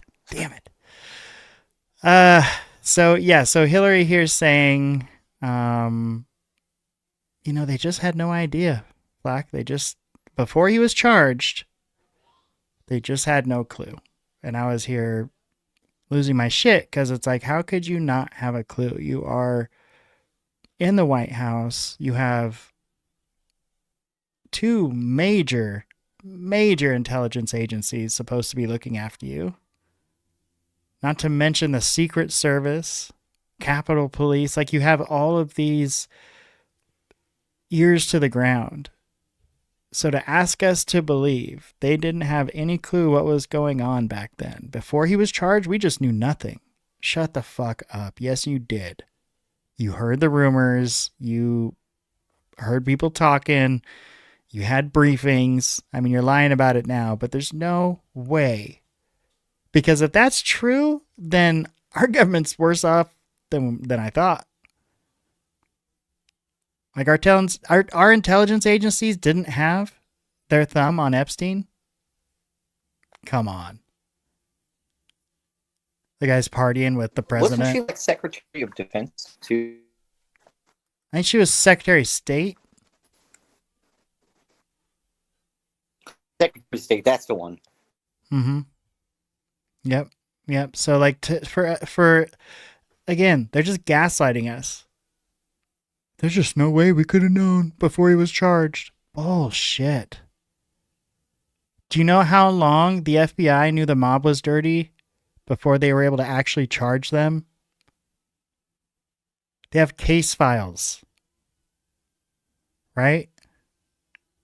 It's not like they didn't know these guys were dirty until after they charged them.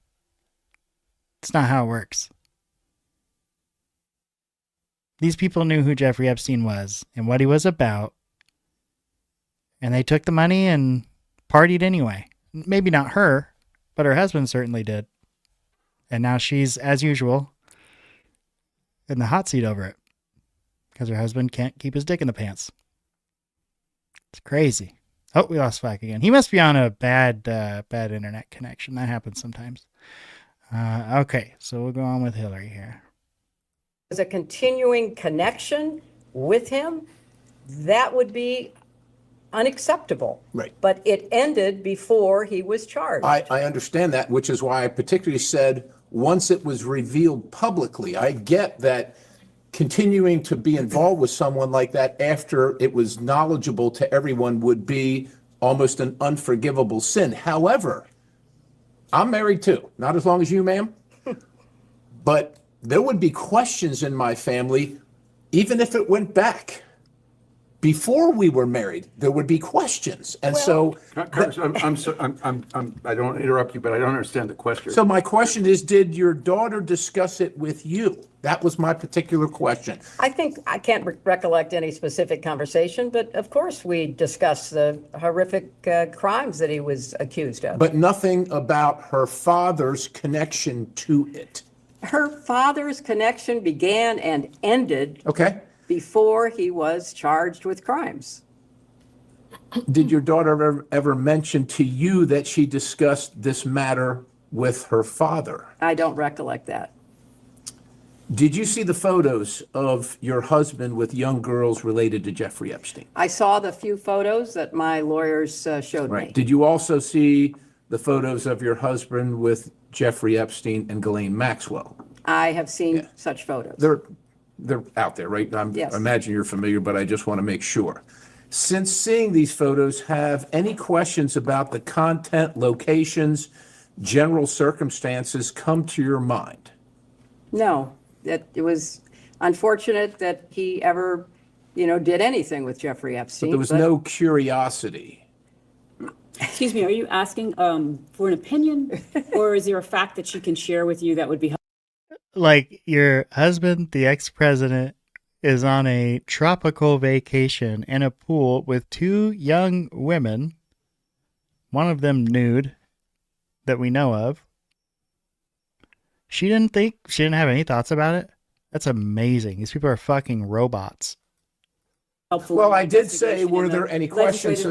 So if I saw, I'll give you an example. If I saw a picture with my wife, it's just really hard to be relevant. If my wife saw pictures with me as a grown man, hanging out with obviously or close to underage women, regardless if it was before we were married or not, it would be a question. And so what I'm asking you is, did any questions regarding those photographs come to your mind?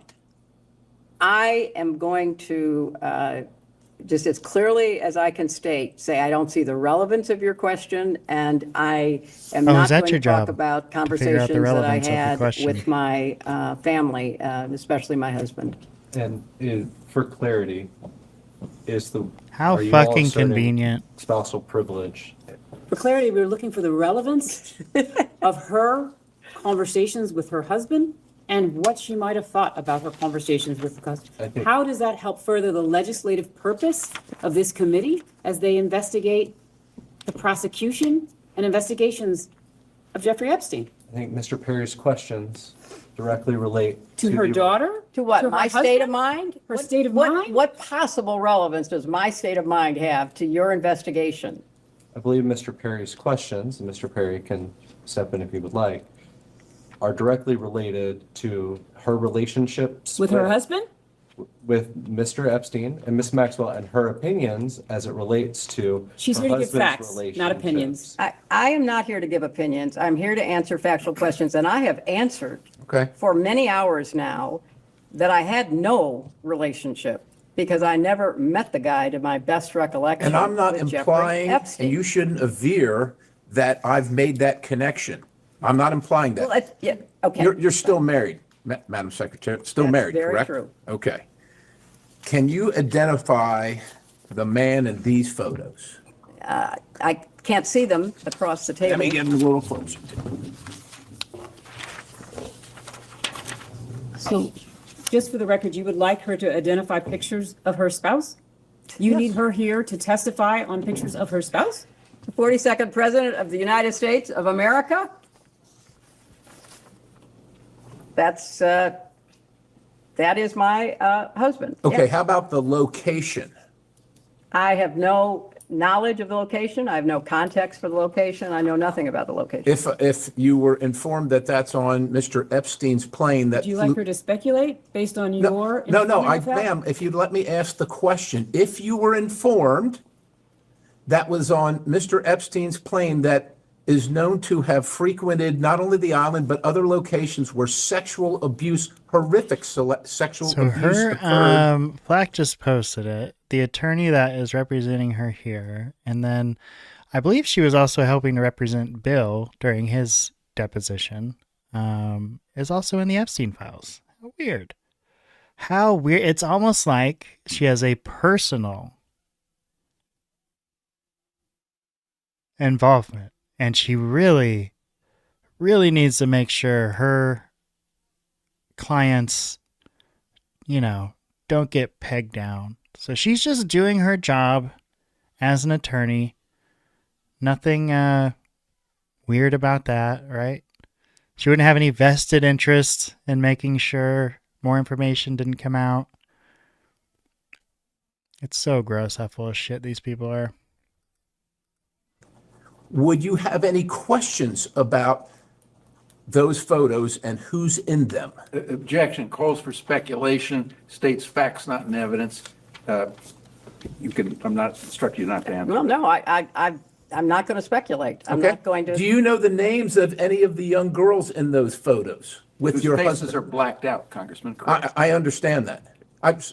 But the photos are out there. But are you saying she should be able to know who individuals No, I think are what that I'm have- saying is that the photos are blacked what out? I'm saying is that in a normal relationship, you would probably ask the person that you're sleeping with who that person in the photo is.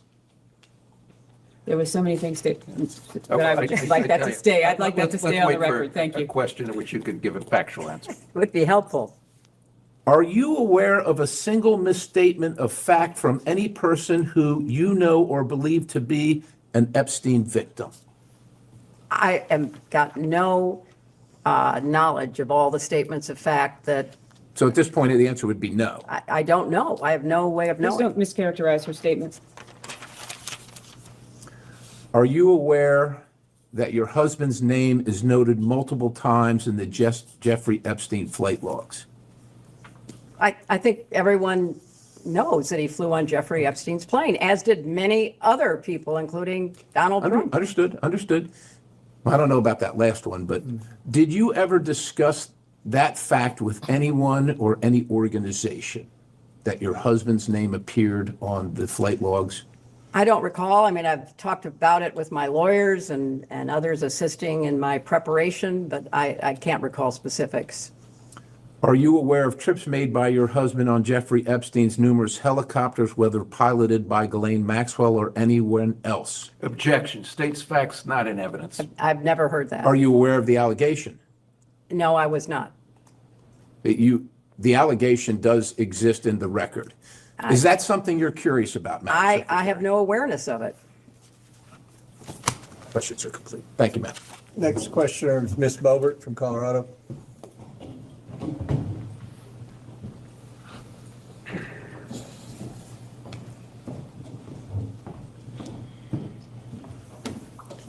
Now, I will say, I don't know where she got that Donald Trump flew on Epstein's plane. I just double checked to make sure I didn't miss some Clinton, Madam update, but Secretary, there's no record what of it. we said on the record Trump today, ever are flying you on under oath?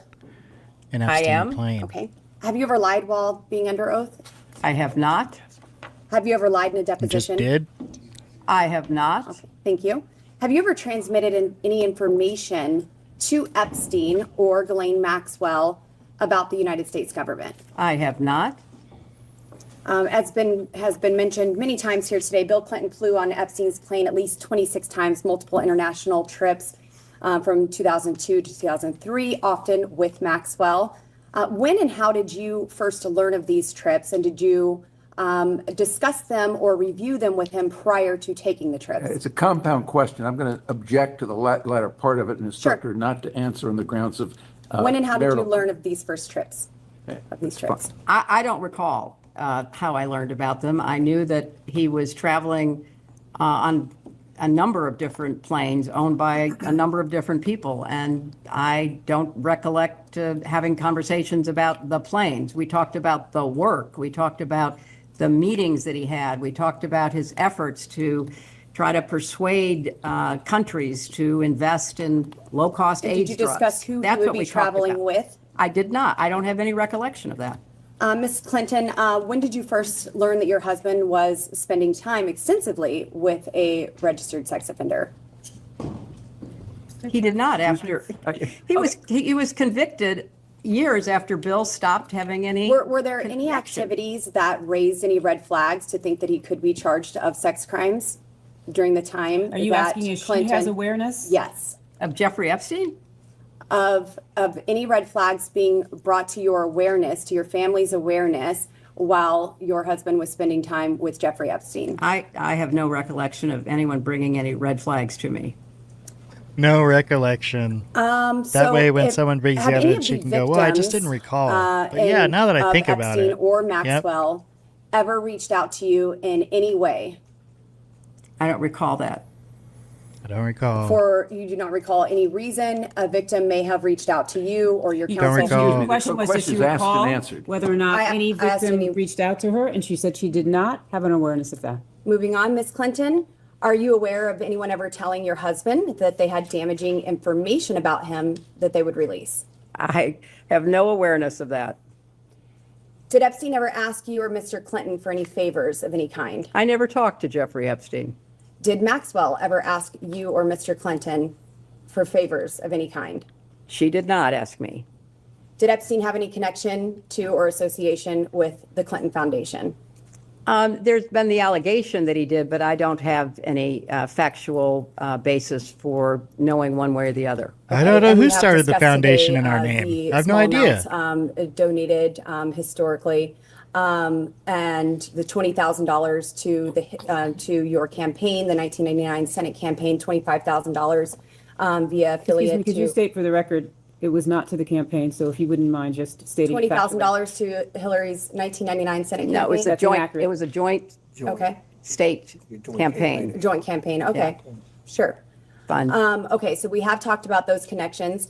In past public statements, as in 2017 speeches and interviews, you described Pizzagate as a baseless conspiracy theory, alleging you and others ran a child sex trafficking ring from a Washington pizzeria. Oh, here comes the conspiracy theory. Have you reviewed any 2025, 2026 Epstein files that were released that you believe reference or relate to those specific 2016 claims regarding the Podesta emails, Comet Ping Pong Pizza used as code possibly?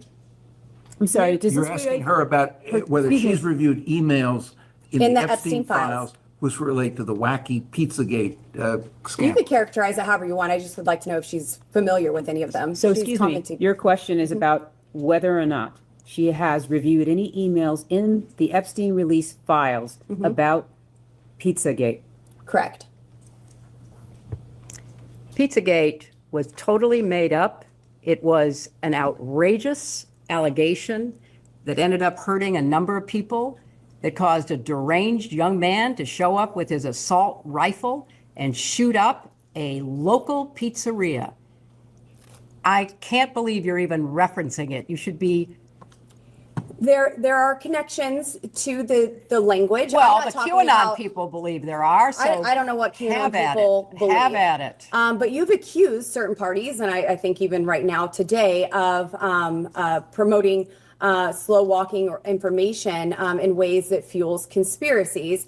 In your view, did any Epstein Maxwell related investigations or file handling pre or post 2019 contribute to or intersect with the spread of Pizzagate style theories about Democrat figures? Objection. I have Calls no for way of answering. That is the possible amount of most speculation. ridiculously. Have you or your representatives identified any Epstein file content that has been misinterpreted online to revive those claims? And what steps, if any, have you taken to clarify? Again, object on the ground of I think that this is all very Speculation. reasonable. Well, first of all, I don't follow the crazy conspiracy stories that are online. I regret that anybody does. I find it quite sad, but also disturbing that people would believe some of what is put forth, like Pizzagate. So I have taken no steps to review anything. Okay, just so you know, I'm not making this up. You can go to Gmail. And this is just Gmail. This isn't all the files. And search pizza. And there's 664 emails. And these aren't promotional Domino's offering you a free pizza. These are people making strange requests about pizza. So I think it's very obvious. Is it, does that mean it's related to trafficking? Not necessarily, but it's absolutely code for something.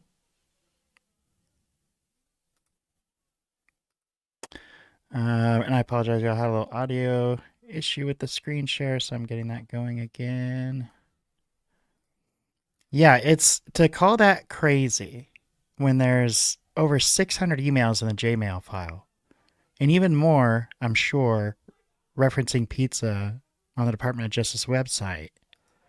But we are crazy conspiracy theorists for calling that out. Okay. Just like you're a crazy conspiracy theorist for believing this shit was going on in the first place. Until, oh, it is. Just, can't stand this woman. How much longer we got? All right. Only about another half. I'm doing this for the world, y'all. I'm making another digital footprint of this testimony before they can disappear it, not only here, but other places as well, just to have one more footprint should they ever try to erase this from the record. So that's why we're here, and I appreciate y'all that are hanging out, commenting. Like I said last time, this is so much better than just going through it by myself and not having anyone to vent to, because, if I was in here screaming at my walls or something, my wife would probably have me committed.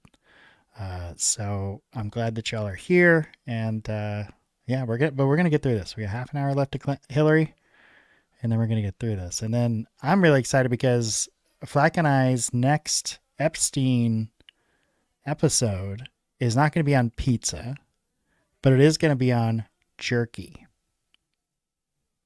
So if you're a person researching this, you've already heard that term, I'm sure. You've heard the rumors, I'm sure. And we're gonna do a deep dive on that. Whether you want it or not, we're doing it. Thing Do you think that might pizza- have any connection to something which I think is totally bogus. John Podesta, your 2016 campaign chair, appears in some Epstein file contexts. Social overlaps or mentions. Were you aware of any of the Podesta-related communications in the released files? Can you please provide examples or the evidence that you would like us to review, or the exhibits that reflect that in order for her to be able to do get that? some exhibits and pause this question Speak to in that the when you meantime. provide those. I will get those, and I will skip that question The until Congresswoman we can. asked generally if she's aware. Generally, she is asking if she's aware of specific information that is in the files that you all are relying on. Please provide the witness with If your copies of that client materials. doesn't know or has no recollection, she's welcome to state so. We're also welcome to actually see the information that you're speaking And to. again, the representative is asking general. I mean, general really, questions. I expected a lot of interesting questions today, but Pizzagate was not on my list. Why? It appears almost 1,000 times Okay, in we're the asking all emails. sorts of things here. You certainly why is that are. weird? You certainly are. We're just trying to get the truth out to the American people. Well, that and would get be some clarity. very helpful. Are you aware of Would any it? files Not for that you. were on Anthony Weiner's laptop in a folder that was titled insurance, life insurance, with a zip file titled Excuse me, Frazzle? I'd like the chairman's ru- no, I'd like the chairman's ruling. This Is is this way within the outside the scope? Is this within the scope, Mr. If Chairman? the chairman rules that it's not within the scope, I Mr. have other Chairman, based on questions. what you said in the public hearing, is this within the scope? We can go off the record for a moment. to Mr. confirm. Chairman, is this within the scope? We'll go off We'll go off the record and can talk.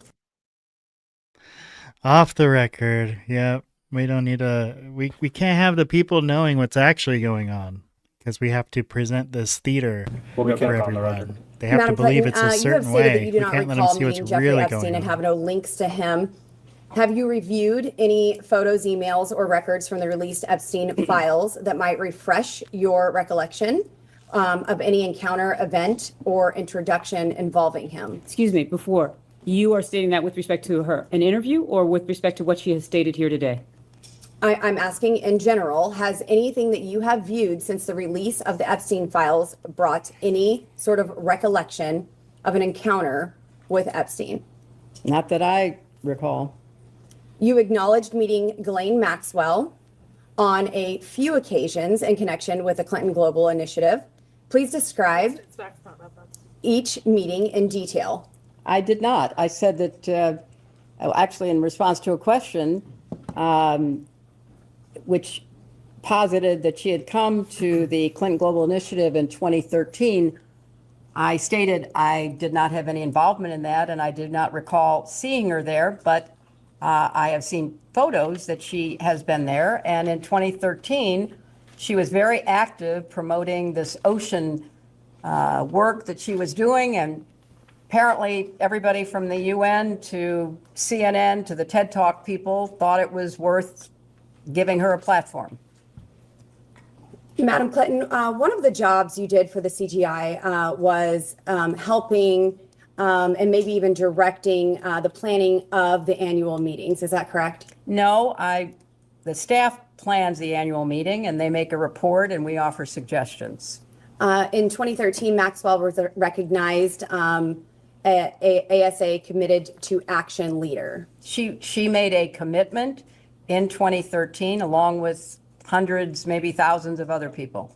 So I find it notable that in 2011, Doug Band says that he directed the Clinton Foundation staff to bar Maxwell from receiving an invite to CGI or the Clinton Foundation events. I would like to know who overruled Doug Band's suggestion to bar Maxwell. Based on hearsay, states facts, not in evidence. You can ask the witness if she knows anything about that. I know nothing about that. One moment, Ms. Boebert. The federal rules of evidence don't apply in depositions with. That's fine. I don't know anything about it. Okay. And so would you also not have any indication that who she was personally recommended by to receive such an I award? was Secretary of State. I was not involved with the CGI planning or operation. Your husband during that. presented that award, or is that true? I have no idea. Okay. And then just a couple of more questions.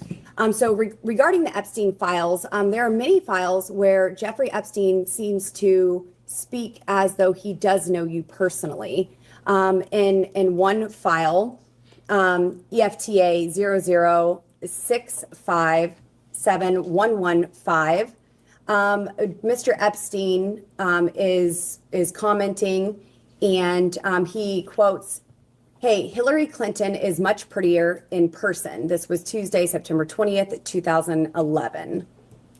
And then another. Congressman. I'm not going to object to that.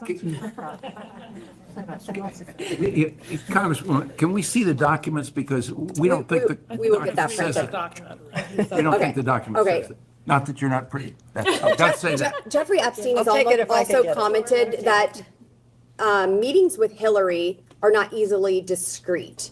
Has he ever connected someone to meet with you? Not that I'm aware of. Okay, I'm going to let my colleagues ask some questions and maybe I'll be back. Thank you. Thank you. And I'm going to let staff. Secretary Clinton, just to circle back on a few things. You mentioned that your daughter Chelsea had a friendly relationship. Is that correct with Miss Maxwell? I believe so. And did Chelsea tell you what made the relationship friendly? Again, it was through Ted Wade, the longtime friend of ours. That's how, I certainly met her. So Chelsea met Ghislaine Maxwell through Ted Wade as well? I believe that's right. And I believe you testified earlier, Ted Waite's been a family friend for like 30 years or something to that effect. Early 90s, yes. And having a friend that long, did you never discussed Miss Maxwell with Mr. Waite? I don't discuss the relationships of my friends. That's up to them. And so to be clear, you never discussed Miss Maxwell's relationship with Mr. Waite? Not that I recall. Shortly, as my memory is that shortly after the wedding, on July 31st, 2010, shortly after that, they broke up. And shortly after that, he married somebody else. I know nothing about the relationship. I'm just describing what I believe was the chronology. Understood. And upon that breakup, as you said, Mr. Waite never said anything to the effect of why they broke up. Not to me, he didn't. Circling the 2013 CGI annual conference has been brought up on a few occasions today. Yes, indeed. I believe you said you did not remember seeing Miss Maxwell there. Is that correct? I do not recall seeing her there. And you had no interaction with her at all? Not that I recall. After this 2013 annual conference of CGI, did anyone raise any concerns to you about Miss Maxwell being there? Not that I recall. Did, separate from just the 2013 event, did Mr. Band ever raise concerns about Miss Maxwell to you? Not that I recall.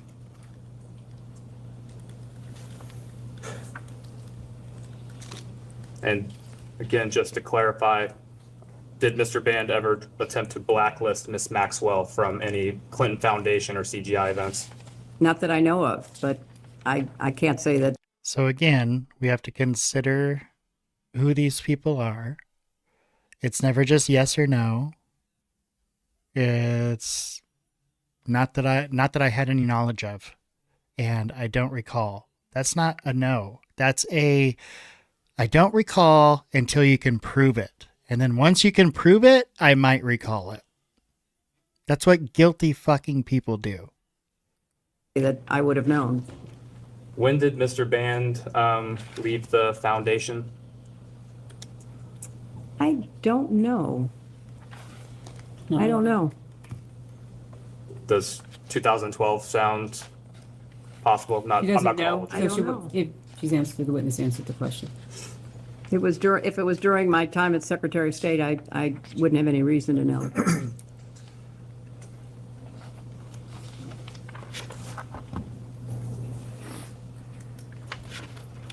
Who would have final decisions over the list of individuals or entities that would get recognized at a CGI event? It was a staff decision.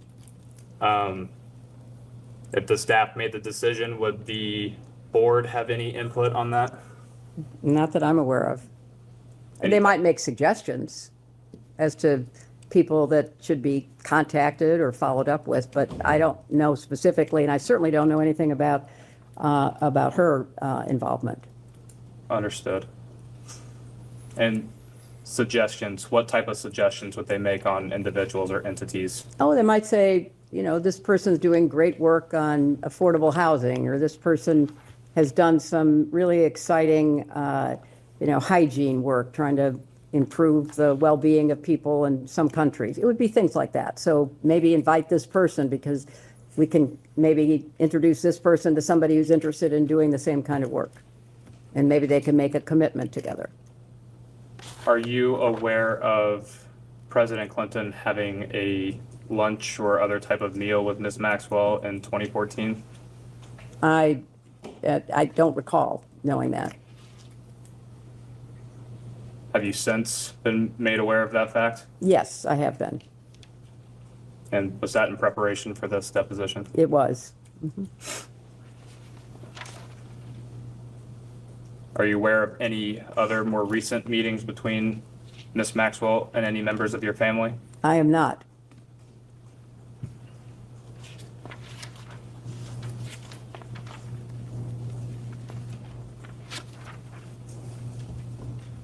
Does the Clinton Foundation often use jets of other individuals for foundation business? Yes. And that is still a common practice today? I don't know how common it is, but it has been in the past. And were there any other type of aircrafts that you are aware of President Clinton traveling on with Mr. Epstein? I am not aware of any other.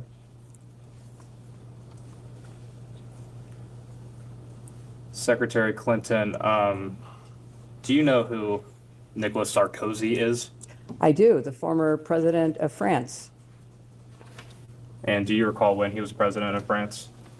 He was president while I was Secretary of State, but I don't know, his actual years of term.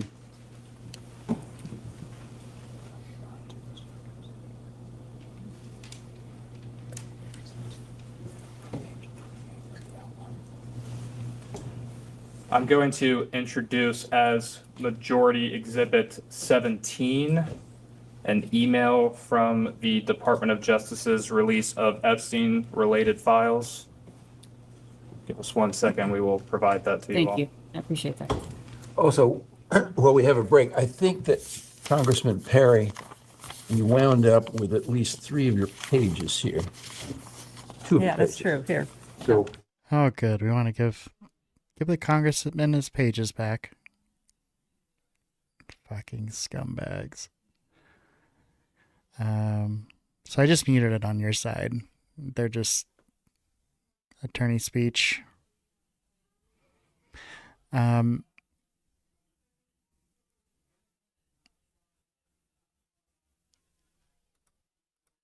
So one thing I was going to try and get in here is that because these depositions are under oath is the reason they are so careful about their answers. And if you look at the history of depositions like this, a lot of times, when my dog likes it, a lot of times what they don't say can say more than what they do say. So the I don't recalls are really, really red flags in this instance, because if you really wanted to help this investigation and stop this from ever happening again, you wouldn't need a team of lawyers up there to make sure you know what the word "the" means before answering. It's complete sham. It's theater. It's nonsense. But they're under oath. So we're going to make that digital footprint, the additional digital footprint of it anyway.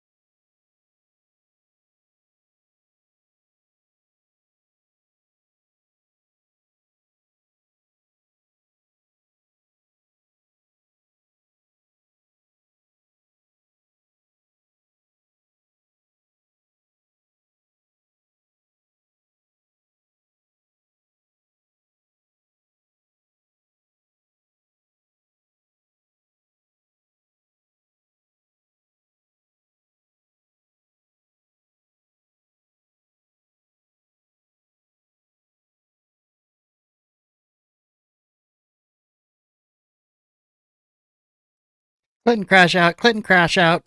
Wait.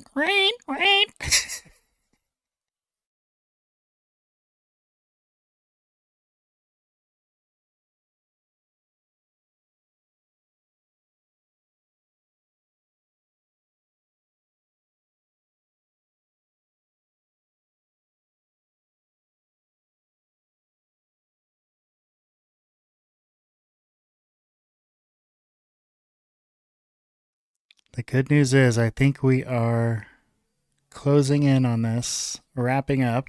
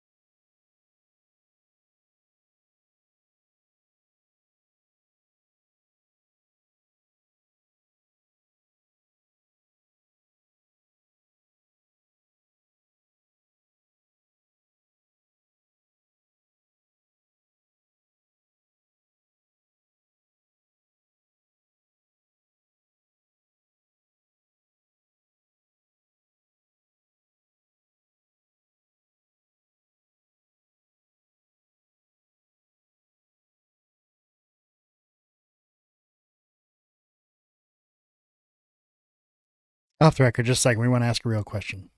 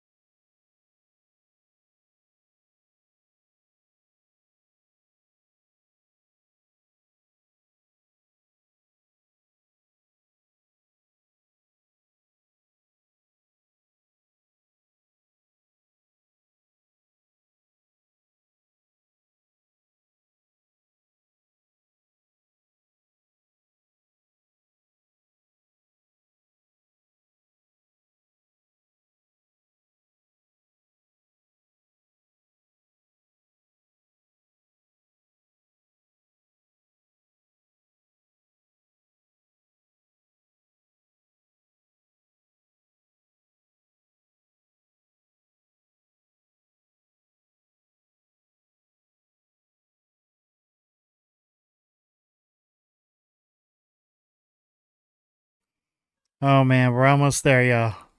You've done it. And here's the thing. I promise. I didn't decide, oh my God, I just can't wait to review the Hillary and Bill Clinton 4.5 hour each depositions, right? Not exactly going to kill it on the ratings. It can be extremely frustrating and boring at times. But if you've watched these or watched another full version of these hearings, you're doing yourself a service because you're not relying on, headlines and articles and hot takes that other people have. You can see right here, plain as day, the involvement, the legal concern when trying to get to simple answers of questions. Clearly the Clintons have something to hide about this.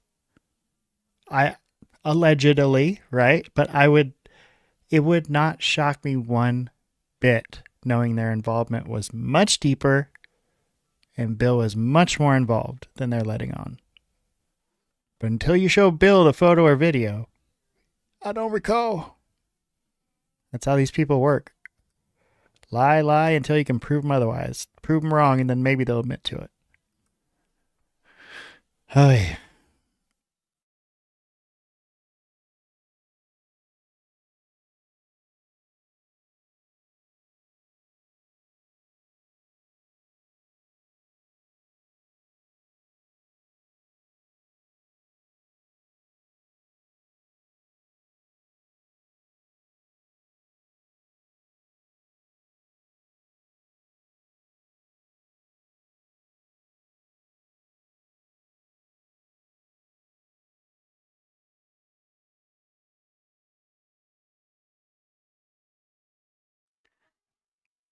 That is the, in case you're wondering, 1st of that's January, the third 2024, attorney and it's you've page now been able 88 to of hear in the background on Hillary's behalf.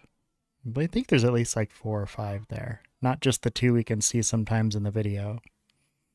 So this is yet another lawyer behind Hillary, trying to get it to take time I'm going to and ask about.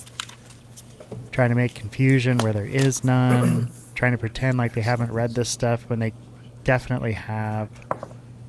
It's all a show. I mean, look at her. She knows, oh shit, I'm going to have to read something that maybe we look bad in. Oh no. Guarantee you they've all read this. They've gone through all these files. For the record, We can just say, you hear that? We can just say. And Counselor, the document is a case in don't the recall. Southern United States District Court for the Southern District of New York in Virginia Giuffre v. Ghislaine Maxwell. And I believe the Congresswoman has already stated the case number that is listed at the top of the document. Got that. I was just asking what pleading it was. Is it the complaint? Is it discovery? I don't think that the title of the document. This would be the defendant's submission regarding search terms and notice of compliance with court order concerning forensic examination of devices. Thank you.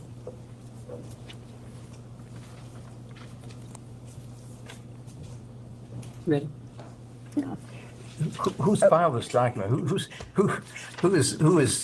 You know, Ghislaine Maxwell. Maxwell filed the document, and it was objecting to a search, to a discovery request. I don't understand what. Could you help us by providing some clarification there? That is the clarification that we have, that this is her her submission to the court regarding a forensic analysis. And by her, you mean Ghislaine Miss Maxwell or? Maxwell's, yeah, Miss Maxwell's. Again, that is here. That is what this document is. Well, it's a single page of that document. Can we go off the record for a moment? Oh my god, this is so maddening, y'all.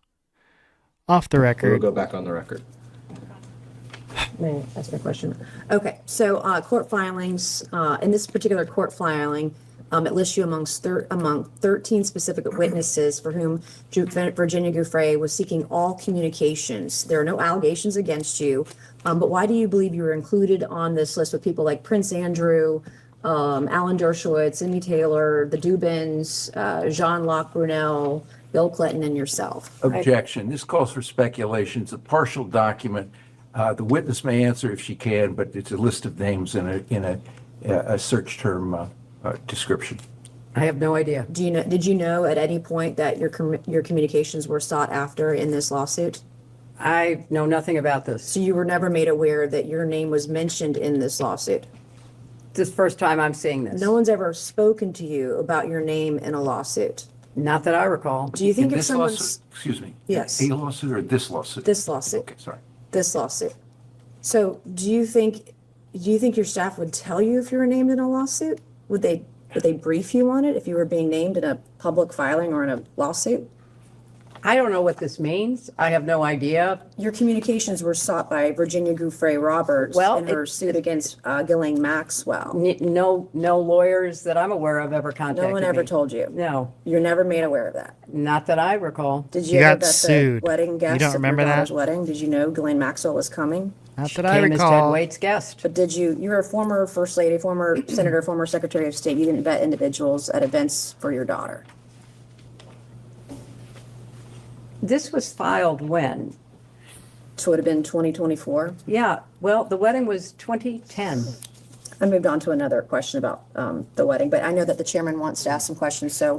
He's got a few more, then I'll ask the last question. Secretary Clinton, thank you again for being here today. I have one final question for you, and then I will turn it over to the chairman.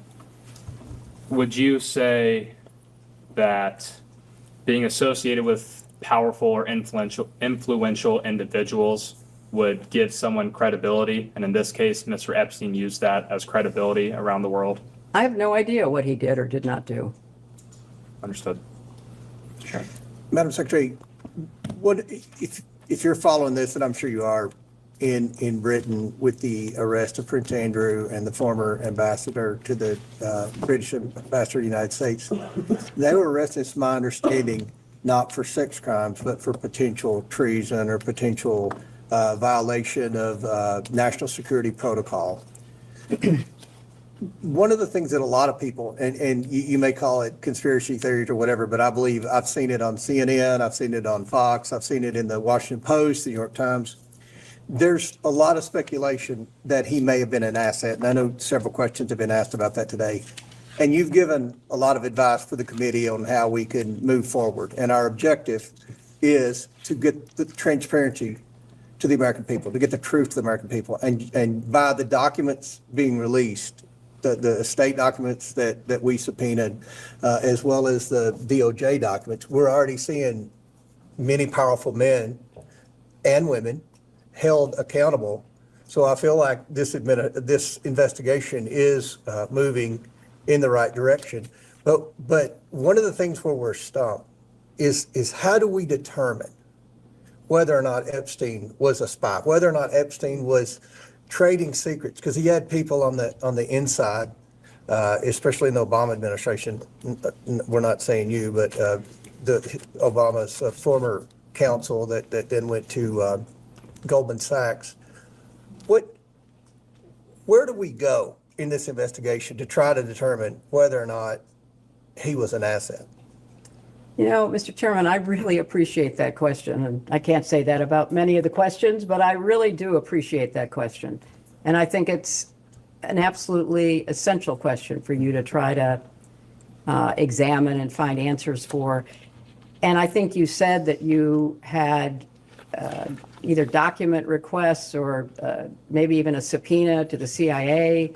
I would also include the DNI. I would include any counterintelligence or appropriate unit within the Justice Department.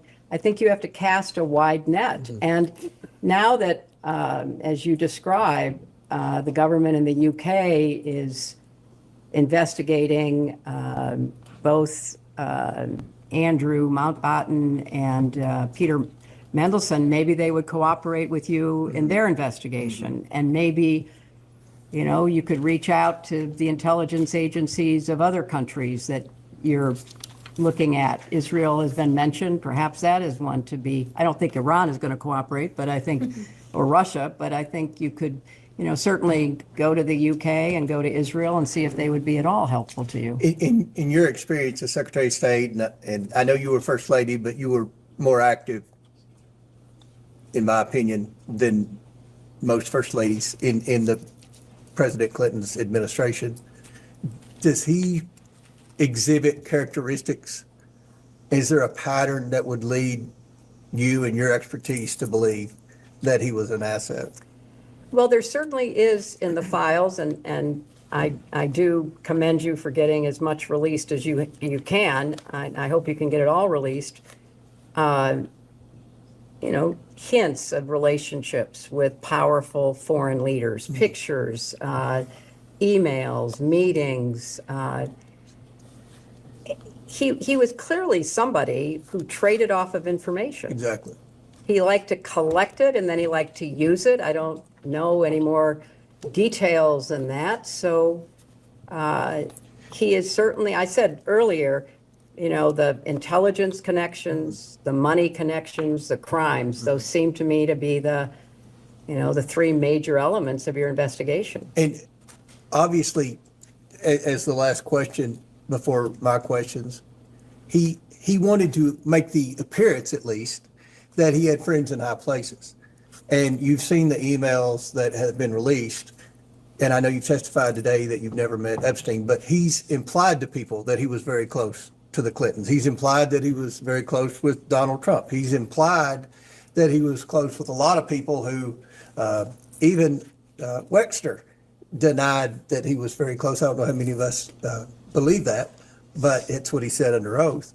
And it's just amazing to me, and I think most Americans who are following this, how this guy could have Prince Andrew a frequent visitor, have people from the Saudi royal family, people at the highest levels in several administrations. And that's why we brought you in. We're just trying to get answers. And again, I think that one of the big questions, and it looks like that's the direction Britain's going, is was he a spy? Was he committing treason in any country? So that's why we would welcome any advice if you have any thoughts after this or anything else. Mr. Chairman, I want you to get to the bottom of this to the best of your ability. Mm-hmm. And, I'm more than happy to offer whatever insight I might have, as you say, about the framework of this, and also about any further actions to take and on trafficking to strengthen our response. And that's one more question. I think we've got 1 minute left, or 2 minutes left. So you obviously stated in your opening statement that you were involved with human trafficking and trying to prevent that.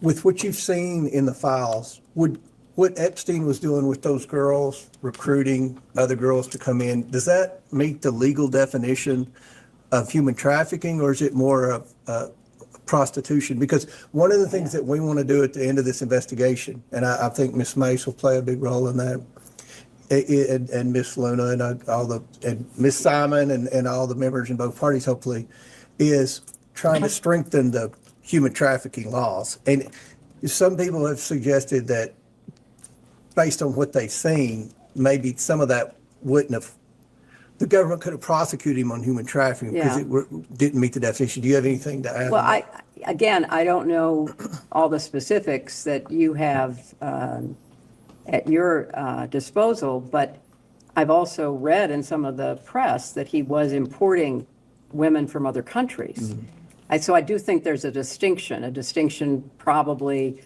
between what happened in the United States, but also what he was doing in other countries. So I think, but really, Mr. Chairman, you have to study this and analyze it and then advise your other colleagues in the Congress, your colleagues in the administration about laws that need to be changed and strengthened and resources that should be directed.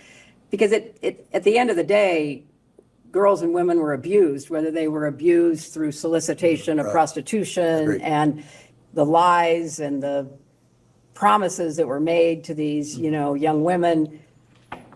And that in itself is just despicable. But then a system that, got close to customs agents, got close to local prosecutors. I mean, this man was a master manipulator, a con artist of the nth degree. Mm-hmm.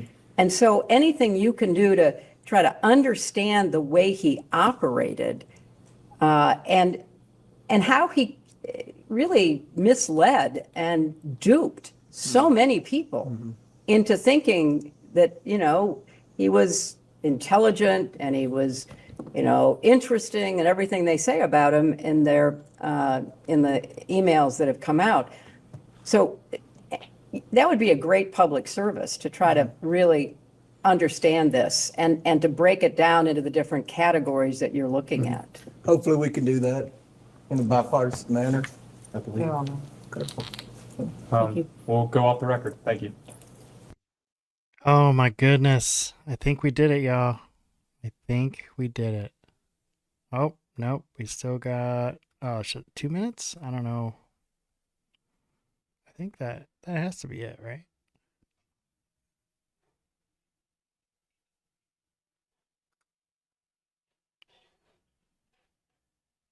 We can go back on the record.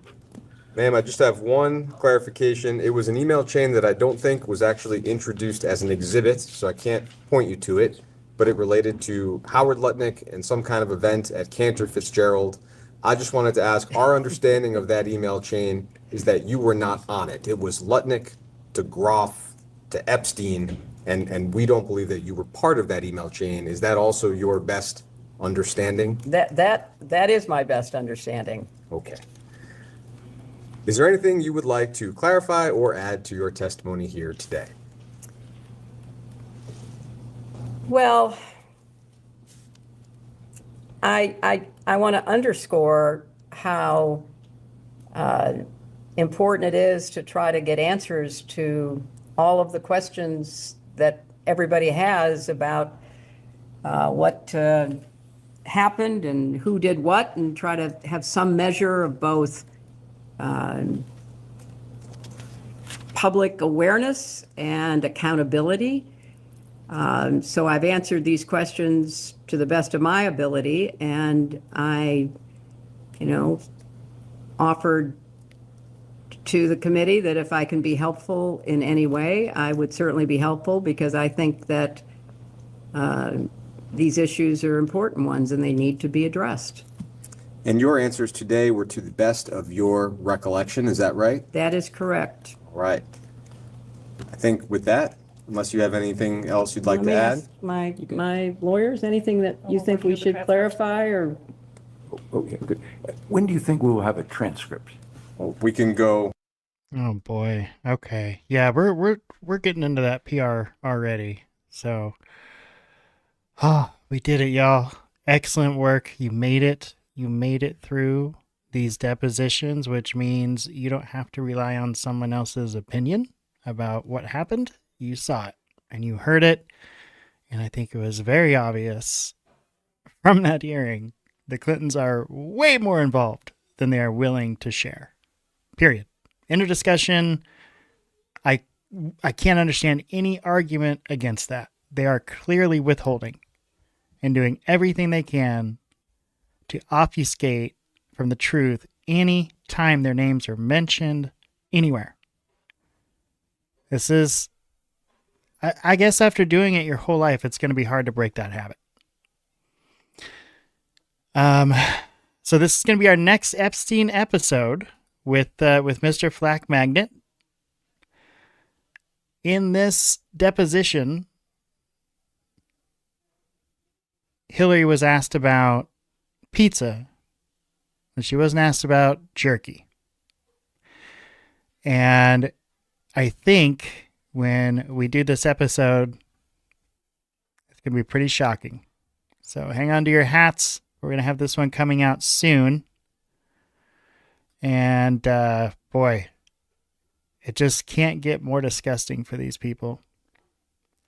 With that said, thanks for hanging out. This was a super long live stream. And thanks for the comments, the likes, the subscribes, all that good stuff. So keep it coming, and we'll keep them coming for you all.